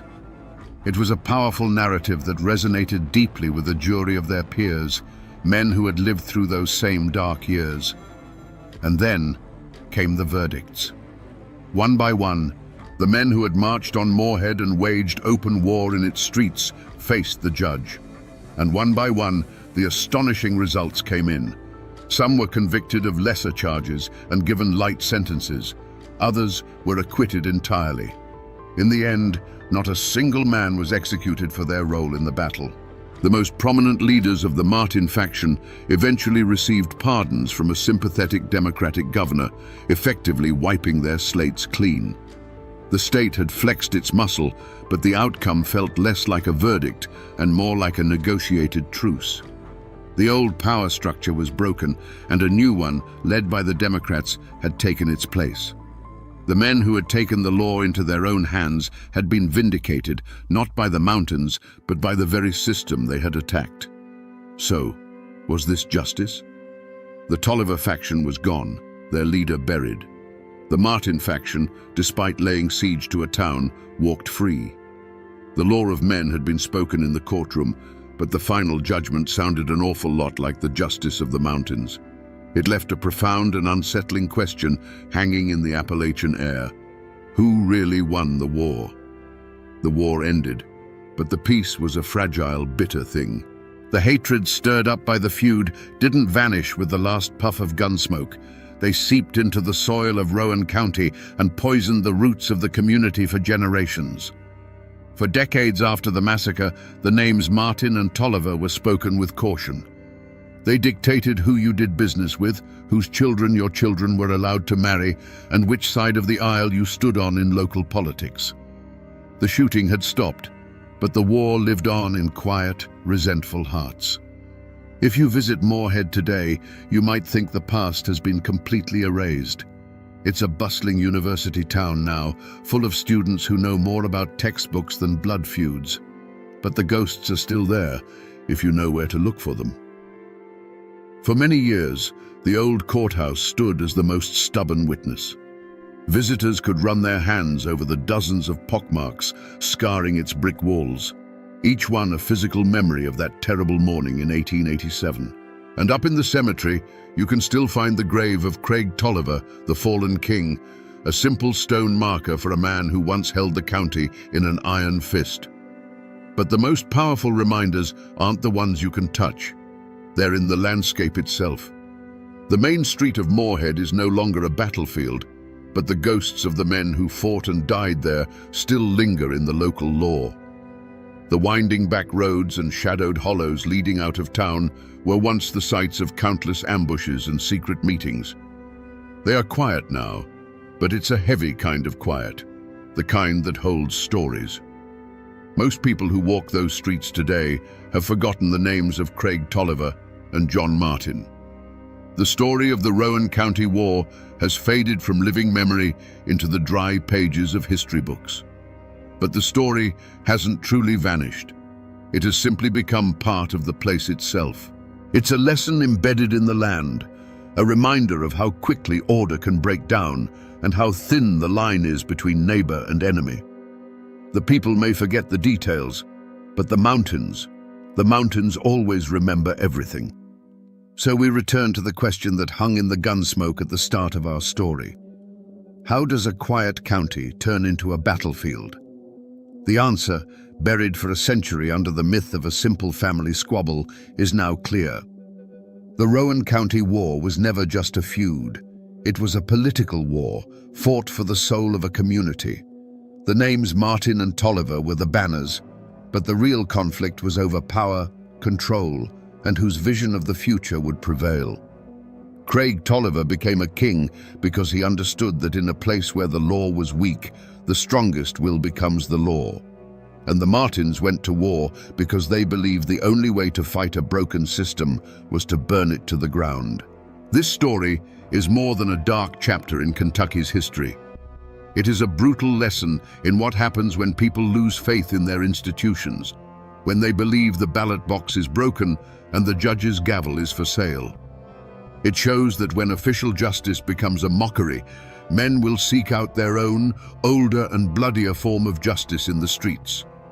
This is a story not just of Appalachian violence, but of the indomitable and sometimes terrifying spirit of people who refuse to be ruled by a tyrant, even if it means becoming killers themselves. It is a grim reminder that the line between civilization and chaos is not a fortress wall, but a thin, fragile thread of trust. And when that thread is cut, the most ordinary of places can become a hell on earth. The men who fought and died in Moorhead have long since turned to dust, but the lesson they left behind, written in blood and gunpowder, must never be forgotten.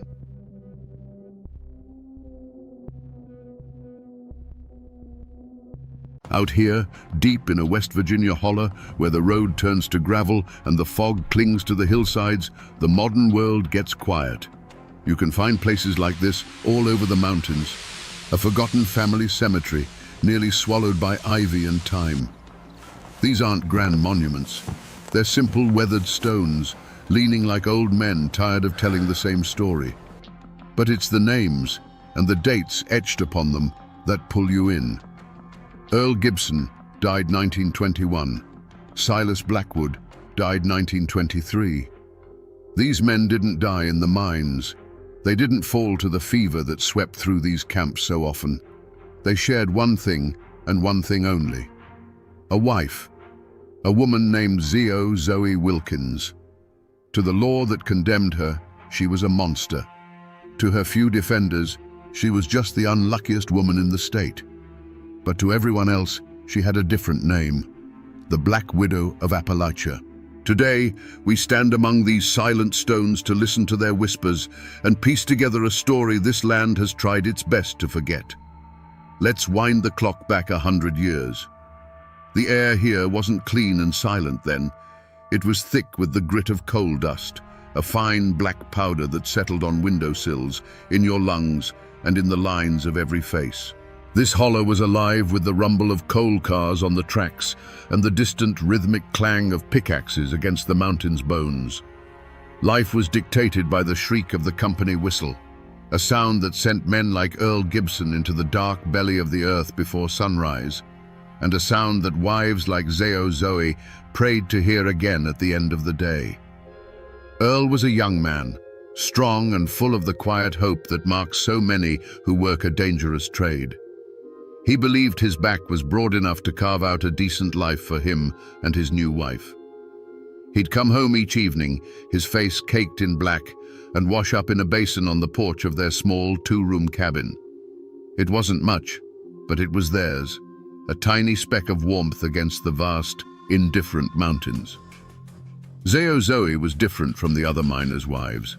While they gathered on their porches to trade gossip and remedies, she often kept to herself. She wasn't unfriendly, just reserved. She had a sharp mind and a gaze that seemed to take in everything, a calm that felt out of place in a world built on noise and struggle. Some saw it as dignity. Others, even then, whispered it was a kind of coldness, an ambition that didn't belong in a simple coal camp. Their life together was a routine of small things, a shared meal of beans and cornbread by the fire, Earl talking about his dream of one day saving enough to buy a small piece of land away from the company store and its endless cycle of debt. Zoe would listen, her dark eyes reflecting the firelight, her thoughts her own. To anyone looking in, they were just another young couple trying to survive in a place that didn't make survival easy. But in these mountains, death was a constant neighbor. It came suddenly in the form of a rockfall or a gas explosion in the mine. It came slowly in the wheezing cough of black lung, and it came violently in the gut-wrenching sickness they called the flux, a plague that could sweep through a camp and fill a graveyard in a matter of weeks. A doctor was a luxury, and a sudden death was a tragedy, but it was a familiar one. It was a world that had grown used to the sight of fresh-dug graves, a fact that would soon prove very convenient for someone. The stories buried in the ground are one thing. The stories buried in paper and ink are another. In a county courthouse basement, tucked away in a dusty archive box, you can find the documents that give a voice to those silent gravestones. It's amazing what survives. This here is a copy of a page from the local paper, dated 1921. It's brittle and yellow, the words printed in the stark, formal language of the time. It's a short column nestled between an advertisement for livestock feed and a notice about a church social. It's the obituary for Earl Gibson. It's barely a paragraph long, and it reads just like 100 others from that era. It says he was a fine, hard-working man, taken too soon by a sudden and severe gastric illness. A stomach flux. The kind of thing that could kill a man in 3 days and have the neighbors nodding in sympathy, murmuring about bad water or tainted food. On the surface, it's just another sad, common story. A young wife left all alone. The community pitied her. But it's another piece of paper from that same box that changes the tone completely.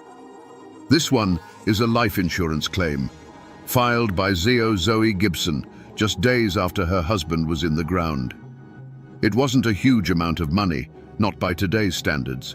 But in 1921, to a miner's widow with no other prospects, it was a small fortune.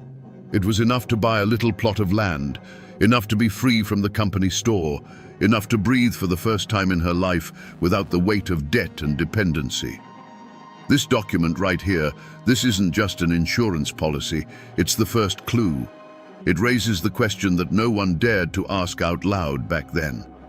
Was this just a fortunate coincidence in the midst of tragedy? Or was this the moment Zoe Wilkins realized that a husband's life had a value, but his death had a price? That insurance money from Earl's death changed things, not in a loud way, but in a way the whole holler could feel. Zoe didn't pack up and leave. She didn't waste the money on frivolous things.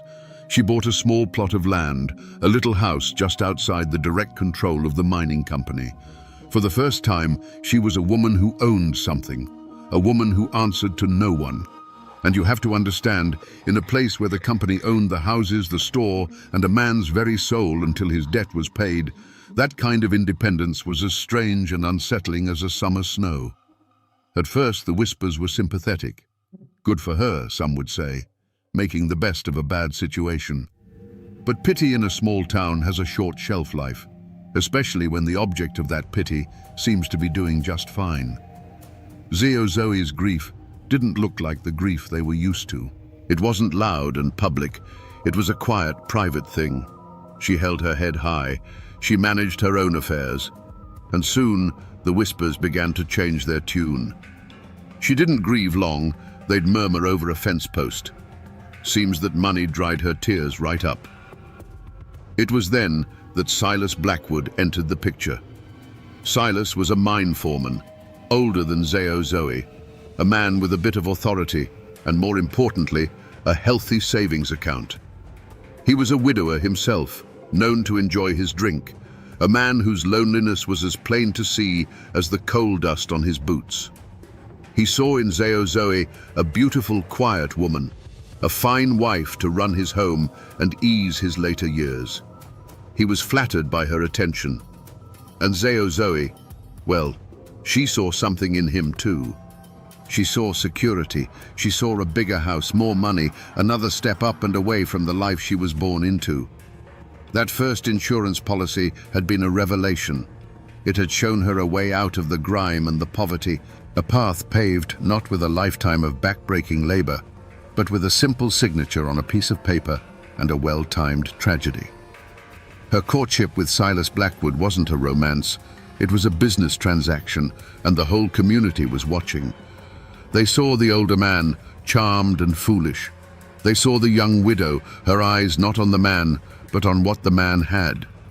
The seeds of conflict weren't just being sown in that little house.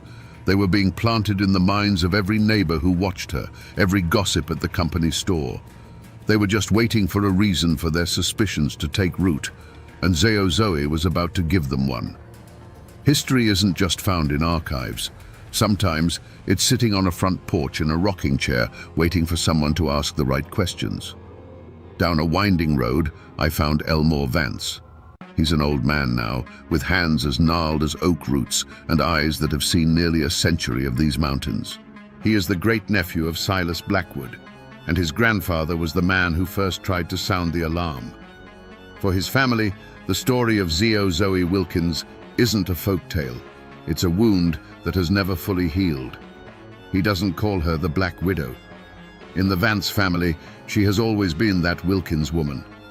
He speaks in a slow, deliberate cadence, the way men do when they're recalling a story they've heard 1,000 times, a story that's become a part of their own blood. My granddaddy, Jasper, he begins, he liked Silas, but he never trusted her, not for a minute. He said she had still eyes, like a snake on a rock, watching but never blinking. According to the story passed down to Elmore, the trouble came to a head just 6 months after the wedding. Silas, puffed up with pride and eager to show what a good provider he was, told his brother Jasper that he'd taken out a brand new, sizable life insurance policy. "Just to make sure my Zio is looked after if anything happens to me," he'd said with a grin. Elmore leans forward in his chair. Granddaddy said when he heard those words, a cold spot formed right in his gut. It was the same story, all over again. Jasper went to Silas that very evening and begged him to see reason. He didn't accuse Zio Zoe directly, not at first. He just pleaded with his brother's common sense. "A woman who profits from one husband's grave is just unlucky," Elmore recounts his granddaddy saying. "But a woman who stands to profit from a second, that ain't luck, Silas. That's a plan." But Silas was blinded by his new bride. He got angry, accused his brother of jealousy, and told him to get out of his house and mind his own business. That argument, on the porch of a cabin that no longer stands, was more than just a family squabble. It was a line drawn in the dirt. Jasper Vance had made himself a problem. He had spoken the suspicion that everyone else was only whispering, and in doing so, he had put himself directly in the path of that Wilkins woman. The point of no return had been crossed, not just for Silas, but for his brother too. The argument didn't happen in whispers. It was a confrontation, born of desperation. Following his grim conversation with Silas, Jasper Vance couldn't let it rest. He walked over to his brother's cabin that very evening. The lamp was lit inside, casting a warm, deceptive glow. Zio Zoe herself sat in a rocking chair by the hearth, darning one of Silas' work socks. She moved with a quiet efficiency, a picture of domestic peace. Jasper stood in the doorway, his hat in his hands. He didn't waste time on pleasantries. "Silas," he said, his voice low and urgent, "we need to talk. That new insurance policy, it don't sit right with me." Silas, who had been enjoying the quiet evening, stiffened. He looked from his brother's worried face to his wife, who hadn't even looked up from her sewing. "Now, Jasper, we've been over this." "No, we ain't," Jasper insisted, stepping inside. "Earl Gibson took sick not long after she insured him. Now you do the same, and for twice the money. You're a fool if you don't see the pattern." The accusation hung in the small room, thick and ugly. Zio Zoe's needle stopped its steady rhythm. For a single charged moment, the cabin was utterly silent. Silas's face flushed with anger. It was one thing for the town to whisper, but for his own brother to say it, in his own home, in front of his wife, it was an unbearable insult. "You'll not come into my house and call my wife a ghoul," he roared, getting to his feet. "She's a good woman. She's nursed me when I was sick. She's kept this house better than anyone. You're just jealous." "Jealous of what, Silas?" "Your own funeral?" Jasper shot back. "That was the final straw." "Get out," Silas snarled, pointing a trembling finger at the door. "Get out of my home, and don't you come back till you're ready to apologize to her." Jasper looked at his brother, his face a mask of sorrow and frustration. Then his eyes met Zio Zoe's across the room. For the first time, she looked directly at him. There was no anger in her eyes, no fear. There was nothing at all.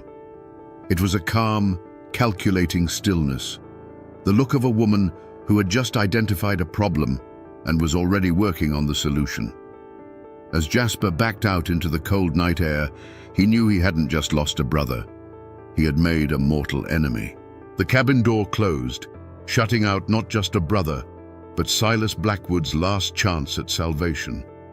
You have to push your way through a thicket of rhododendron and climb over a fallen oak to find it now. If you didn't know what you were looking for, you'd walk right past it. But it's here. A collapsed square of foundation stones covered in a thick carpet of moss, and in the center, a jumbled pile of rock and soot-stained clay. This is all that's left of the chimney, once the warm, beating heart of the home where Silas Blackwood lived with his new wife. This isn't a place marked by the scars of a single violent act. There are no bullet holes in these stones. The horror that unfolded here was quiet, patient, and domestic. It was hidden in the everyday. Over there, nearly choked with a century of dead leaves, is the stone-lined well. This is where Zoe would have drawn the water for Silas' morning coffee, for the soup she simmered on the stove, for the cool drink he'd ask for when the first feverish thirst began to burn in his throat. Right here. This is where it happened. Not with the roar of a gunshot, but with the scrape of a spoon against the bottom of a bowl. The act of murder wasn't a moment of rage. It was a daily chore, a patient administering of poison disguised as an act of love. Within these stone foundations, Silas Blackwood wasted away, believing he was being cared for by a devoted wife, never realizing that the hands that soothed his brow were the same hands that were slowly, methodically killing him. The air is still and peaceful now, but this ground remembers the silence that followed the arguments and the terrible sickness that began soon after. It began, as Jasper Vance had feared, just a few weeks after their argument. Silas Blackwood started complaining of a fire in his belly. At first, he dismissed it as a bad batch of moonshine, a common ailment for him. Zoe was the very picture of a concerned wife. She brewed him herbal teas and insisted he stay home from the mines to rest. But the rest didn't help. The fire in his gut turned into a vice, twisting and cramping until the strong foreman was doubled over in his chair. Then came the sickness, a violent, unending wave of it that left him weak and trembling. He craved water, a burning, desperate thirst that no amount of liquid could quench. And through it all, Zoe was a constant presence. She was always there with a cool cloth for his forehead and a bowl of thin broth. "Just a little something to keep your strength up," she would murmur, spooning the warm liquid into his mouth. To any neighbor who stopped by to check on the ailing man, she was a saint. They saw her tending to him day and night, her face etched with worry. They didn't see the tiny pinch of white powder she stirred into the soup when no one was looking. The days bled into weeks. Silas, once a stout and hearty man, began to shrink. His skin grew pale and loose, his eyes sunk deep into their sockets. He became a ghost in his own home, too weak to leave his bed. The company doctor came once, a rushed visit between a broken leg at the mine and a birthing up the creek. He took one look at the withered man in the bed, listened to Zoe's calm description of the symptoms, and nodded grimly. "It's the stomach flux, and a bad case of it," he declared. "Keep him comfortable. That's all you can do."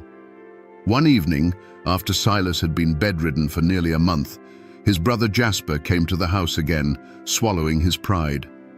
He couldn't bear the thought of his brother dying without making peace. He found Silas barely conscious, his breathing shallow. Zoe sat by the bed, her hands folded in her lap. Jasper looked at the shell of his brother, then at her calm, serene face, and the awful truth settled in his heart like a stone. He left without a word, the image of that quiet, patient woman seared into his memory. The rocking chair in the corner of the room swayed gently in the draught from the door, empty, but for the shawl left draped over its back.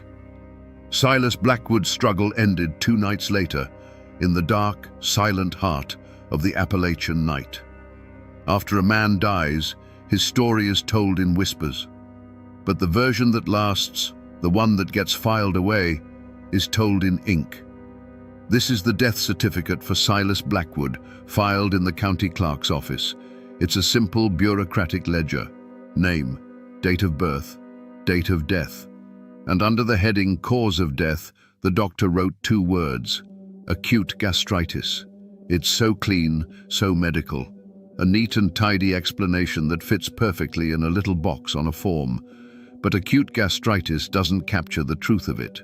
It doesn't describe a man wasting away for weeks, his body racked with a fire that no water could put out. It doesn't mention the insurance policy that had just been signed, or the brother who was shouting warnings that nobody listened to. The official record sanitizes the horror, boiling a slow, agonizing death down to a stomachache. But then, you find another file. This one isn't from the doctor, it's from the insurance company. And insurance men, they have a different kind of curiosity. They deal in patterns and probabilities. The report, written by a claims investigator, is just as dry, but it asks a pointed question. He notes, "This is the second claim filed by Mrs. Wilkins in 3 years, both following the sudden gastric death of a husband. Further inquiry is recommended." Those 2 words, further inquiry, were the spark that lit the fuse. That recommendation led to this, the exhumation order from the circuit court judge. Look at the formal, looping script. It gives law enforcement the authority to go to the quiet churchyard cemetery and disturb a fresh grave. This piece of paper took the whispers of the holler and turned them into the cold, hard action of the law. The official record started with a lie, but it ended with an order to dig up the truth. That exhumation order was not a quiet affair. The news spread through the hollers like a brush fire. On the day the sheriff and his deputies arrived at the cemetery with shovels, a crowd gathered at a respectful distance, their faces a mixture of morbid curiosity and dread. The sound of digging was the only noise that broke the silence. When the caskets of both Earl Gibson and Silas Blackwood were opened, a collective gasp went through the onlookers. The bodies were in an unnervingly well-preserved state, a telltale sign of the preserving qualities of arsenic.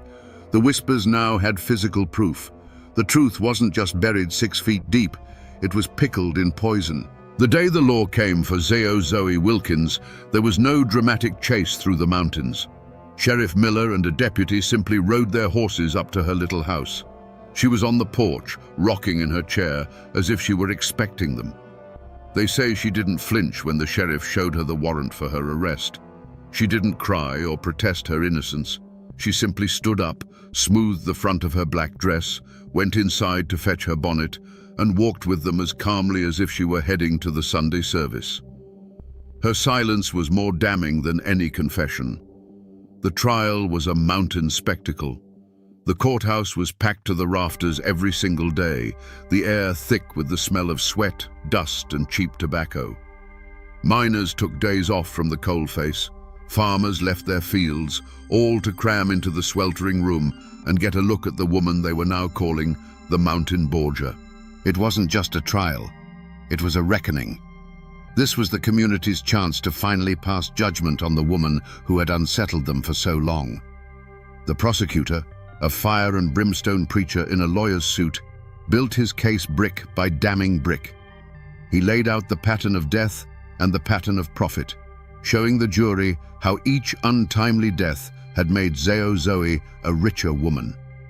His star witness was the town pharmacist, a nervous little man named Abernathy, who, under oath, pointed a trembling finger directly at the defendant.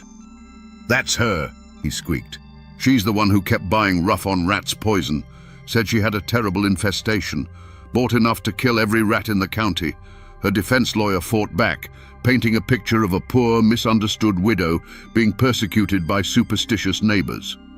He argued that dysentery was common, that arsenic was used in every farmhouse, that this was nothing more than a witch hunt fueled by gossip and jealousy. But his arguments were undone by his own client. Zoe sat through the entire proceeding as still as a stone effigy. When the prosecutor finally turned to her and thundered, "Did you feed these men poison for their insurance money, Mrs. Wilkins?" She looked at him with those unblinking eyes and said, in a voice no louder than a rustling leaf, "No, sir, I did not." She showed no fear, no anger, no grief, nothing. That chilling calm was all the jury needed to see. They were out for less than 2 hours. When they filed back in, their faces were set like stone. The foreman didn't even look at her as he delivered the verdict. Guilty. The judge, his voice ringing with condemnation, called her actions a cold-blooded stain upon the soul of this state and sentenced her to spend the rest of her natural life in the state penitentiary. The law's pursuit was over. The official record was now written, and Zio Zoe Wilkins's name was forever etched into the annals of Appalachian crime. We're back where we started, in this quiet little cemetery tucked into the side of the mountain. Here are the stones for Earl Gibson and Silas Blackwood. They're weathered, but you can see that someone still tends to them. The weeds are pulled back, and a small faded plastic flower sits in the dirt in front of Silas's marker. Their names are still here, etched in stone, a permanent testament to the lives they lived, however short. They remain a part of this land, buried in the soil they called home, remembered by family. But to find Zio Zoe Wilkins's final resting place, you have to travel hundreds of miles away to the grounds of the old state penitentiary. There's a field there, behind the high stone walls. It's not a family plot. It's a place of grim uniformity, a grid of simple numbered markers for the inmates who lived and died in the state's care. There are no loving epitaphs, no flowers, no family names. It's a place scrubbed clean of personal history. And under one of those anonymous markers lies the woman who caused so much turmoil. There is the final biting irony of her story. The woman who craved land, money, and independence, who killed to possess the property of other men, ended her days with nothing to her name. Her final home is a numbered plot of earth owned by the very state that locked her away. Her victims, the poor miners she looked down on, lie here in the free mountain air, their names known. Her name, the one that once struck fear into a whole community, is nowhere to be found. Looking at these disparate graves, the remembered and the forgotten, you realize the verdict wasn't the end of the story. It was just the beginning of the final chapter.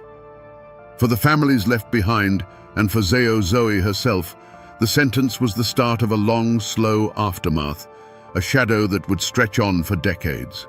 After the gavel fell and the cell door clanged shut, a different kind of quiet settled over the hollow. The excitement of the trial bled away, leaving behind the awkward silence of a community that had just consumed one of its own. For a time, life tried to return to normal. The company whistle blew, the men went back into the mines, and the women went back to their chores. But a scar had been left. Doors were locked a little tighter at night, and a neighbor's sudden sickness was met with a flicker of suspicion that hadn't been there before. For Jasper Vance, the verdict was not a victory. The justice he had fought so hard for tasted like ash in his mouth.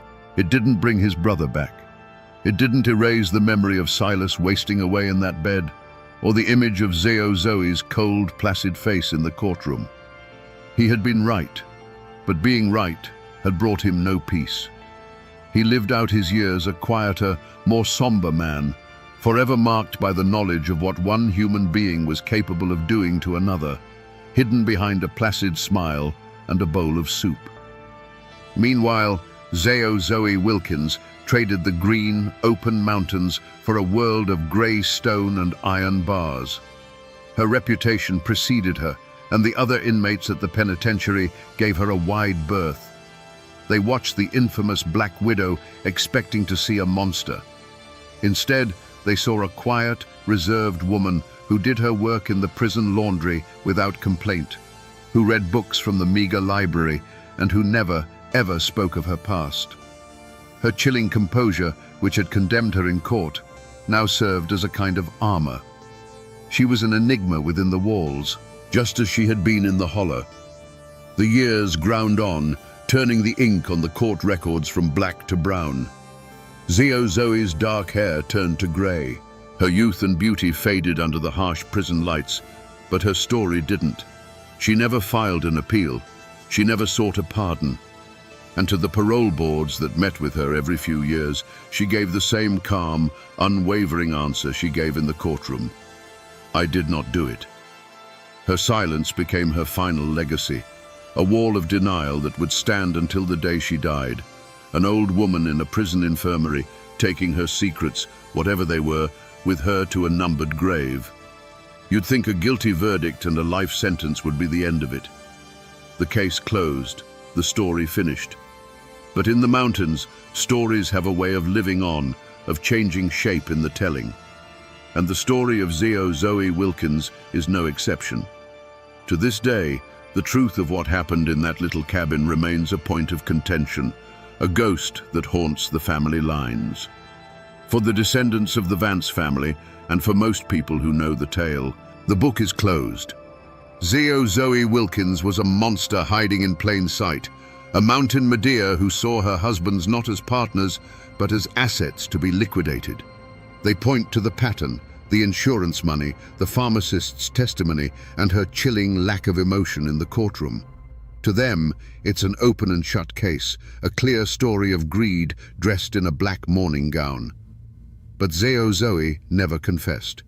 And that single stubborn fact, her lifelong insistence on her own innocence, has been just enough to keep a flicker of doubt alive for 100 years. You can still find a few old-timers, a few contrarians, who will offer up the other side. They'll ask you, was she a killer, or was she just a woman who refused to play the part of the helpless, weeping widow?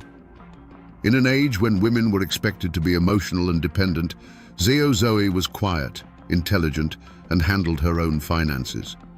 Was she condemned for murder, or was she condemned for being different? They'll point out that the evidence was purely circumstantial. No one ever saw her put poison in the soup. They saw a woman buy rat poison, a common household item, and they saw men die of a common stomach ailment, and they drew a straight, deadly line between the two. Perhaps, they argue, she was just the victim of a mountain witch hunt, a woman destroyed by gossip and the bad luck of being widowed twice. The truth? The absolute truth of what was in her heart probably died with her in that prison infirmary. All we're left with are the conflicting echoes, two stories that can't both be true, but that both refuse to die. Over the decades, the hard facts of the Zoe Wilkins trial began to soften and warp, like old glass in a fire. Her story leached out of the courthouse records and seeped into the soil of the mountains themselves, where it grew into something else entirely, a full-blown Appalachian legend. The flesh-and-blood woman who bought rat poison at the general store was slowly replaced by a supernatural phantom, a creature of folklore. For generations, her name became a cautionary tale. Mothers would warn their sons, "You be careful of a pretty face with a quiet tongue. Remember Zoe." She became the local boogeyman, a dark fable about the poison of greed. They stopped talking about arsenic and started whispering about a secret spring deep in the woods whose water was tainted by the devil himself, water she would collect in a blue glass bottle under a new moon. They swore that the roses she planted on her husband's graves always bloomed with withered black petals, as if the very ground rejected her feigned grief. And of course, there is the ghost story. Some say that on a moonless night, if you stand by the fallen chimney where her house once stood, you can sometimes see a faint light moving through the trees. They say it's the ghost of Zoe, forever wandering the land she bought with blood, eternally searching for something she can never truly own. The real woman died in a state prison far from here. But the legend, the dark and terrifying story the mountains created to explain a horror they couldn't comprehend, that story never left. And so we find ourselves back where we began, standing in this quiet patch of ground among the leaning stones. It looks the same. The ivy still crawls over the fence line, and the wind still sighs through the pines. But it feels different now, doesn't it? These aren't just names on weathered rock anymore. They are Earl and Silas, men with hopes and fears, whose lives ended in a bowl of soup. We see the ghost of a small cabin over on that ridge, and we can almost feel the cold, calculating gaze of the woman who watched the world from its porch. We have followed this story from these graves to the dusty pages of the courthouse, from the faded memory of an old man on his porch to the grim reality of a prison ledger. We've seen how a real-life tragedy, born of desperation and greed, can curdle into a ghost story told to frighten children. It's a reminder that every forgotten foundation, every overgrown family plot you pass on a lonely road isn't just a ruin. It's a library, filled with stories of love, rage, and the terrible choices that can echo for a century. Was Zoe Wilkins a cold-blooded monster or a misunderstood woman condemned by circumstance? The absolute truth of what was in her heart is likely buried with her in that anonymous grave. But in the end, it almost doesn't matter. The story she created, whether by her actions or by her silence, has become a part of this landscape, as permanent as the mountains themselves. The arsenic has long since turned to dust. The insurance money is gone. The people are all just memories, but the story remains.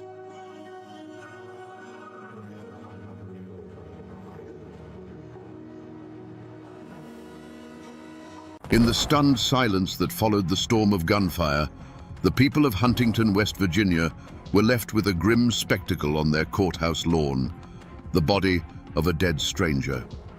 He was a man who didn't belong, a ghost from the bloody plains of Missouri, laid low in the heart of Appalachia. His death wasn't an answer. It was a question mark written in blood on the town's doorstep. How did the most infamous outlaws in American history, the James Younger gang, end up so far from home, leaving one of their own dead in a desperate, bullet-riddled retreat? Today, we will answer that question and unravel a story of Appalachian grit colliding with legendary evil. To understand the shock of that day, you have to understand the world that was shattered. Huntington, in 1875, was not some quiet mountain hollow lost to time. It was a city with a swagger, a raw and muscular town born from coal dust, steel rails, and ambition. Forged just a few years earlier by the railroad magnate Collis P. Huntington, it was the proud western terminus of the Chesapeake and Ohio Railway. It was a place where the ancient rhythm of the mountains met the thunder of the locomotive, a boom town humming with the promise of a new industrial Appalachia. At the very heart of this vibrant new world, on the corner of 3rd Avenue and 9th Street, stood the Bank of Huntington. It was more than just a building of brick and mortar. It was the town's beating heart. Through its doors flowed the lifeblood of the region, massive C&O payrolls for the railroad men, the hard-earned wages of miners who clawed wealth from the deep hills, and the fortunes of the industrialists who were taming the wilderness. This bank wasn't just holding money, it was holding the collected dreams and sweat of an entire community. The guardian of this trust was a man named Robert T. Oney, the bank's cashier. He was a man of ledgers and ink, of quiet respectability and steady habits. His world was one of predictable order, of days measured by the familiar clicks of the telegraph and the comforting clang of the vault door swinging shut. That afternoon, his son was with him in the bank, learning the family trade, surrounded by the symbols of security and civilization. For them, the world was a safe and logical place. Outside the bank's windows, the town bustled with activity, a testament to its newfound importance. But beyond the last paved street, the ancient Appalachian hills rose up, dense and watchful. These were the old mountains, the ones that had seen empires come and go, their hollows filled with secrets and shadows. They formed a stark contrast to the noisy, forward-looking city at their feet, a wilderness that could swallow men whole, a perfect landscape for both escape and ambush. But progress is a double-edged sword. The very thing that made Huntington a beacon of prosperity also made it a target. The same steel rails that carried coal out also carried stories in. Tales of the C&O payrolls, of the fat new bank on the Ohio River, traveled west on telegraph wires and in the talk of rail riders. These whispers reached the ears of men who saw progress not as an opportunity to build, but as a chance to take. Unseen and unheard, a shadow was stretching from the Missouri plains, drawn eastward by the irresistible scent of a prize that was simply too rich to ignore. On the sweltering afternoon of September 6, 1875, The first clue that something was wrong arrived on horseback. 8 strangers, cloaked in long, dust-colored coats that seemed oddly heavy for the heat, rode into town. They moved not like weary travelers, but with a chilling purpose, their eyes scanning the streets with a predator's focus. There was a disciplined silence about them that felt more menacing than any drunken shouting. For the citizens of Huntington, they were an unnerving puzzle, a whisper of trouble on the wind. The puzzle quickly turned into a portrait of terror. 4 of the riders dismounted in front of the Bank of Huntington. As one stood guard at the door, a sentinel of violence, the other 3 stepped inside, their heavy boots echoing on the floor. Within moments, the routine calm of Robert Oney's afternoon was obliterated. A $5 bill was offered for change, a simple transaction that became the trigger for a nightmare. As the cash drawer opened, a Colt revolver appeared, massive and unarguable.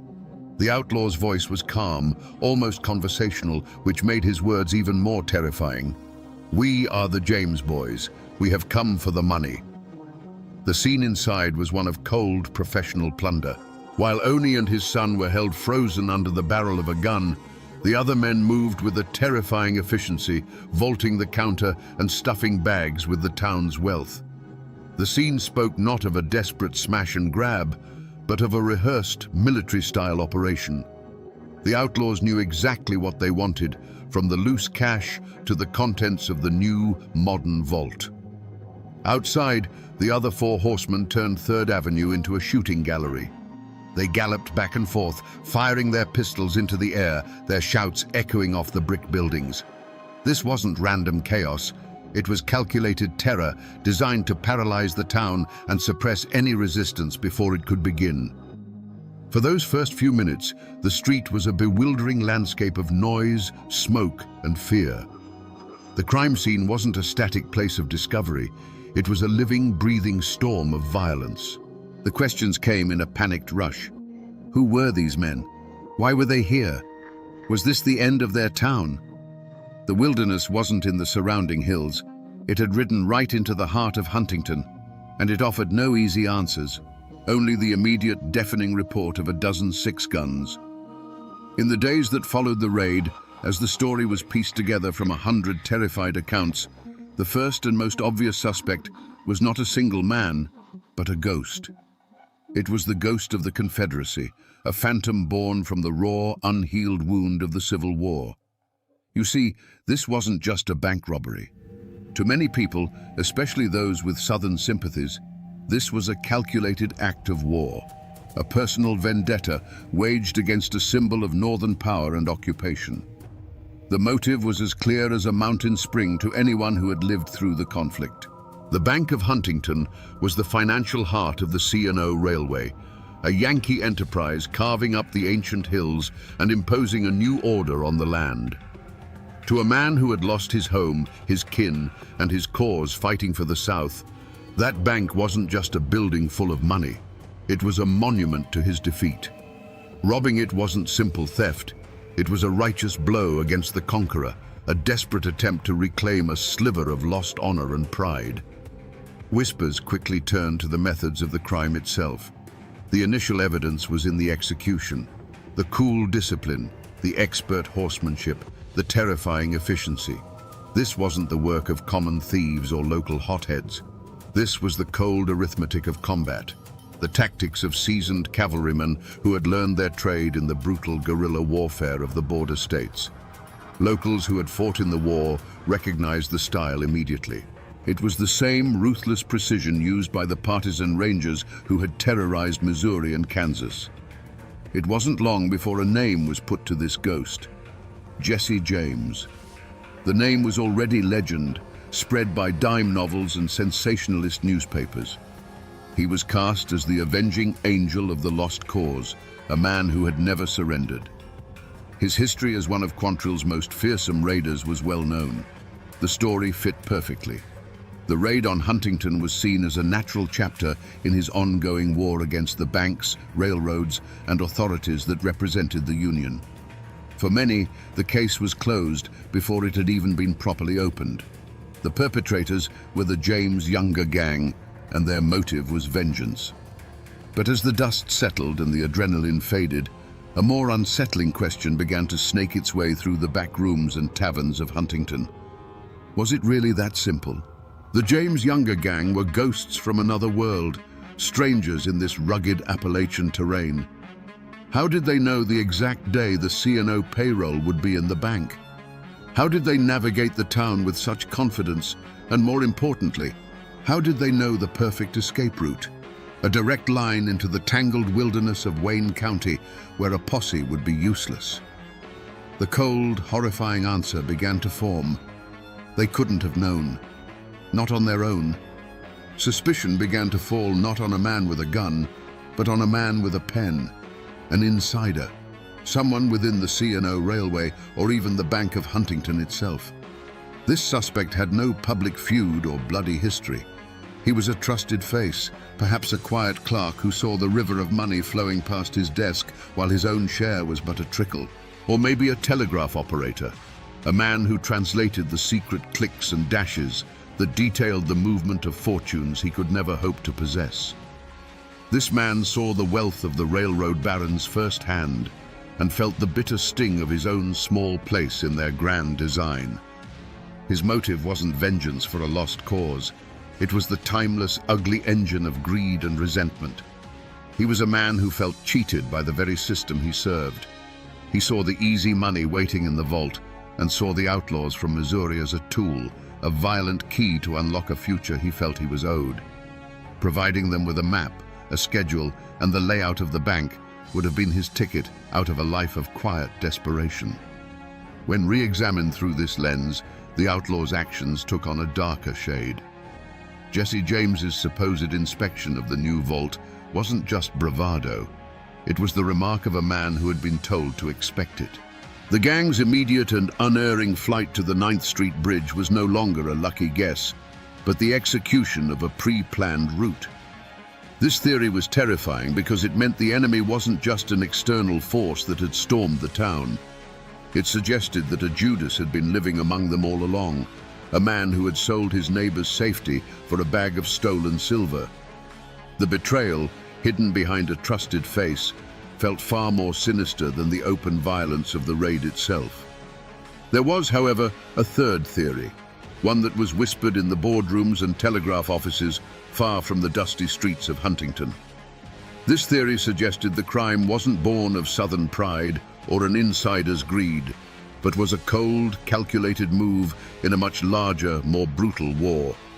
It was a war fought not with cannons, but with contracts, spies, and when necessary, hired guns. This theory posited that the James Younger gang were not the masterminds, but merely the bloody instrument of a powerful external force. The target, in this version of events, wasn't just the money in the vault. The real target was Collis P. Huntington himself and his burgeoning C&O empire. In the cutthroat world of 19th century railroad expansion, rivals like the Baltimore and Ohio were locked in a ruthless struggle for territory and resources. Huntington's success as the C&O's western hub was a direct threat to their interests. What better way to cripple a competitor than to strike at his proudest achievement? A brazen, violent robbery would send a clear message. Huntington is not safe. The C&O cannot protect its own assets. Your investments, your payrolls, your very lives are at risk in this lawless Appalachian outpost. In this scenario, the James gang becomes a scalpel in the hands of a surgeon dressed in a three-piece suit. Someone with deep pockets and a complete lack of scruples could have easily sent a pathfinder like Bill Chadwell to Missouri with an offer. A handsome fee to sow chaos, plus whatever they could carry out of the bank. This would explain the gang's incredible gamble in traveling so far into unfamiliar territory. It wasn't a whim, it was a contract. They were mercenaries hired for an act of corporate terrorism. Looking back, some locals remembered unsettling signs in the months leading up to the raid. They recalled strangers in fine city clothes, men who didn't belong in the rough-and-tumble town, asking pointed questions about railroad shipping times, land values, and the bank's security. At the time, they were dismissed as investors or surveyors. But in the bloody aftermath, their presence took on a sinister new meaning. They were the scouts for an economic predator, The advance guard for an attack designed not just to empty a vault, but to shatter the confidence of an entire city and derail the ambitions of a railroad king.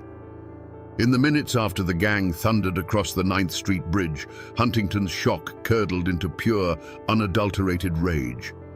A posse, a mix of grim-faced lawmen and ordinary citizens turned avengers, plunged into the tangled wilderness of Wayne County. They were fueled by a righteous fury, certain that a swift and bloody justice could be found just around the next bend of the Guyandotte River. They followed the fresh tracks, believing the outlaws' brazenness was matched only by their foolishness for choosing such a difficult escape. Their greatest hope was the wounded rider, the one who had slumped in his saddle. A man that badly hurt couldn't go far, they reasoned. He would slow the others down, leave a trail. They scoured the forest floor for a speck of blood on a leaf, a hastily discarded bandage, any sign of a man faltering. But they found nothing. The tracks led them deeper into a labyrinth of creeks and hollows, a green, suffocating world that seemed designed to hide fugitives.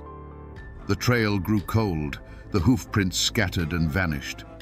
It was as if the forest itself had conspired with the outlaws, swallowing them whole. Frustrated, the posse turned its attention to the theory of an insider. Suspicion fell on any known Southern sympathizers living in the rugged hills between Huntington and Kentucky. Men who had ridden with the Confederacy were rousted from their farms, their homes searched, their families questioned. But this tactic backfired spectacularly.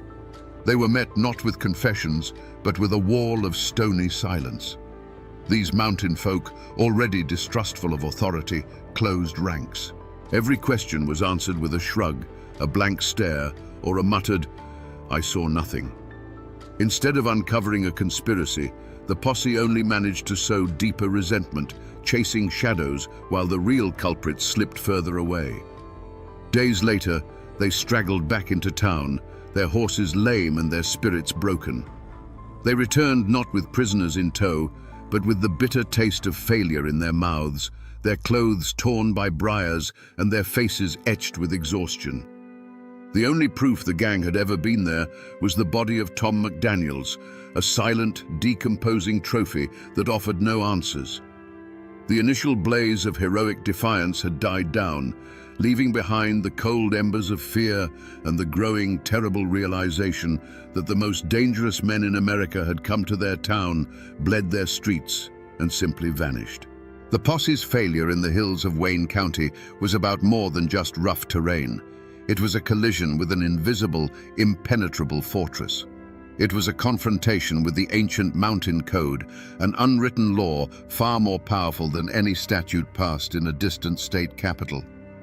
As the lawmen pushed deeper into the hollows, they found that people's eyes grew guarded and their doors closed a little tighter. Men who would normally share a story and a dipper of water suddenly had nothing to say. Women would call their children inside and the world would go quiet. This wasn't simple ignorance. It was a deliberate collective act of forgetting. To understand it, you have to understand the soul of Appalachia. This was a land settled by people who had come to escape authority, be it from kings across the ocean or tax collectors from the flatlands. Here, loyalty was not to a government, but to blood, to kin, and to your neighbor. You didn't talk to the law because the law had never done a thing for you, except maybe try to take your land or your moonshine. Justice was a private matter, handled with a handshake or, if necessary, a shotgun. The fear of retribution was a palpable thing, as thick as the morning fog in the valleys. Everyone knew what happened to those who talked. A fence might be cut in the dead of night, letting the livestock wander off. A prize hog might turn up sick. A barn, the very symbol of a family's livelihood, could go up in flames from a single well-placed lantern. These weren't idle threats. They were the grim language of mountain politics. Helping the law against men like the James Gang, men who, to some, were still seen as Confederate heroes, was seen as the ultimate betrayal. It was choosing the side of the outsider against your own. And so, the wall of silence held firm. A farmer might have seen 8 riders pass his gate, their horses lathered and one man slumped low. A woman drawing water from her well might have heard the desperate gallop and seen them disappear up a hidden creek bed. But when the sheriff came asking, they saw nothing. They heard nothing. They knew nothing. Their silence was a shield, protecting them not only from the outlaws' revenge, but also from the intrusive world that lay beyond their ridgelines. The truth of the Huntington heist was lost somewhere in that silence, buried deep in the unmappable country of a community's fear. For years, the story of the Huntington heist remained frozen in time, a brutal but unresolved chapter in the town's history. The outlaws had vanished, the money was gone, and the wall of silence in the hills had proven unbreakable. The official investigation withered on the vine, leaving only folklore and speculation. But the truth, as it often does, was lying dormant, waiting for an accidental turn of a key. The turning point didn't come from a sheriff's investigation or a lucky posse, but from a place far away, a consequence of the gang's own arrogance. 1 year later, in September of 1876, the James Younger gang rode into Northfield, Minnesota, expecting another easy conquest. Instead, they rode into a buzzsaw. The townspeople fought back with a ferocity that dwarfed even Huntington's resistance. When the gun smoke cleared, Bill Chadwell and Clell Miller were dead in the street, and the Younger brothers were captured, grievously wounded. The invincible aura of the gang was shattered forever. It was in the aftermath of this disaster that the forgotten clue from Huntington finally resurfaced, not as an object, but as a confession. Held in a Minnesota jail, facing a lifetime of hard labor, Cole Younger began to talk. He spoke of the gang's history, their motives, and their methods. When questioned about the audacious raid so far to the east, he confirmed the long-held suspicion. He admitted that the gang had indeed robbed the bank in Huntington, West Virginia. He spoke of the fierce street fight and the desperate flight into the mountains. Most importantly, he gave a name to the man who lay in a pauper's grave on the courthouse lawn, Tom McDaniels, a trusted member of their deadly fraternity. This confession was like a lightning strike in the dark. It traveled back to Huntington on telegraph wires, a voice from a Minnesota prison cell that finally broke the Appalachian silence. It wasn't a hidden map or a dusty journal. It was the unvarnished truth from the mouth of one of the perpetrators. It transformed the dead outlaw from a nameless stranger into a specific villain. It validated the stories of the townspeople who had fought back and confirmed that they had faced down the most legendary criminals of their age. The confession didn't recover the stolen money or reveal any local conspirators, but it provided something just as valuable: certainty. The ghost that had haunted Huntington for a year finally had a face. For a full year, the identity of the Huntington Raiders had been a ghost story, a legend told with a mix of fear and a strange, grudging respect. The name Jesse James was on everyone's lips, but it was a name spoken like a folktale character, a boogeyman from a distant land. There was no proof, only the chilling style of the crime and the whispers that followed. The town was left in a state of suspended animation, knowing they had been violated, but unable to officially point a finger at the specters who had ridden through their streets. The unmasking, when it came, was not a sudden discovery, but a cold, hard confirmation that the legend was terrifyingly real.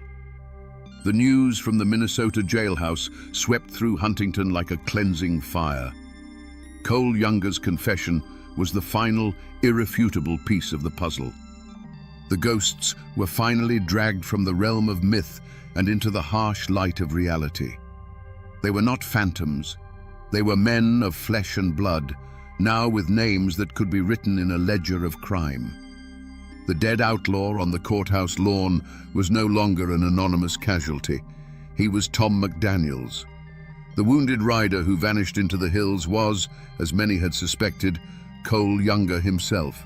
And the cold-eyed leaders who had calmly announced their intentions in the bank were none other than Jesse and Frank James.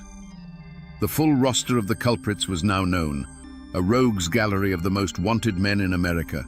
Jesse James, the charismatic leader, his brother Frank, the quiet killer, the formidable Cole Younger, the hardened veterans Clell Miller and Bill Chadwell, and the ill-fated Tom McDaniels. They were the core of the gang, a brotherhood forged in the guerrilla wars of Missouri, and they had brought their private war to the doorstep of Appalachia. And what was their definitive motive? Was it a noble act of Confederate defiance, as the dime novels claimed? Was it a complex plot of corporate sabotage? The confession, stripped of all romance, laid the truth bare. The motive was far more primal and far less glamorous. It was money. By 1875, the James Younger gang were no longer soldiers fighting a lost cause. They were professional thieves.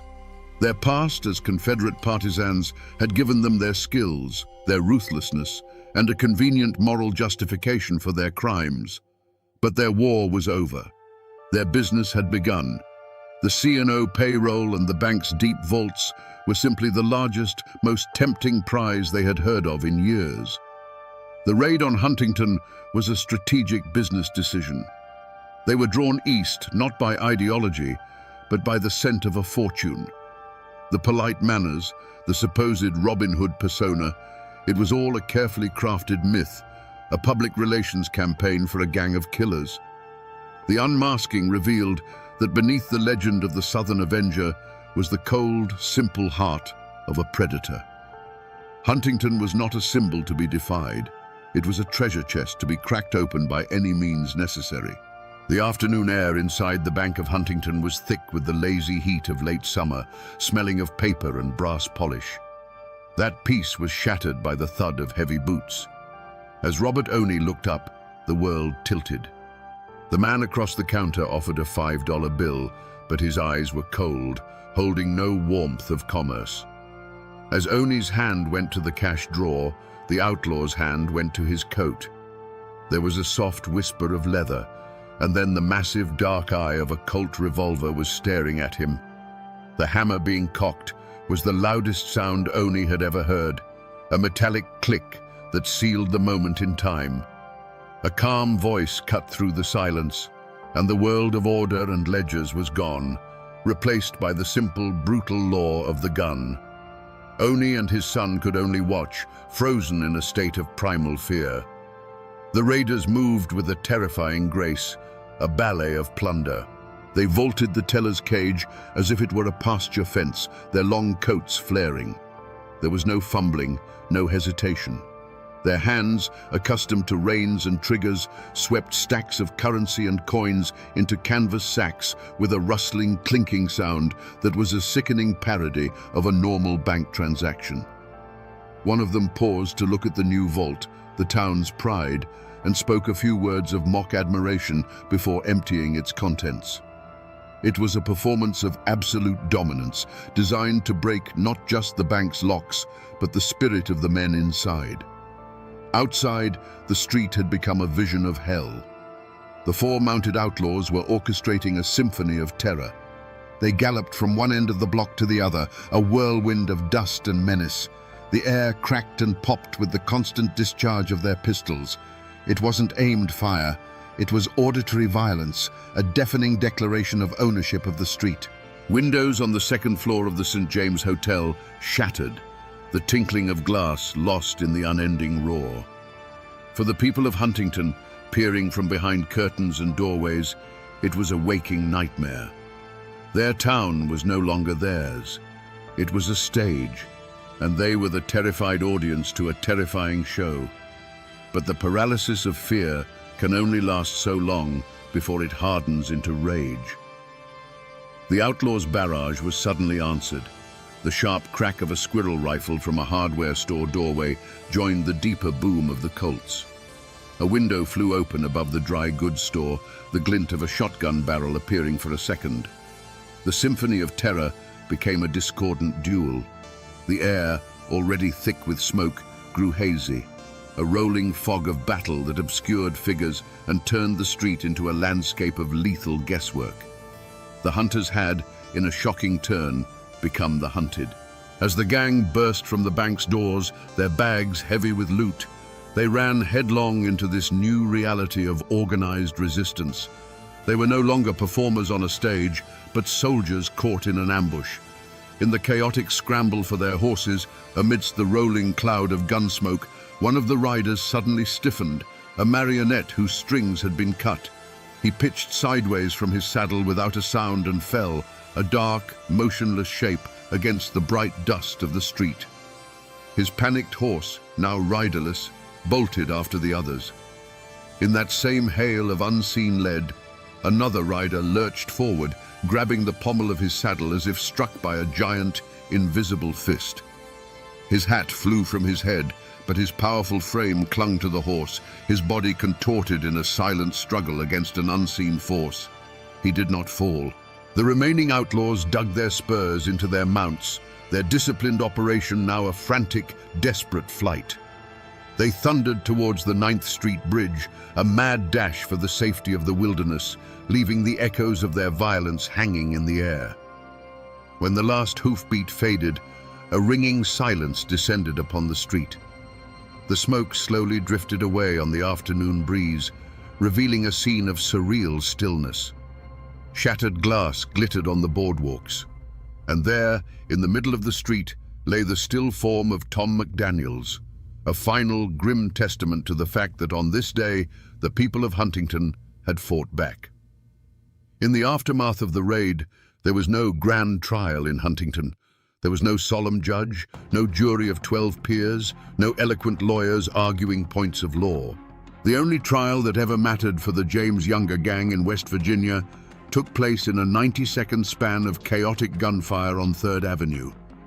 The jury was a hardware store owner with a rifle, a clerk with an old army pistol, and a dozen other anonymous citizens who decided that their town was worth defending.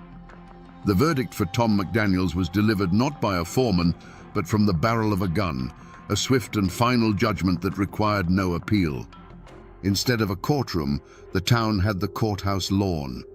McDaniel's body was dragged there and put on display, becoming a gruesome pulpit from which the town preached a silent sermon of defiance.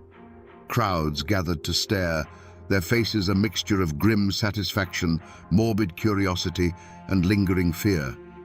This was justice in its most raw and primal form, a public spectacle meant to reassure the community that an invader had been repelled and a price had been paid.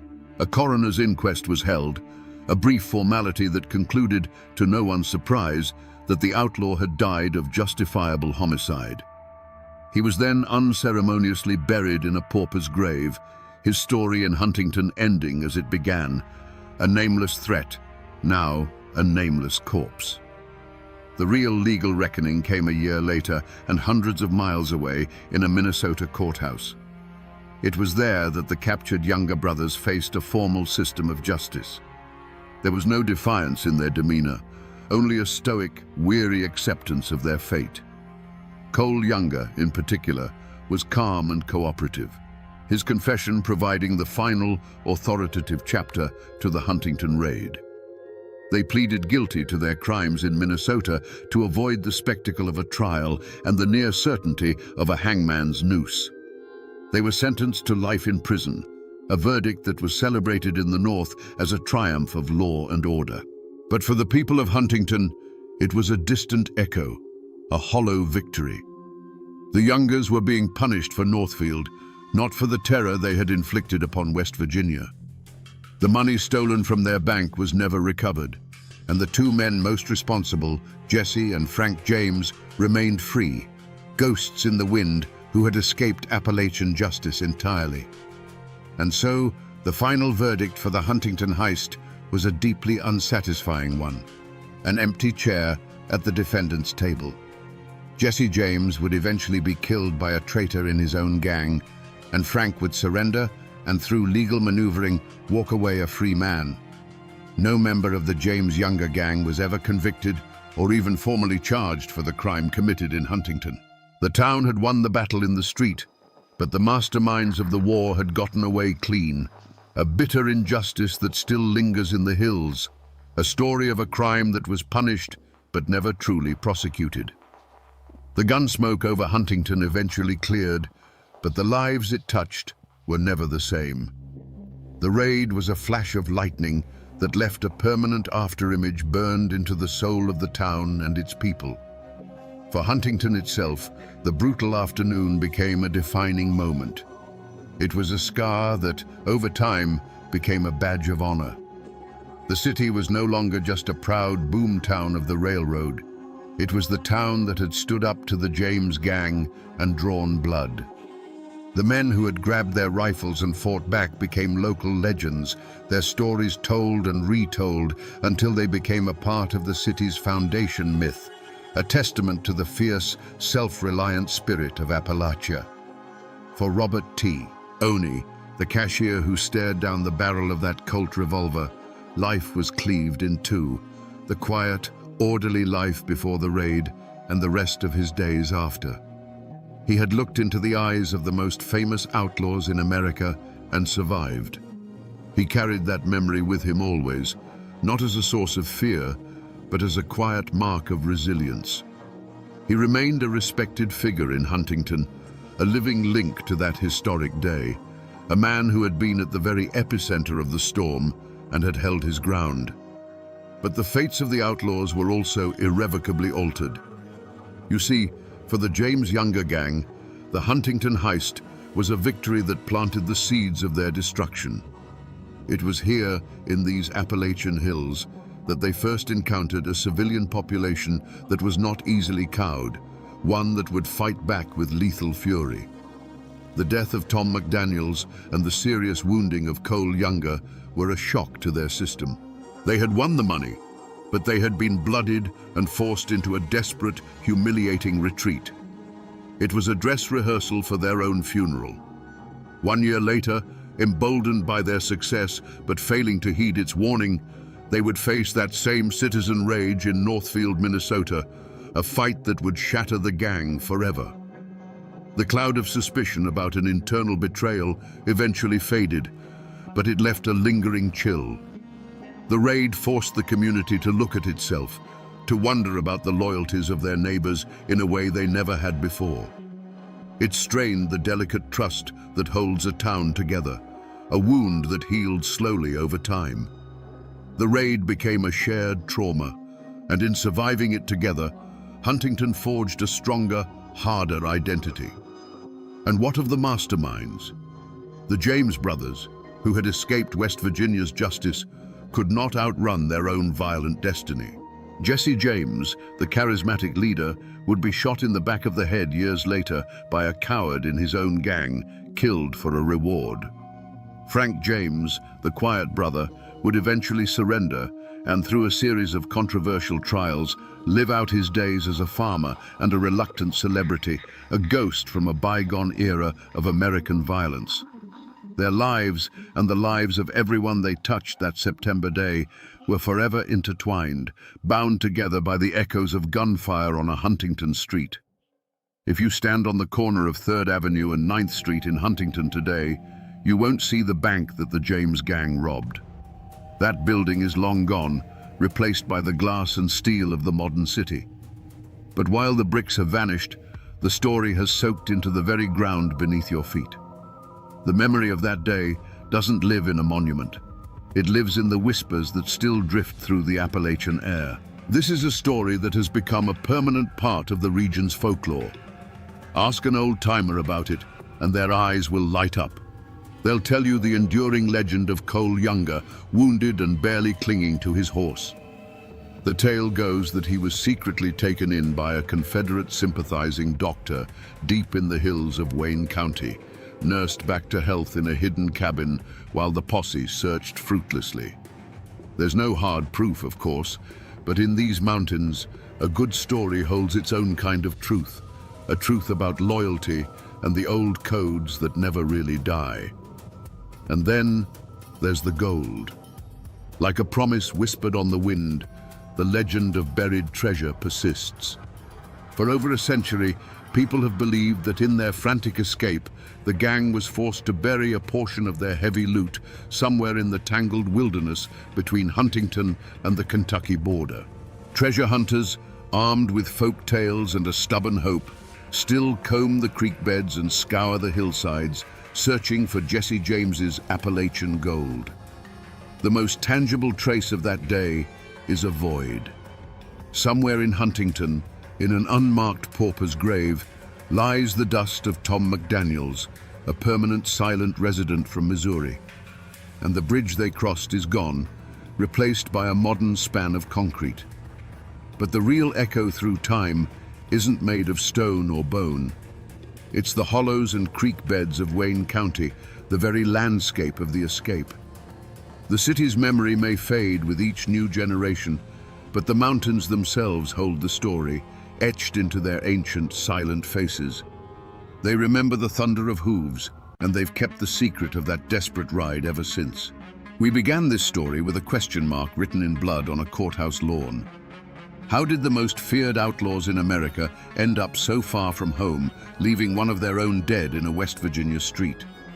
We know the answer now. They were drawn here not by the ghosts of the Confederacy, but by the simple, powerful magnet of greed.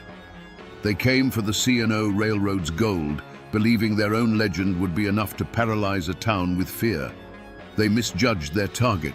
They expected to find timid sheep, and instead found a den of wolves. But the true lesson of the Huntington heist is not about the audacity of the James gang. It is about the ferocious courage of ordinary people. This is a story of how a young Appalachian city, barely 4 years old, refused to play the part of the victim. It's a story that proves that history isn't just written by famous men with guns. It's forged in the split-second decisions of nameless citizens who decide that enough is enough. The iron will of the men and women who carved a life from these mountains proved to be a far more formidable weapon than any outlaw's revolver. So the next time you hear the romantic tales of Jesse James, the Robin Hood of Missouri, remember the truth of what happened here. Remember the hardware store owner with his rifle, the cashier who refused to break, and the town that bled but did not bow. This is a story of how character is revealed by chaos, and how a community's soul can be forged in the crucible of 90 seconds of gunfire. It's a testament to the enduring, unshakable spirit of these hills. And now, my friends, you know the rest of the story, or at least as much of it as the mountains are willing to give up.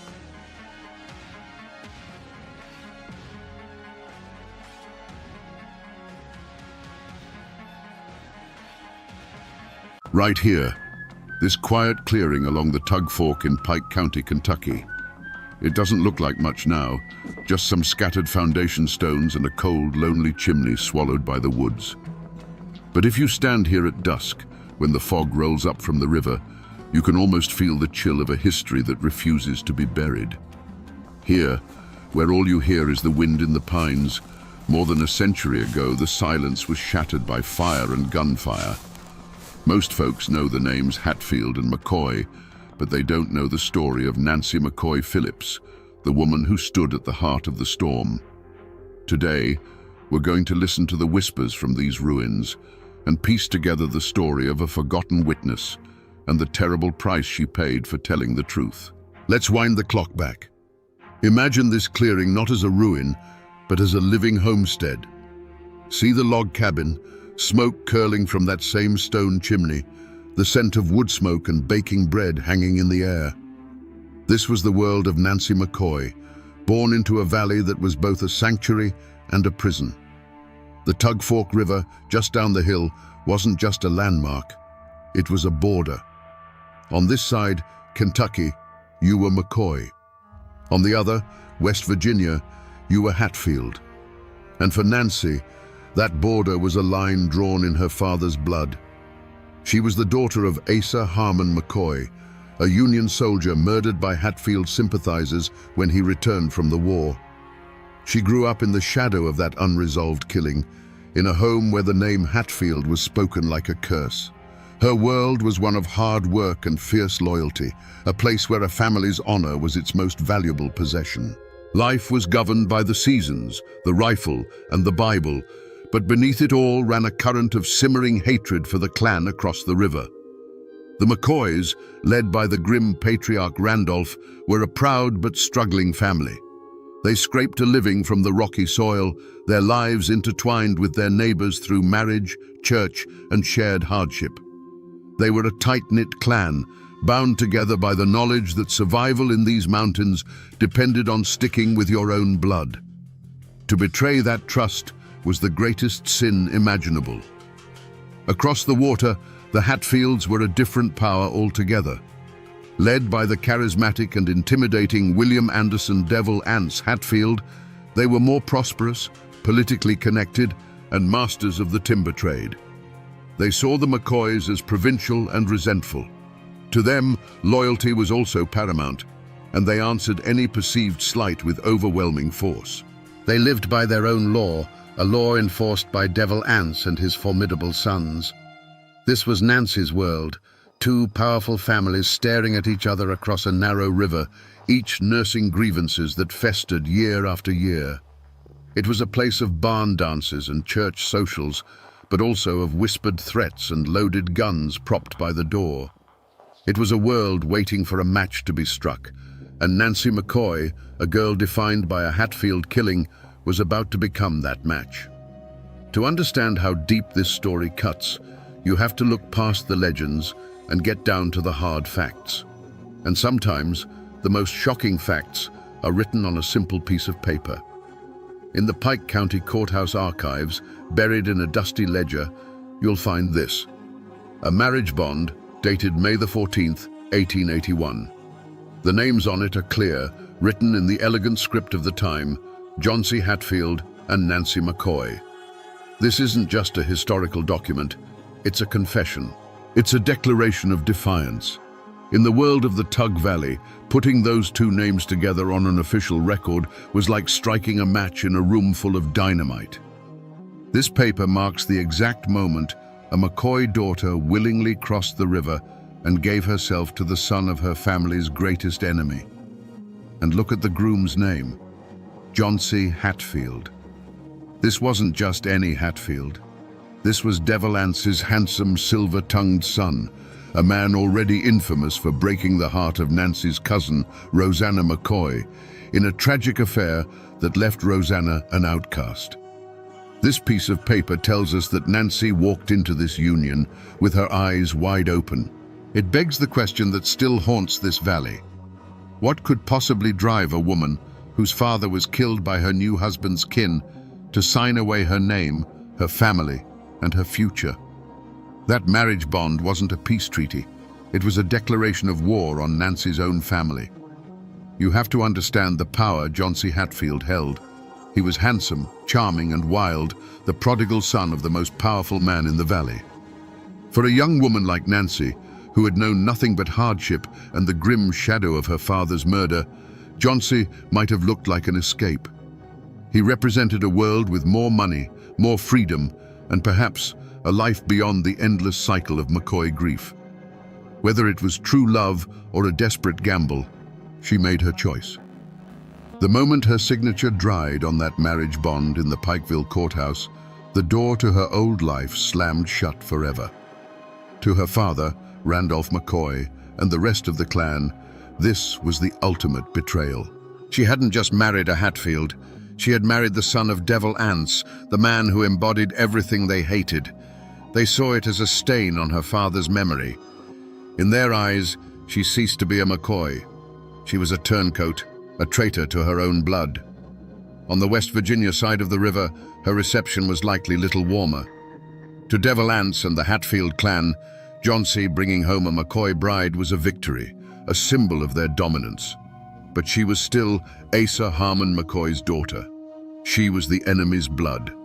They would have watched her every move, listened to her every word, always wondering where her true loyalties lay. She was a trophy, but one they never fully trusted. And so Nancy found herself in a gilded cage. She lived in the Hatfield stronghold, surrounded by the very men her family accused of murder. She ate at their table, listened to their stories, and slept beside a man who was the flesh and blood of her sworn enemy. She had traded a home of bitter poverty for a home of silent suspicion. She was a woman without a country, caught in the no-man's land between two warring armies. The seeds of conflict weren't just being sown around her. They were being planted right in the heart of her own home. The paper trail of court records and marriage licenses can only tell you what happened. It can't tell you why. For that, you have to talk to the people who have kept the stories alive, the ones passed down from father to son, from mother to daughter. In a small house just outside Pikeville, I met a local historian whose family has lived in this valley since before the feud ever had a name. He's a man who has spent a lifetime separating fact from folklore, but he understands that sometimes the folklore holds the deeper truth. He laid out the official timeline of the feud with the precision of a scholar, speaking of land disputes and Civil War animosities.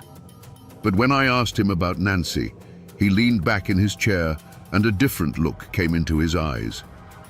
"The books will tell you the feud was about honor and property," he said, his voice low. "But down here, we know most wars start in the heart. And Nancy's story, that's a story of a heart broken twice."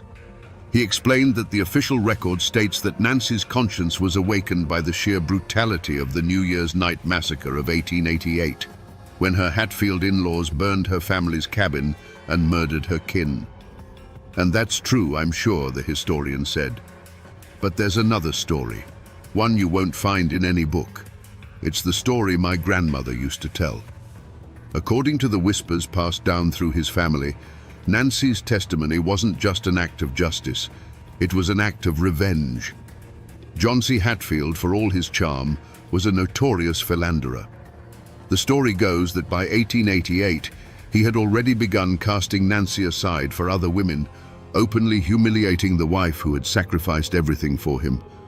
She was left alone for weeks at a time, a McCoy outcast living in a Hatfield house, serving a husband who no longer wanted her. In that context, the New Year's massacre wasn't just an attack on her family, it was an attack by the very people who protected and enabled the man who had betrayed her. Her choice to testify was no longer just about loyalty to her murdered cousins. It was the desperate act of a woman who had been betrayed by her birth family, and now scorned by the man she had chosen over them. She had absolutely nothing left to lose.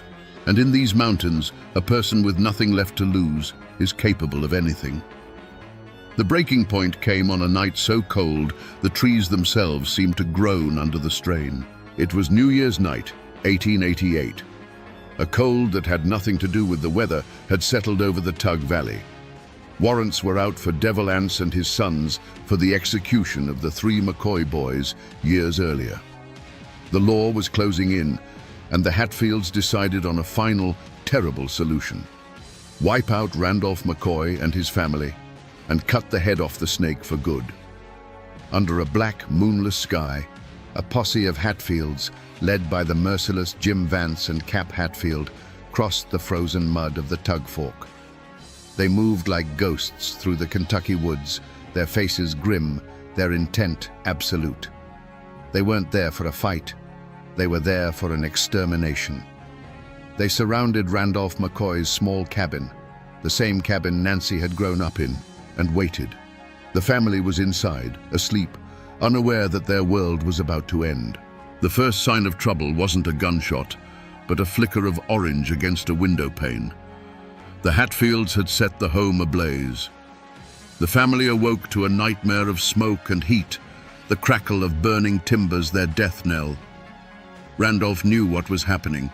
He grabbed his rifle. The choice was stark: burn to death or face the guns waiting outside. He yelled for his family to run for their lives. As the cabin door burst open, the night erupted. Alifair McCoy, one of Nancy's cousins, ran from the inferno, her hands raised, pleading for her life. A shot cracked in the frozen air, and she fell silent on the frozen ground. Her brother Calvin, trying to provide cover fire, was cut down in a hail of bullets. Their mother, Sarah, rushed to her daughter's side and was met not with a bullet, but with something worse. She was beaten mercilessly with a rifle butt, the sound of the blows echoing in the night, a brutal punctuation to the slaughter. Old Randolph himself, by some miracle, slipped away into the darkness, a hunted animal, leaving behind the ruins of his home and the bodies of his children. Back in West Virginia, in a lonely cabin, Nancy McCoy Hatfield waited. Perhaps her husband Johnsy was out with the raiders, or perhaps he was simply gone, chasing another woman as the family story suggests. Either way, she heard them when they returned.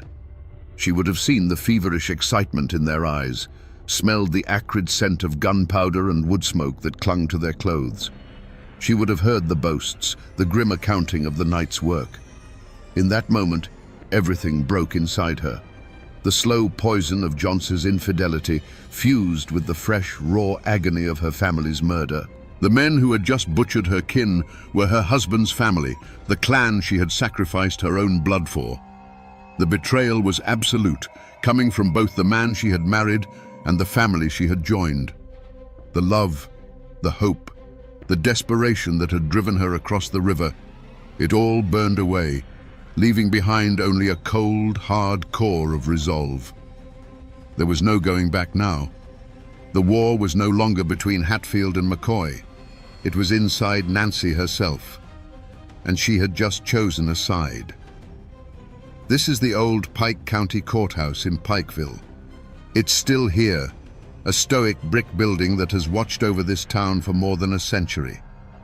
Tourists walk past it every day, maybe admiring the old architecture, but few understand the sheer weight of the history soaked into these walls. This building isn't just a landmark, it's a monument to the day the law finally tried to tame the feud. It was a battlefield, but the fighting wasn't done in the hollows with rifles. It was done in a courtroom with testimony. You have to picture it. In 1889, this square would have been a sea of tension. Bearded, armed men from both sides of the river would have crowded the streets, their eyes full of suspicion and hatred. The feud had been brought indoors, but the threat of violence was so thick you could taste it in the air.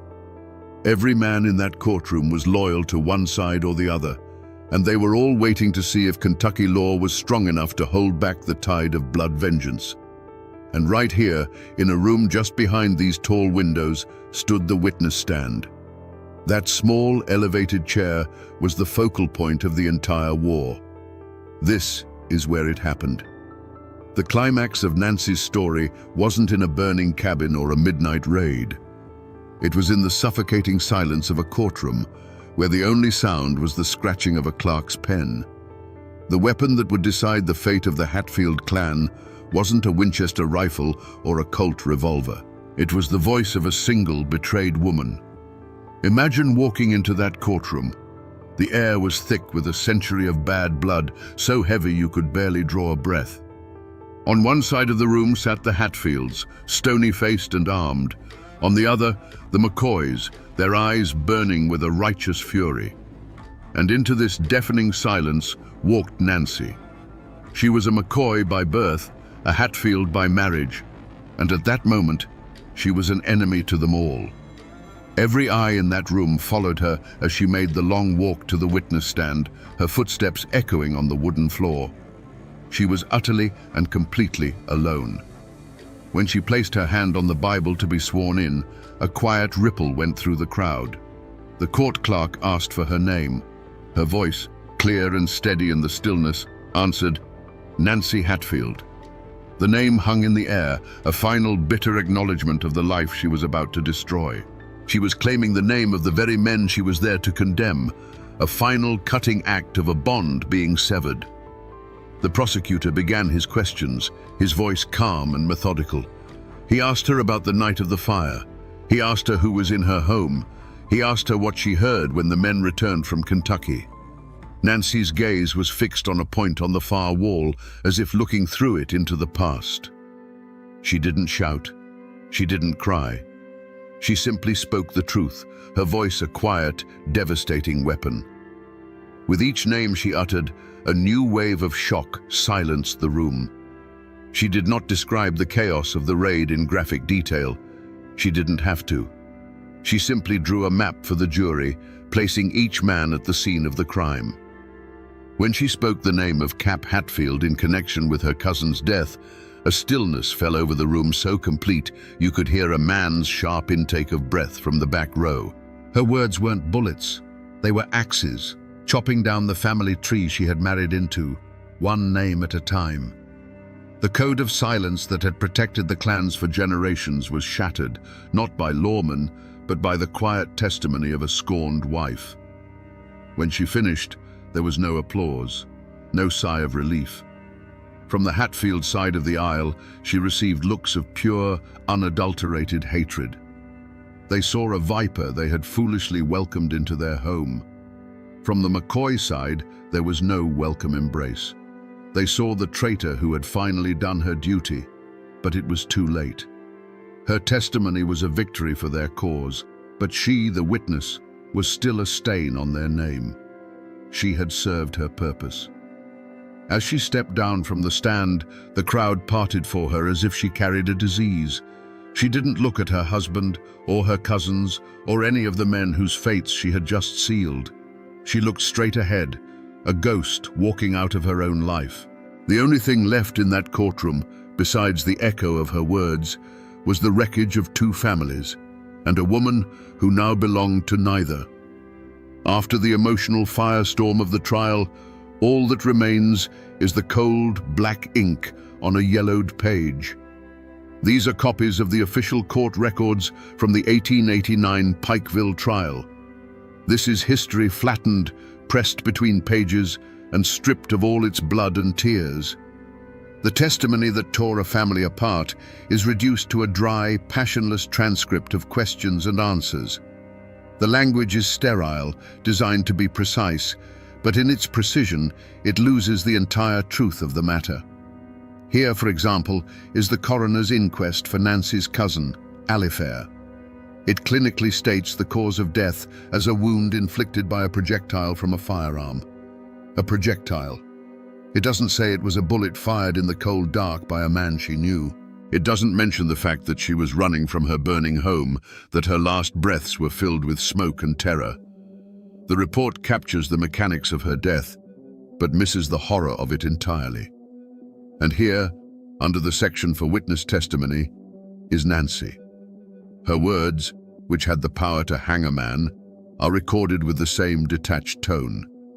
Question: can you name the parties you saw returning on the night of January 1st? Answer: I saw Cap Hatfield. I saw Tom Wallace. The transcript doesn't record the dawning look of hatred on the faces of her in-laws. It doesn't convey the earth-shattering courage or the vengeful fury it took for her to speak those names. The paper records what was said, but it tells you nothing of what it cost her to say it. These documents are the official story, the one that history accepts as fact. But reading them is like looking at a photograph of a bonfire and trying to feel its heat. The real story isn't in the neat lines of ink. It's in the spaces between them, in the humanity that the official record is designed to ignore. And yet, these cold, sterile words had the power of life and death. They were the legal instrument that would bring the law's terrible justice down upon the Hatfields. Nancy's words were no longer just testimony, they were hunting dogs let loose in the West Virginia hills. Armed with her insider account, the law, which for so long had been a distant rumor in these mountains, arrived with iron shackles and Kentucky warrants. Frank Phillips, a relentless bounty hunter and, ironically, a future husband to Nancy in a brief, doomed marriage, led posses across the Tug Fork. The hunt was on, and for the first time, the Hatfields were the prey. The mountains that had been their fortress now became their cage, as lawmen and bounty hunters, hungry for the rewards, pried into every hollow and cabin. One by one, they were caught. Some were taken in violent gunfights, others surrendered grimly, knowing the game had changed. The most significant capture was that of Ellison Cotton Top Mounts, the illegitimate son of Ellison Hatfield. He was known to be simple-minded, a follower, not a leader, which made his role in the massacre all the more tragic. He was found hiding, terrified, and was dragged back to Pikeville in chains, a symbol of the Hatfields' broken power. The message was clear. The days of clan law were over. The authority of the state had finally come to the Tug Valley. The trial that followed was a spectacle of raw legal force. With Nancy's testimony as its unshakable foundation, the prosecution built its case brick by bloody brick. The Hatfield defense, based on clan loyalty and denials, crumbled against the word of a woman who had been on the inside. The jury, made up of men who understood the ways of the mountains, deliberated for hours, the weight of a generation of violence on their shoulders. When they finally filed back into the courtroom, the silence was so deep it felt like the bottom of a well. The foreman stood, a simple farmer holding a piece of paper that would end a war. He refused to look at the Hatfield side of the room as he read the verdicts. Guilty. The word struck like a hammer again and again for 8 of the defendants. Guilty of arson, guilty of murder, life in prison for most, a sentence that would see them die far from the mountains they called home. But for Cotton Top Mounts, the jury and the judge reserved a different fate. Based on Nancy's testimony and other evidence that placed him as a key aggressor, the verdict was absolute. The judge's voice was cold and steady as he sentenced him to be hanged by the neck until dead. A wave of shock and fury rippled through the Hatfield benches, while a grim, quiet satisfaction settled over the McCoys. It was done. Nancy's words, spoken in that quiet room, had been forged by the law into a noose. The feud would now have its only official, state-sanctioned death. The cycle of vengeance was finally, brutally, being broken by a force greater than any clan. To see the end of this story, you have to come to the graveyards. Here in Sarah Ann, West Virginia, is the Hatfield family cemetery. At its head stands a life-sized marble statue of Devil Anse, looking out over the hills he once ruled. He died a free man in his own bed, and his grave is a landmark. Over in Pikeville, Kentucky, you can find the grave of Randolph McCoy, a proud monument to the patriarch who lost so much. The powerful men, the leaders of the clans, are remembered in stone. But what about Nancy? To find her, you have to search. There is no statue, no grand headstone. After the trial, she was cast out, a ghost in her own life. She married Frank Phillips, the bounty hunter, but it didn't last. She was a woman who belonged nowhere, and her final years were a slow fade into poverty and sickness. She died of consumption around 1901, alone. Her grave is the final, heartbreaking testament to her life. For decades, it was believed to be unmarked, lost to the weeds and the passage of time, a silent patch of earth for the woman whose voice had once shaken these mountains. A simple modern stone marks the supposed spot now, placed there by descendants long after the fact, but it only highlights the century of anonymity she endured. The woman whose testimony was the most powerful weapon in the feud was given the quietest possible end. They all lie in the same Appalachian soil now, the killers and the killed, the witnesses and the judged. But standing here, you can't help but feel the profound injustice. The men who drove the war are immortalized, while the woman who brought the justice was erased. The law's final word came on a cold February morning in 1890. A public gallows had been built in Pikeville, a grim new landmark for a town that had seen enough death. A crowd gathered, their faces a mixture of morbid curiosity and grim satisfaction. This wasn't a mountain killing in the dead of night. This was justice, performed in the open for all to see. Ellison Cotton Top Mounts was led to the scaffold. He was the scapegoat, the symbol, the price the Hatfields would pay in blood for the New Year's massacre. The trapdoor fell, and in that instant, the feud, as an open war, came to an end. For the other convicted Hatfields, their fate was a different kind of death. They were shackled and put on a train, sent away from the mountains to a state penitentiary in Frankfort. For men who had only known the freedom of the hollows, a stone cell was a fate worse than the gallows. They would grow old and die looking at brick walls, their names becoming cautionary tales whispered back home. And what of Nancy? She had won. She had brought the law down on the men who murdered her family. But victory felt like ashes in her mouth. Her husband, John C. Hatfield, humiliated and enraged, turned his back on her for good. He cast her aside without a second thought and soon found a new, younger bride, continuing his life as if Nancy had never existed. To the Hatfields, she was no longer just a McCoy. She was Judas, and her life wasn't worth a spent shotgun shell on their side of the river. The McCoys, though they had used her testimony, kept their distance. She was still the woman who had laid with the enemy, a living reminder of a betrayal they could not forget.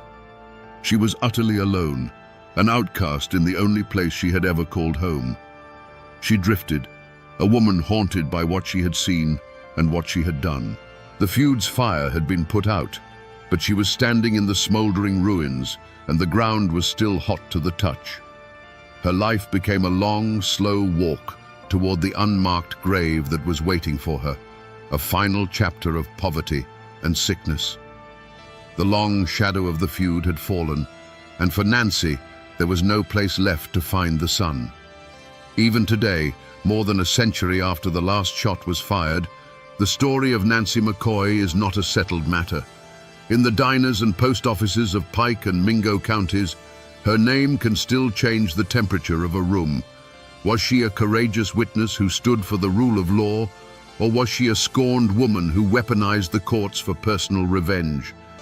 The answer, it seems, depends entirely on who you ask. If you talk to those who hold the McCoy version of history, they will tell you she was a hero. In their eyes, she was a woman whose conscience was awakened by an act of pure evil. They see her testimony as an incredible act of bravery, a moment when a person chose moral justice over the ironclad and often toxic loyalty of the clan.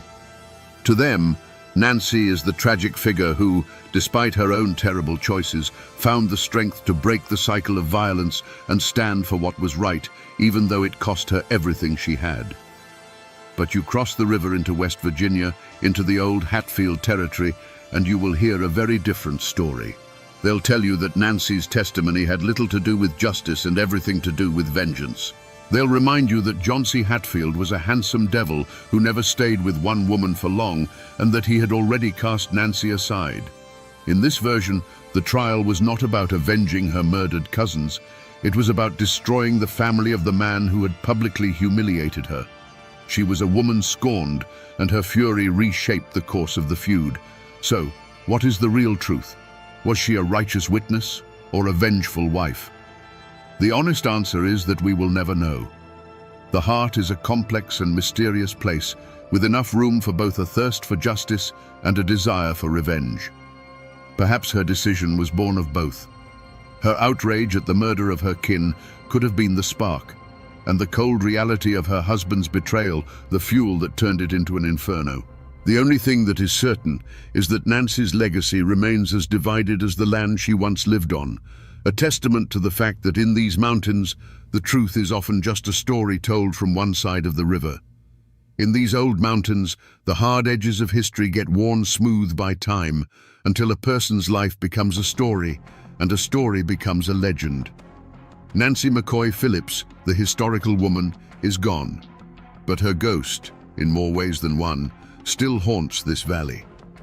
The official records in the courthouse tell one version of her life, but the real story, the one that lives on, is the one whispered around firesides and on dark porches.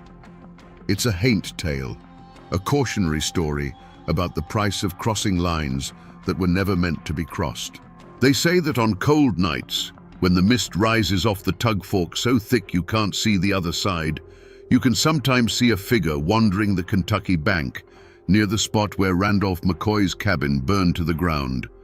It's the spirit of a woman, they say, not angry or vengeful, but filled with a sorrow so deep it chills the air around her.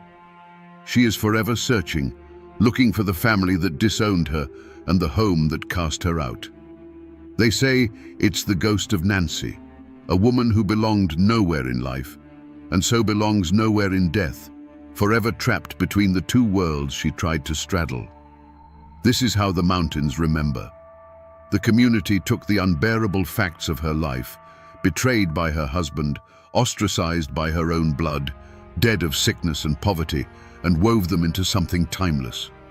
Her story was merged with her cousin Rosanna's, creating a powerful local myth, the curse of the tug fork.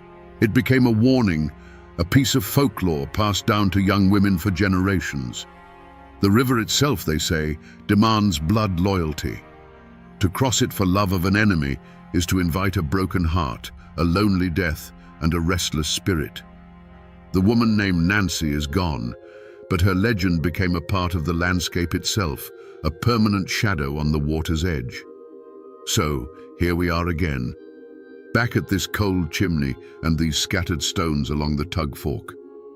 But it's different now, isn't it? When we started, this was just a quiet, forgotten place.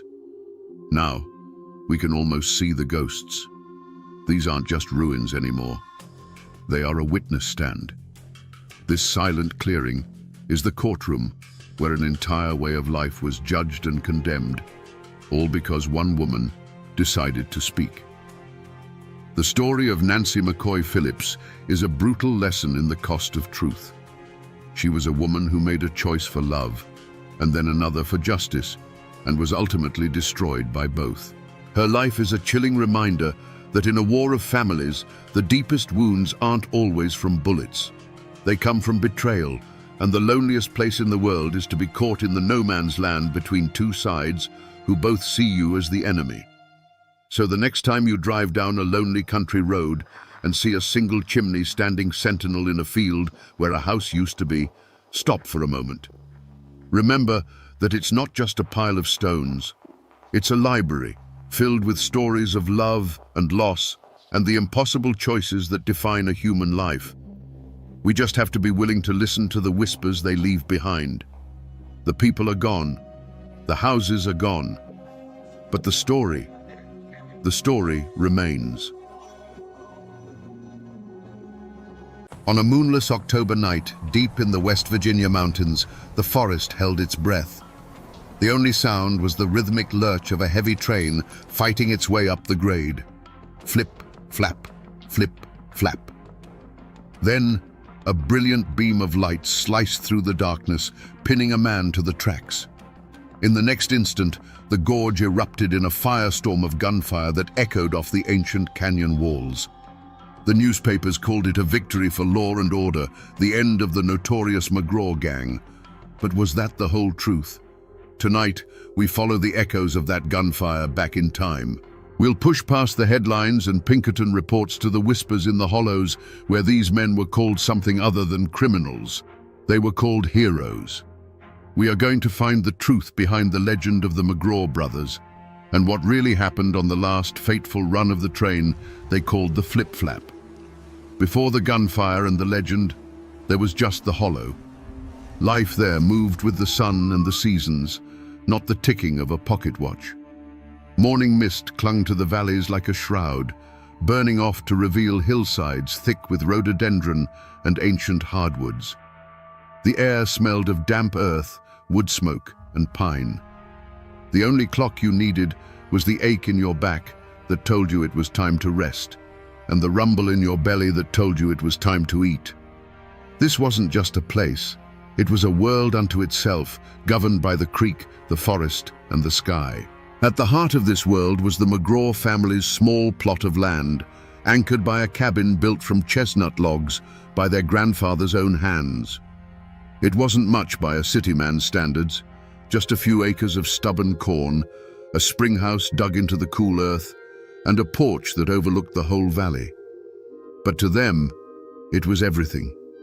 Every stone in the chimney, every well-worn plank on the floor, was a testament to the family's sweat and survival.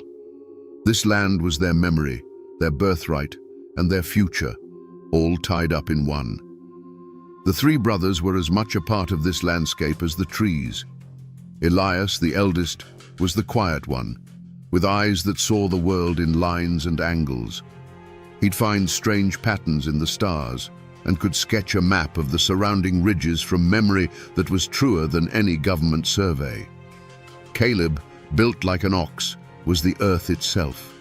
His strength was a thing of local legend, but it was a quiet strength, used for felling timber and plowing the rocky soil. And then there was Finn, the youngest. He was the creek, fast, wild, and unpredictable. He knew the woods so well it was said he could track a whisper, his laughter echoing through the trees as he hunted. They weren't outlaws. They were sons of the mountain, dreaming simple dreams. Elias hoped to one day build a proper school in the valley. Caleb wanted nothing more than to marry his sweetheart and raise a family on the land he loved. Finn just wanted the freedom of the hills, the thrill of the hunt, and the respect of his kin. They were bound not just by blood, but by a shared love for this simple, hard, and honest life.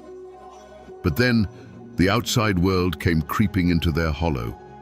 It arrived not with a bang, but with the quiet clicks of a surveyor's tripod and the rustle of papers covered in words they couldn't understand. Men in clean city clothes walked their land, driving stakes into the ground and marking ancient trees with slashes of paint. They spoke of progress, of a great steel artery that would bring wealth to the mountains. They laid a deed on the McGraw's kitchen table, a piece of paper that they claimed overrode the decades of sweat their family had poured into the soil. Their father, a man who had faced down panthers and harsh winters, was broken by that piece of paper. The family lost the better part of their land, the very heart of their homestead, for pennies on the dollar. The surveyor's paint on the trees felt like a scar, and the rumble they soon heard in the distance, the sound of dynamite blasting a path for the railroad, was a constant, gut-wrenching reminder of their helplessness. The world they knew was being carved up and hauled away, one coal car at a time. And with every distant train whistle that cut through the quiet of the hollow, a cold, hard knot of resentment tightened in the hearts of the three McGraw brothers. That land wasn't just dirt and rock. It was a living history, paid for in blood and sacrifice. The first McGraw to set foot in that hollow was a veteran of the Revolutionary War, a man who had fought the British at King's Mountain. He was given the land as a grant, a reward for helping to forge a new nation. He didn't receive a tidy deed from a lawyer's office. He received a promise, which he then had to make real with his own hands. He cleared the timber, fought off panthers, and built a life from scratch, believing he had earned a piece of the freedom he fought for. His title wasn't written on paper. It was carved into the very landscape. A generation later, another war came to test the family's resolve. When the country split in two during the Civil War, these mountains became a hornet's nest of divided loyalties. Neighbors took up arms against neighbors. The McGraws, like many mountain folk, cared little for the politics of Richmond or Washington. Their loyalty was to their own kin and their own hollow. They refused to fight for a cause they didn't believe in, hiding their sons and their livestock from recruiters of both armies. This taught them a bitter lesson. When powerful men draw lines on a map, it's the common folk who bleed. It deepened their distrust of any authority that came from beyond their own ridgelines. Because of this history, a name like McGraw carried a weight as heavy as a blacksmith's anvil. It was more than just a name, it was a code. To be a McGraw meant you didn't bow to anyone. It meant your handshake was a binding contract, and your land was an extension of your own soul. You were expected to be quiet, neighborly, and God-fearing.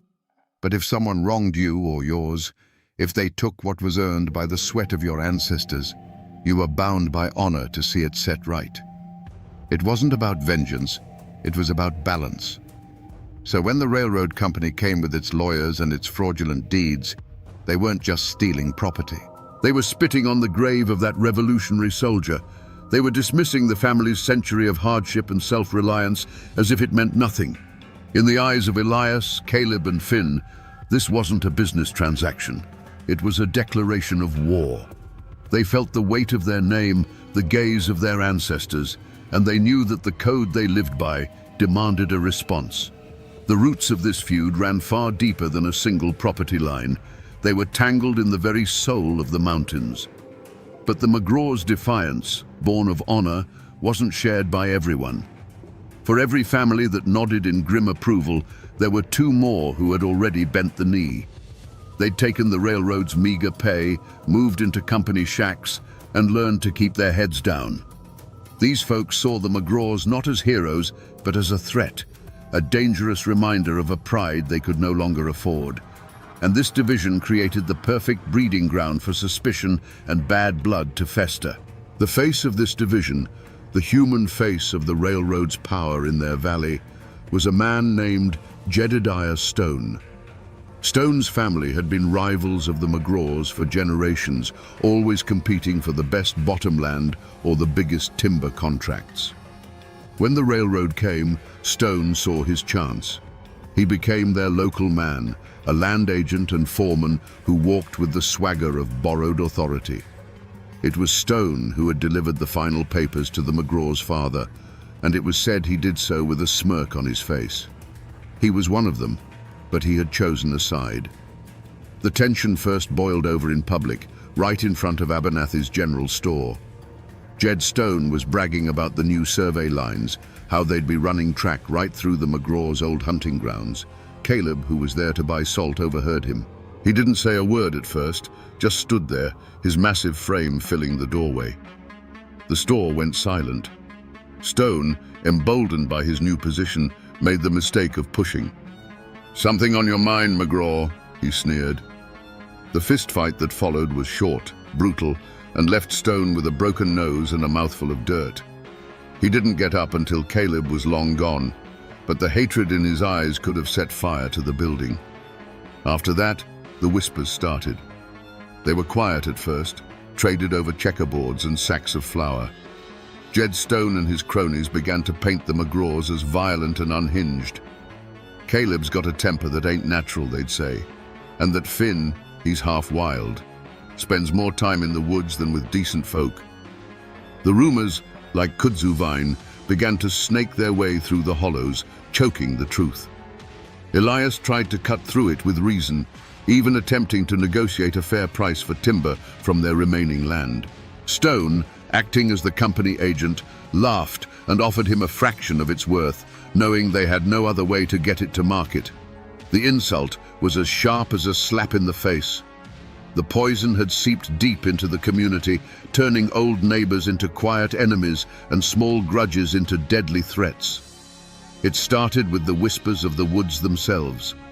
An old she-panther, whose territory was miles up the ridge, began to scream at dusk just beyond their clearing, a sound like a woman being murdered, a cry that made the hair on your arms stand up. One evening, the sunset bled across the sky in a shade of red so deep and unnatural that the old folks called it a blood sky, a sure sign that the earth was about to drink its fill. Even the wind seemed to change its tune, moaning through the pines, not with the familiar sigh of the mountains, but with a sound like a mother weeping for her lost sons.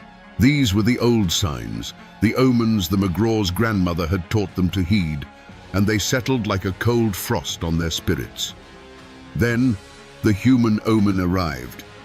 He wasn't a railroad bull or a county sheriff. He was a man named Sterling, a detective from the Pinkerton agency. He didn't ride in with a posse. He simply appeared one day at Abernathy's store, looking as out of place as a Bible in a saloon. He wore a dark city suit, a bowler hat, and his face was clean-shaven and pale. He didn't speak much, just bought some tobacco and sat on the porch, watching. But it was the way he watched that unnerved everyone. He didn't look at the mountains with wonder.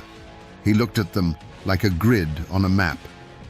He studied the faces of the local men, not with curiosity, but with a cold, detached calculation, the way a butcher studies a side of beef. Elias saw him that day and felt a chill that had nothing to do with the autumn air.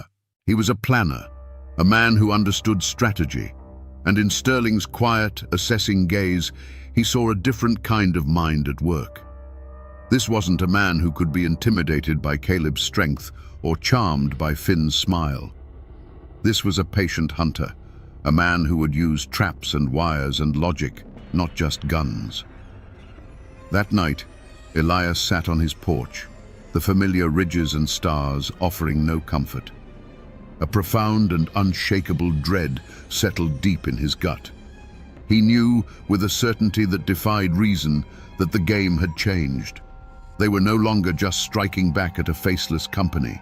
A reckoning was coming, and the game was no longer theirs to control. The breaking point didn't come with a roar, but with the quiet, rhythmic scrape of shovels against sacred ground. Finn was tracking a buck high on the ridge when he heard it, an unnatural sound in the one place that should have been silent.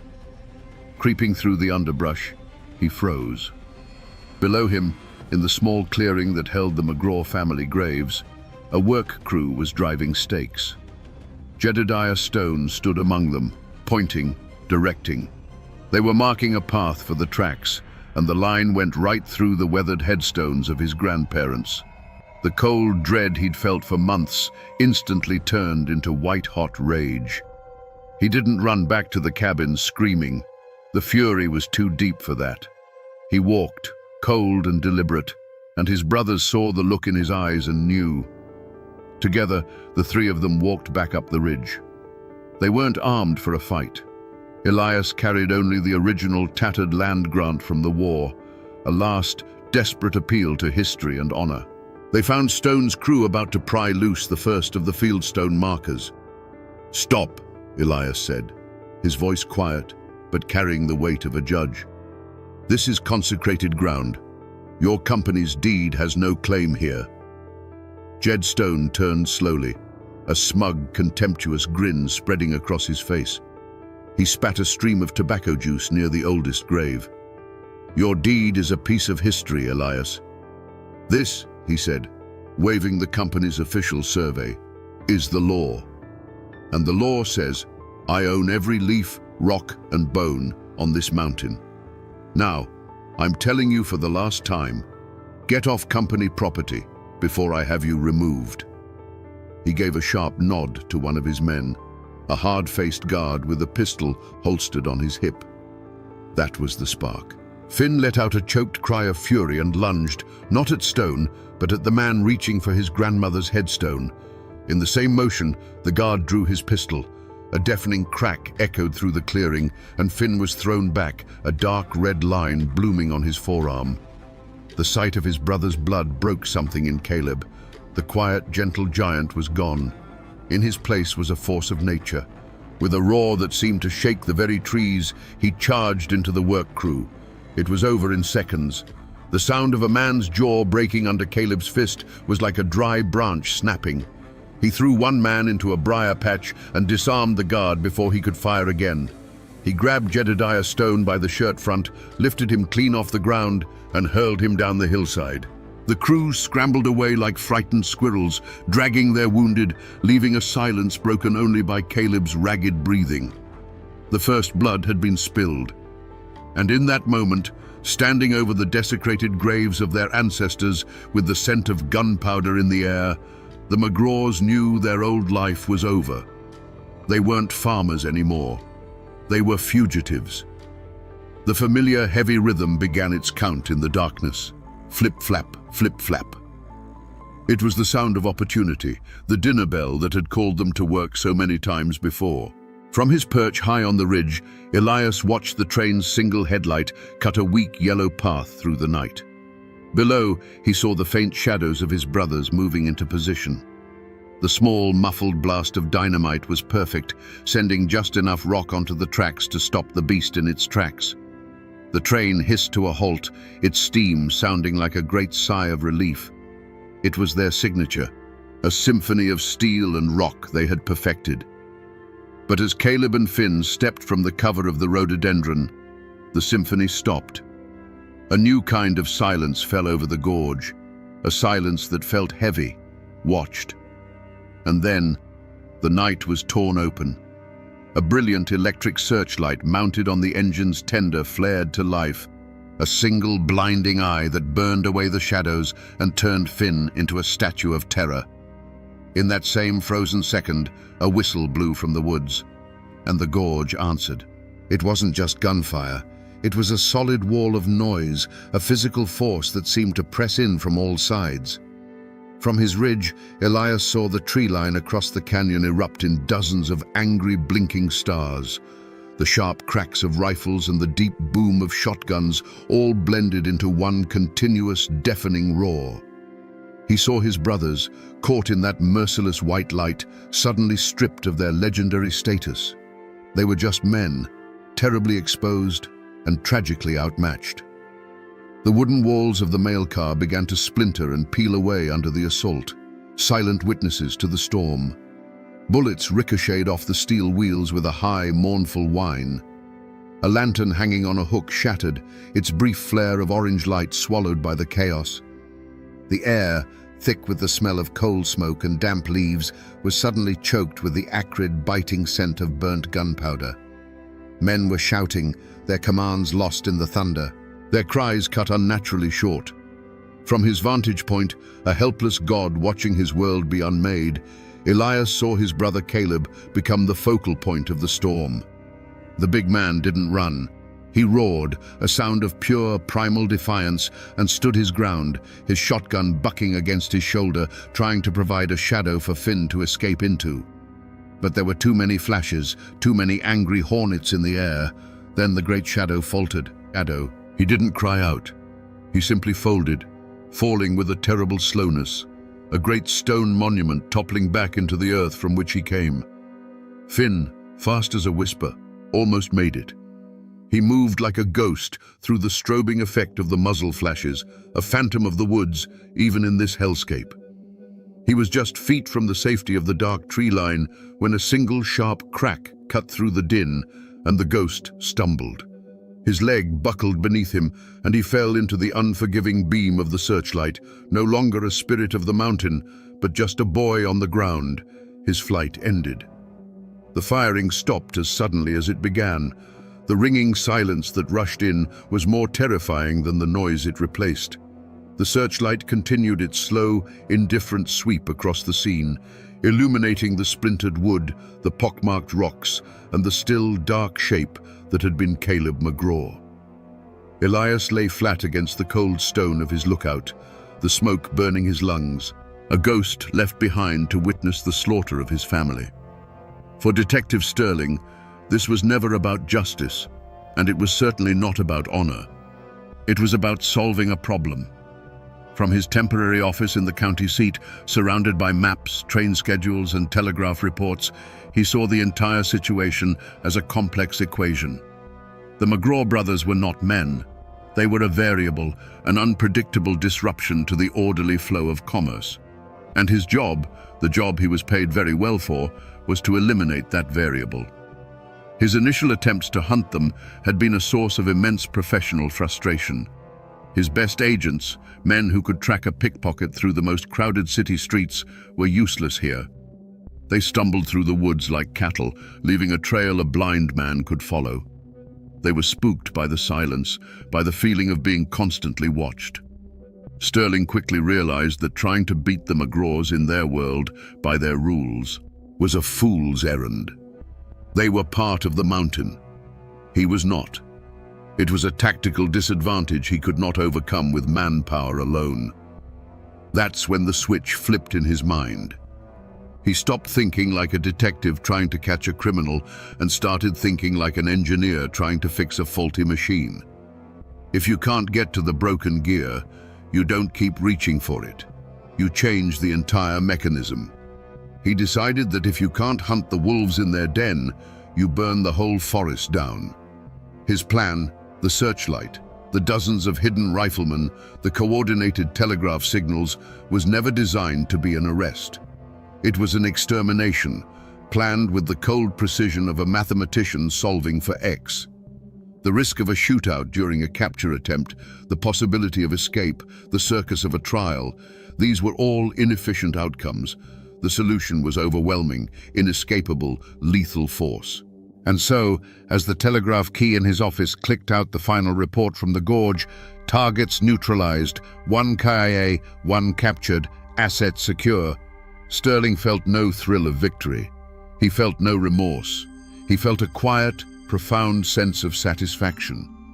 It was the feeling an architect gets when a bridge holds its weight, the feeling a watchmaker has when the last gear clicks into place and the second hand begins its perfect, steady sweep. He didn't picture Caleb McGraw's body cooling on the tracks or hear the echo of the gunfire. He saw a closed file, a completed contract, a problem solved.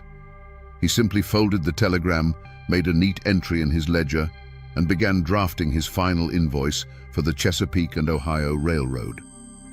When the last echo of gunfire faded, an unnatural silence fell upon the gorge. It was a dead quiet, heavier and more profound than the peace that had preceded it. The only sounds were the soft hiss of steam from the wounded train and the slow drip of water from the rocks. The searchlight continued its steady, unblinking sweep, painting the scene in stark, ghostly whites and deep, inky blacks. Men in dark coats emerged from the trees, not with whoops of victory, but with the grim, methodical purpose of undertakers. This wasn't the aftermath of a fight. It was the cleanup of an execution. They found Finn first, trying to drag himself toward the darkness of the forest. The wild spirit that danced in his eyes was gone, extinguished and replaced by a glassy look of shock and pain. They hauled him to his feet, his wounded leg buckling, and bound his hands without a word. The phantom of the woods, the boy who could move like a whisper, was now just a prisoner. His world shrunk to the cold iron of handcuffs and the hard stares of his captors. He didn't struggle. He just stared past them at the still, dark shape lying by the tracks. That shape was Caleb. The great mountain bear lay still, his massive frame looking strangely out of place against the orderly lines of the railroad ties. The lawmen gathered around him, their lanterns casting flickering shadows that made it seem for a moment like he might still be breathing. But he was gone. His strength, which could bend a railroad spike and uproot a stump, had been no match for a dozen well-aimed bullets. He had died on his feet, a human shield, a final, futile act of love for his younger brother. High above, hidden by rock and shadow, Elias watched it all. He saw them bind Finn. He saw them stand over Caleb's body. A wave of grief so cold and sharp, it almost made him cry out, washed over him. But he choked it down, turning it into ice in his veins. He couldn't help them. To reveal himself now would be a fool's death, an insult to Caleb's sacrifice. His mind, the planner's mind, took over. He wasn't a brother anymore. He was a survivor, a witness, a memory. Without a sound, he backed away from the ledge and melted into the deep woods, disappearing into the one place they could never follow, a ghost swallowed by the mountain that had been his home.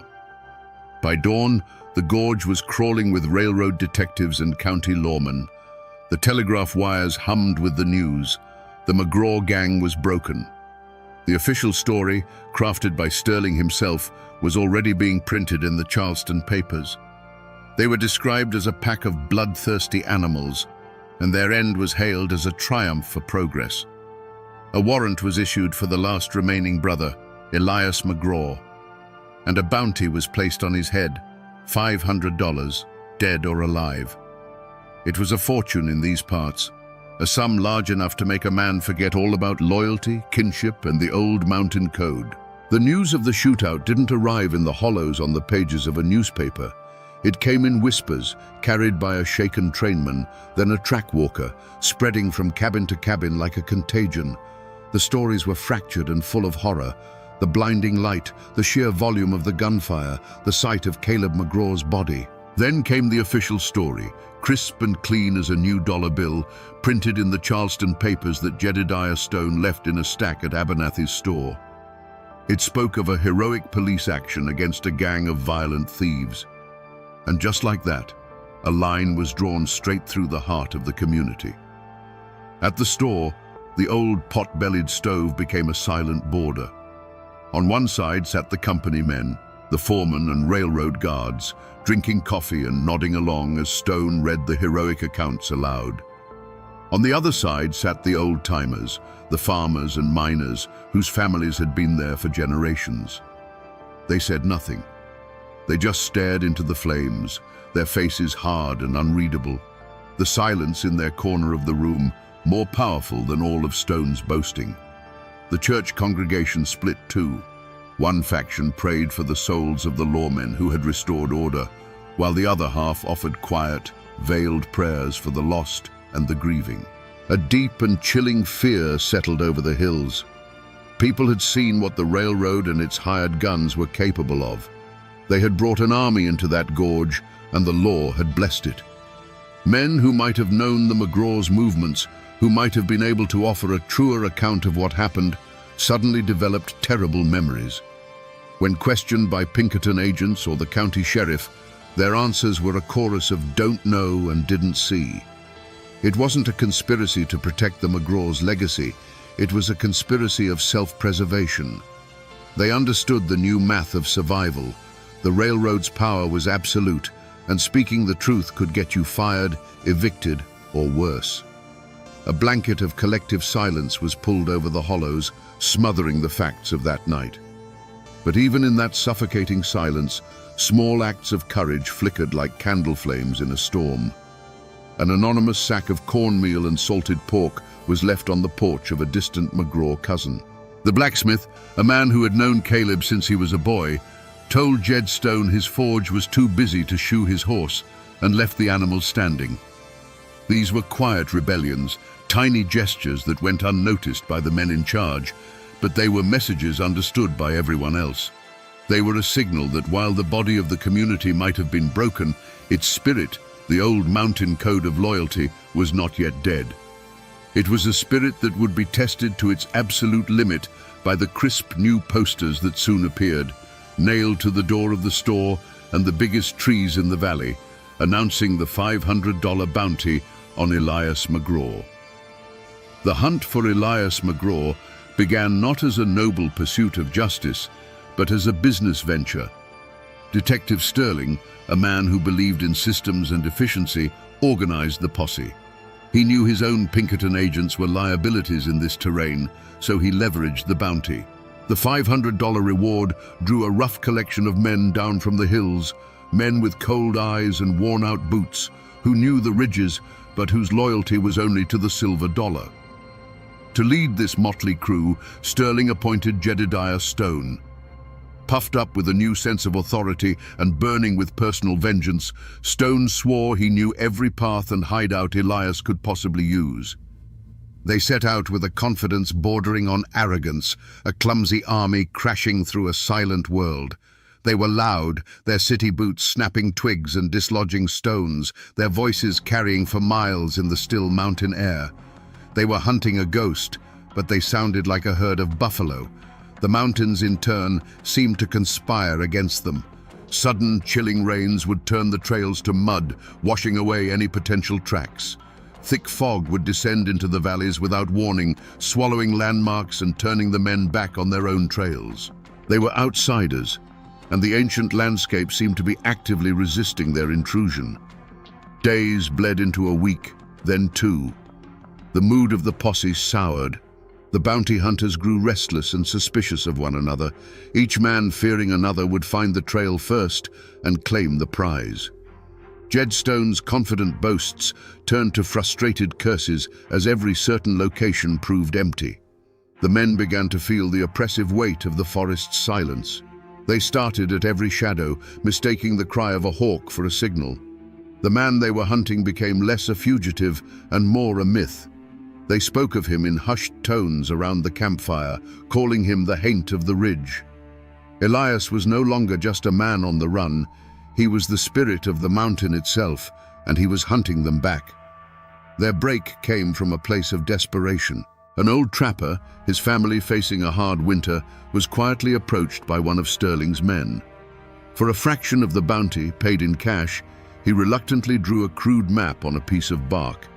It showed a forgotten network of limestone caves near the highest ridge, a place the old folks called the Devil's Pantry.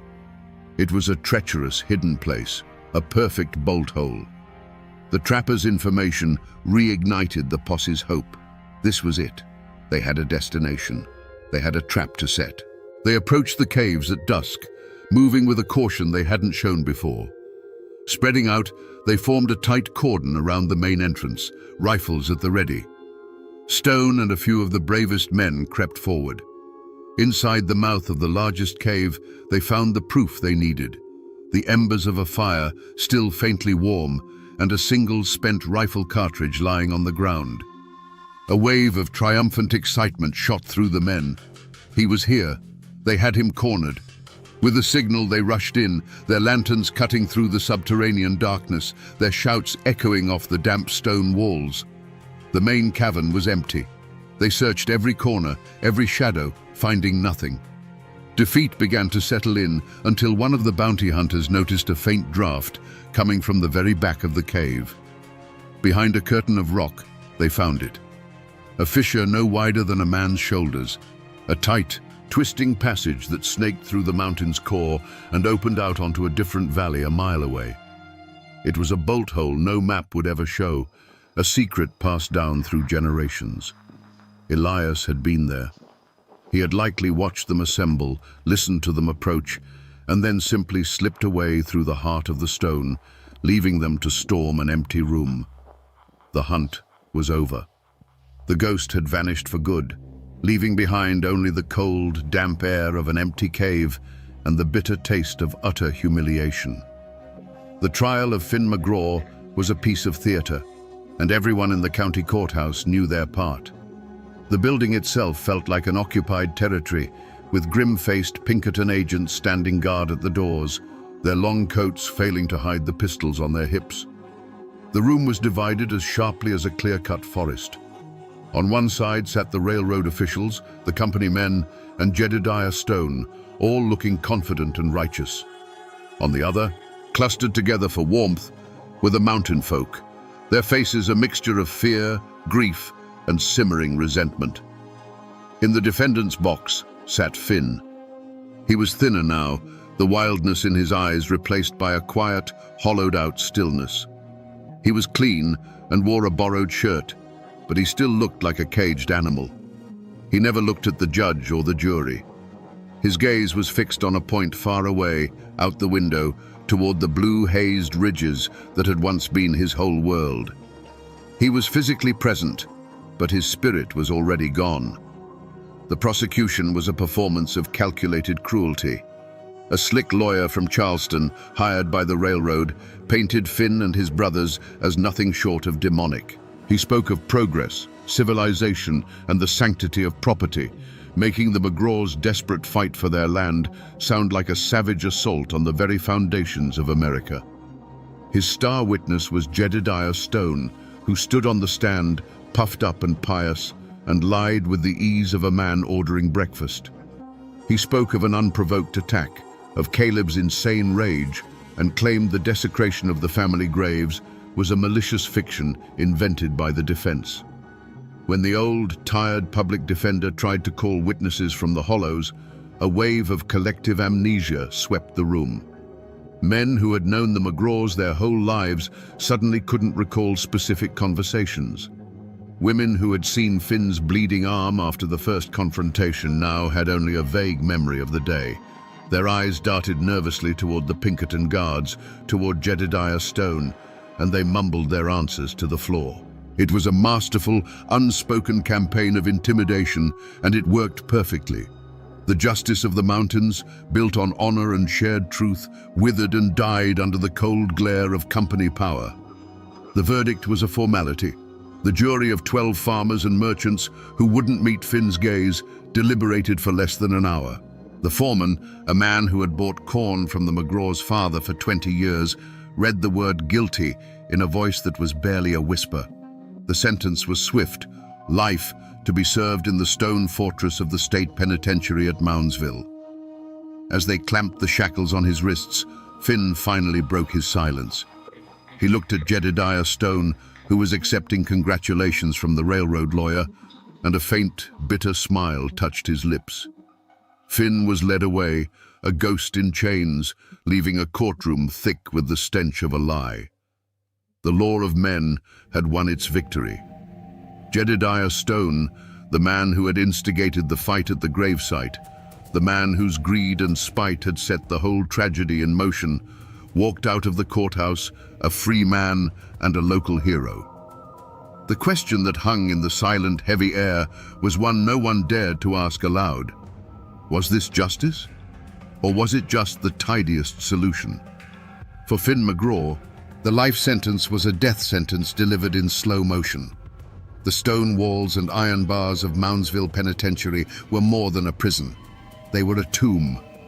For a boy who had measured his days by the rising sun and the call of the whippoorwill, the clang of the cell door was the sound of his world ending. The endless grey walls, the stale air, the suffocating proximity of other broken men, it was a physical torment. He withered. The mountain boy, whose lungs had been filled with clean, sharp air, began to cough, a deep, rattling sound that echoed the sickness in his soul.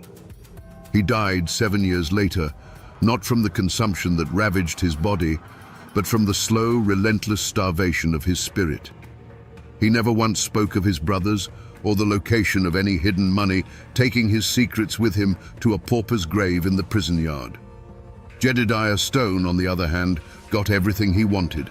The railroad rewarded him handsomely for his loyalty, giving him a managerial position and the title to the last of the McGraw's land. He built a new, bigger house right where their old cabin had stood, a monument to his victory. But his victory was a hollow one. The whispers that had once been about the McGraws were now about him. He was no longer a neighbor. He was the company man.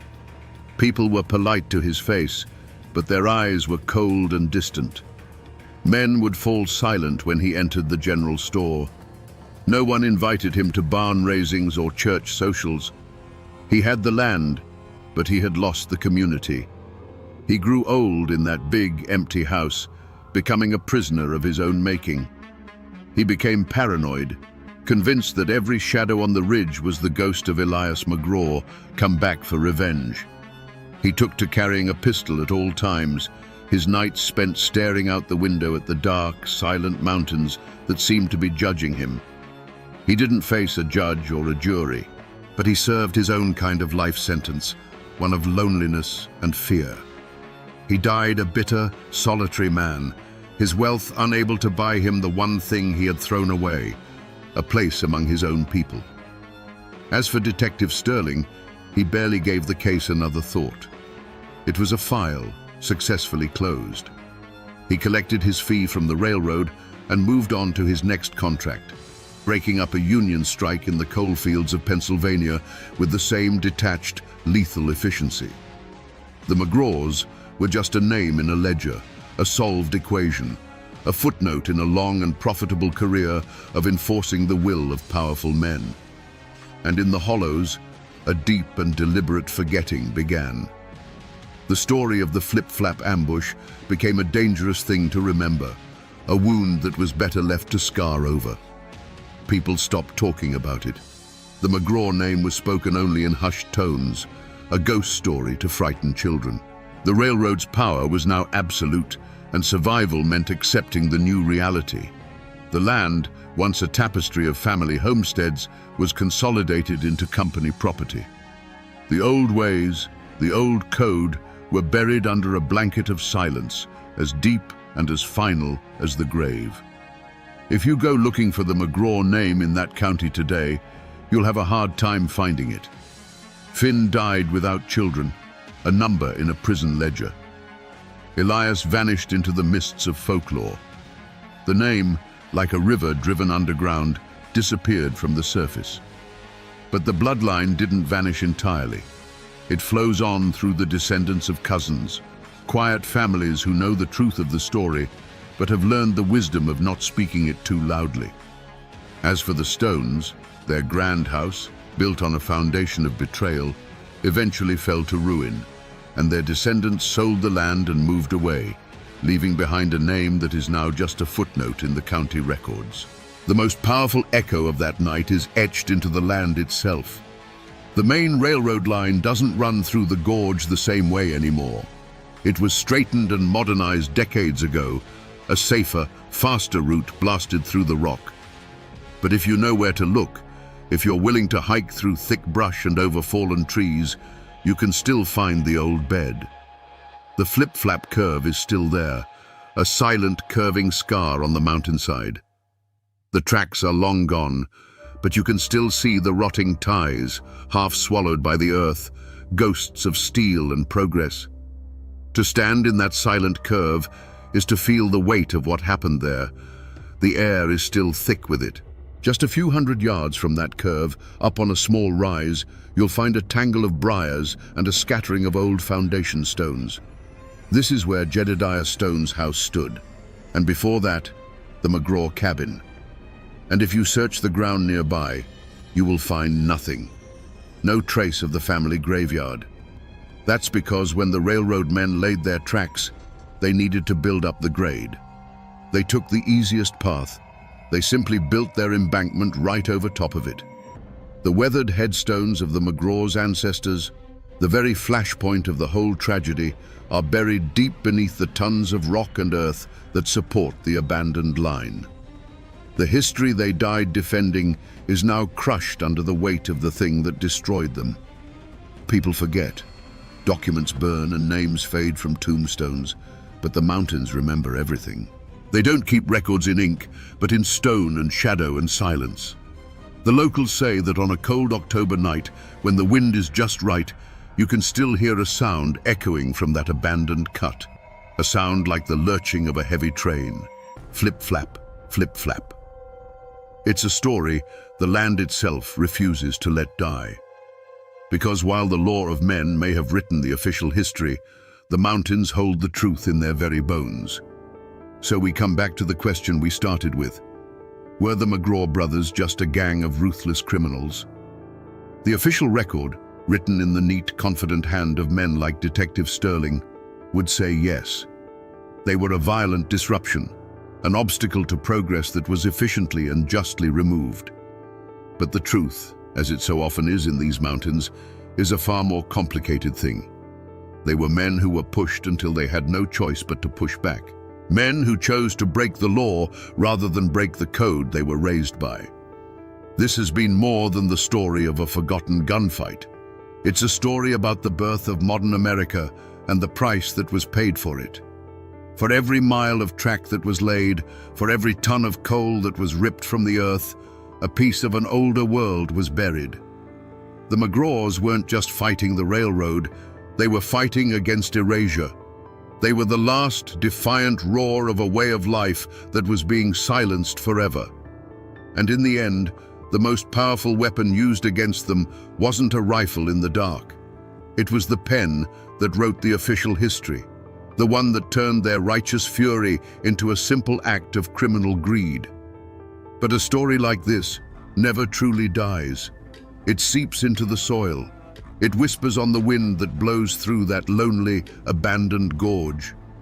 Some say the ghost of Elias McGraw still walks those ridges, a silent guardian of a buried truth, a permanent echo of defiance. He stands as a quiet, eternal reminder that you can kill a man, you can silence a community, and you can pave over the past. But you can never ever kill a story that deserves to be told. And now, my friends, you know the rest of the story.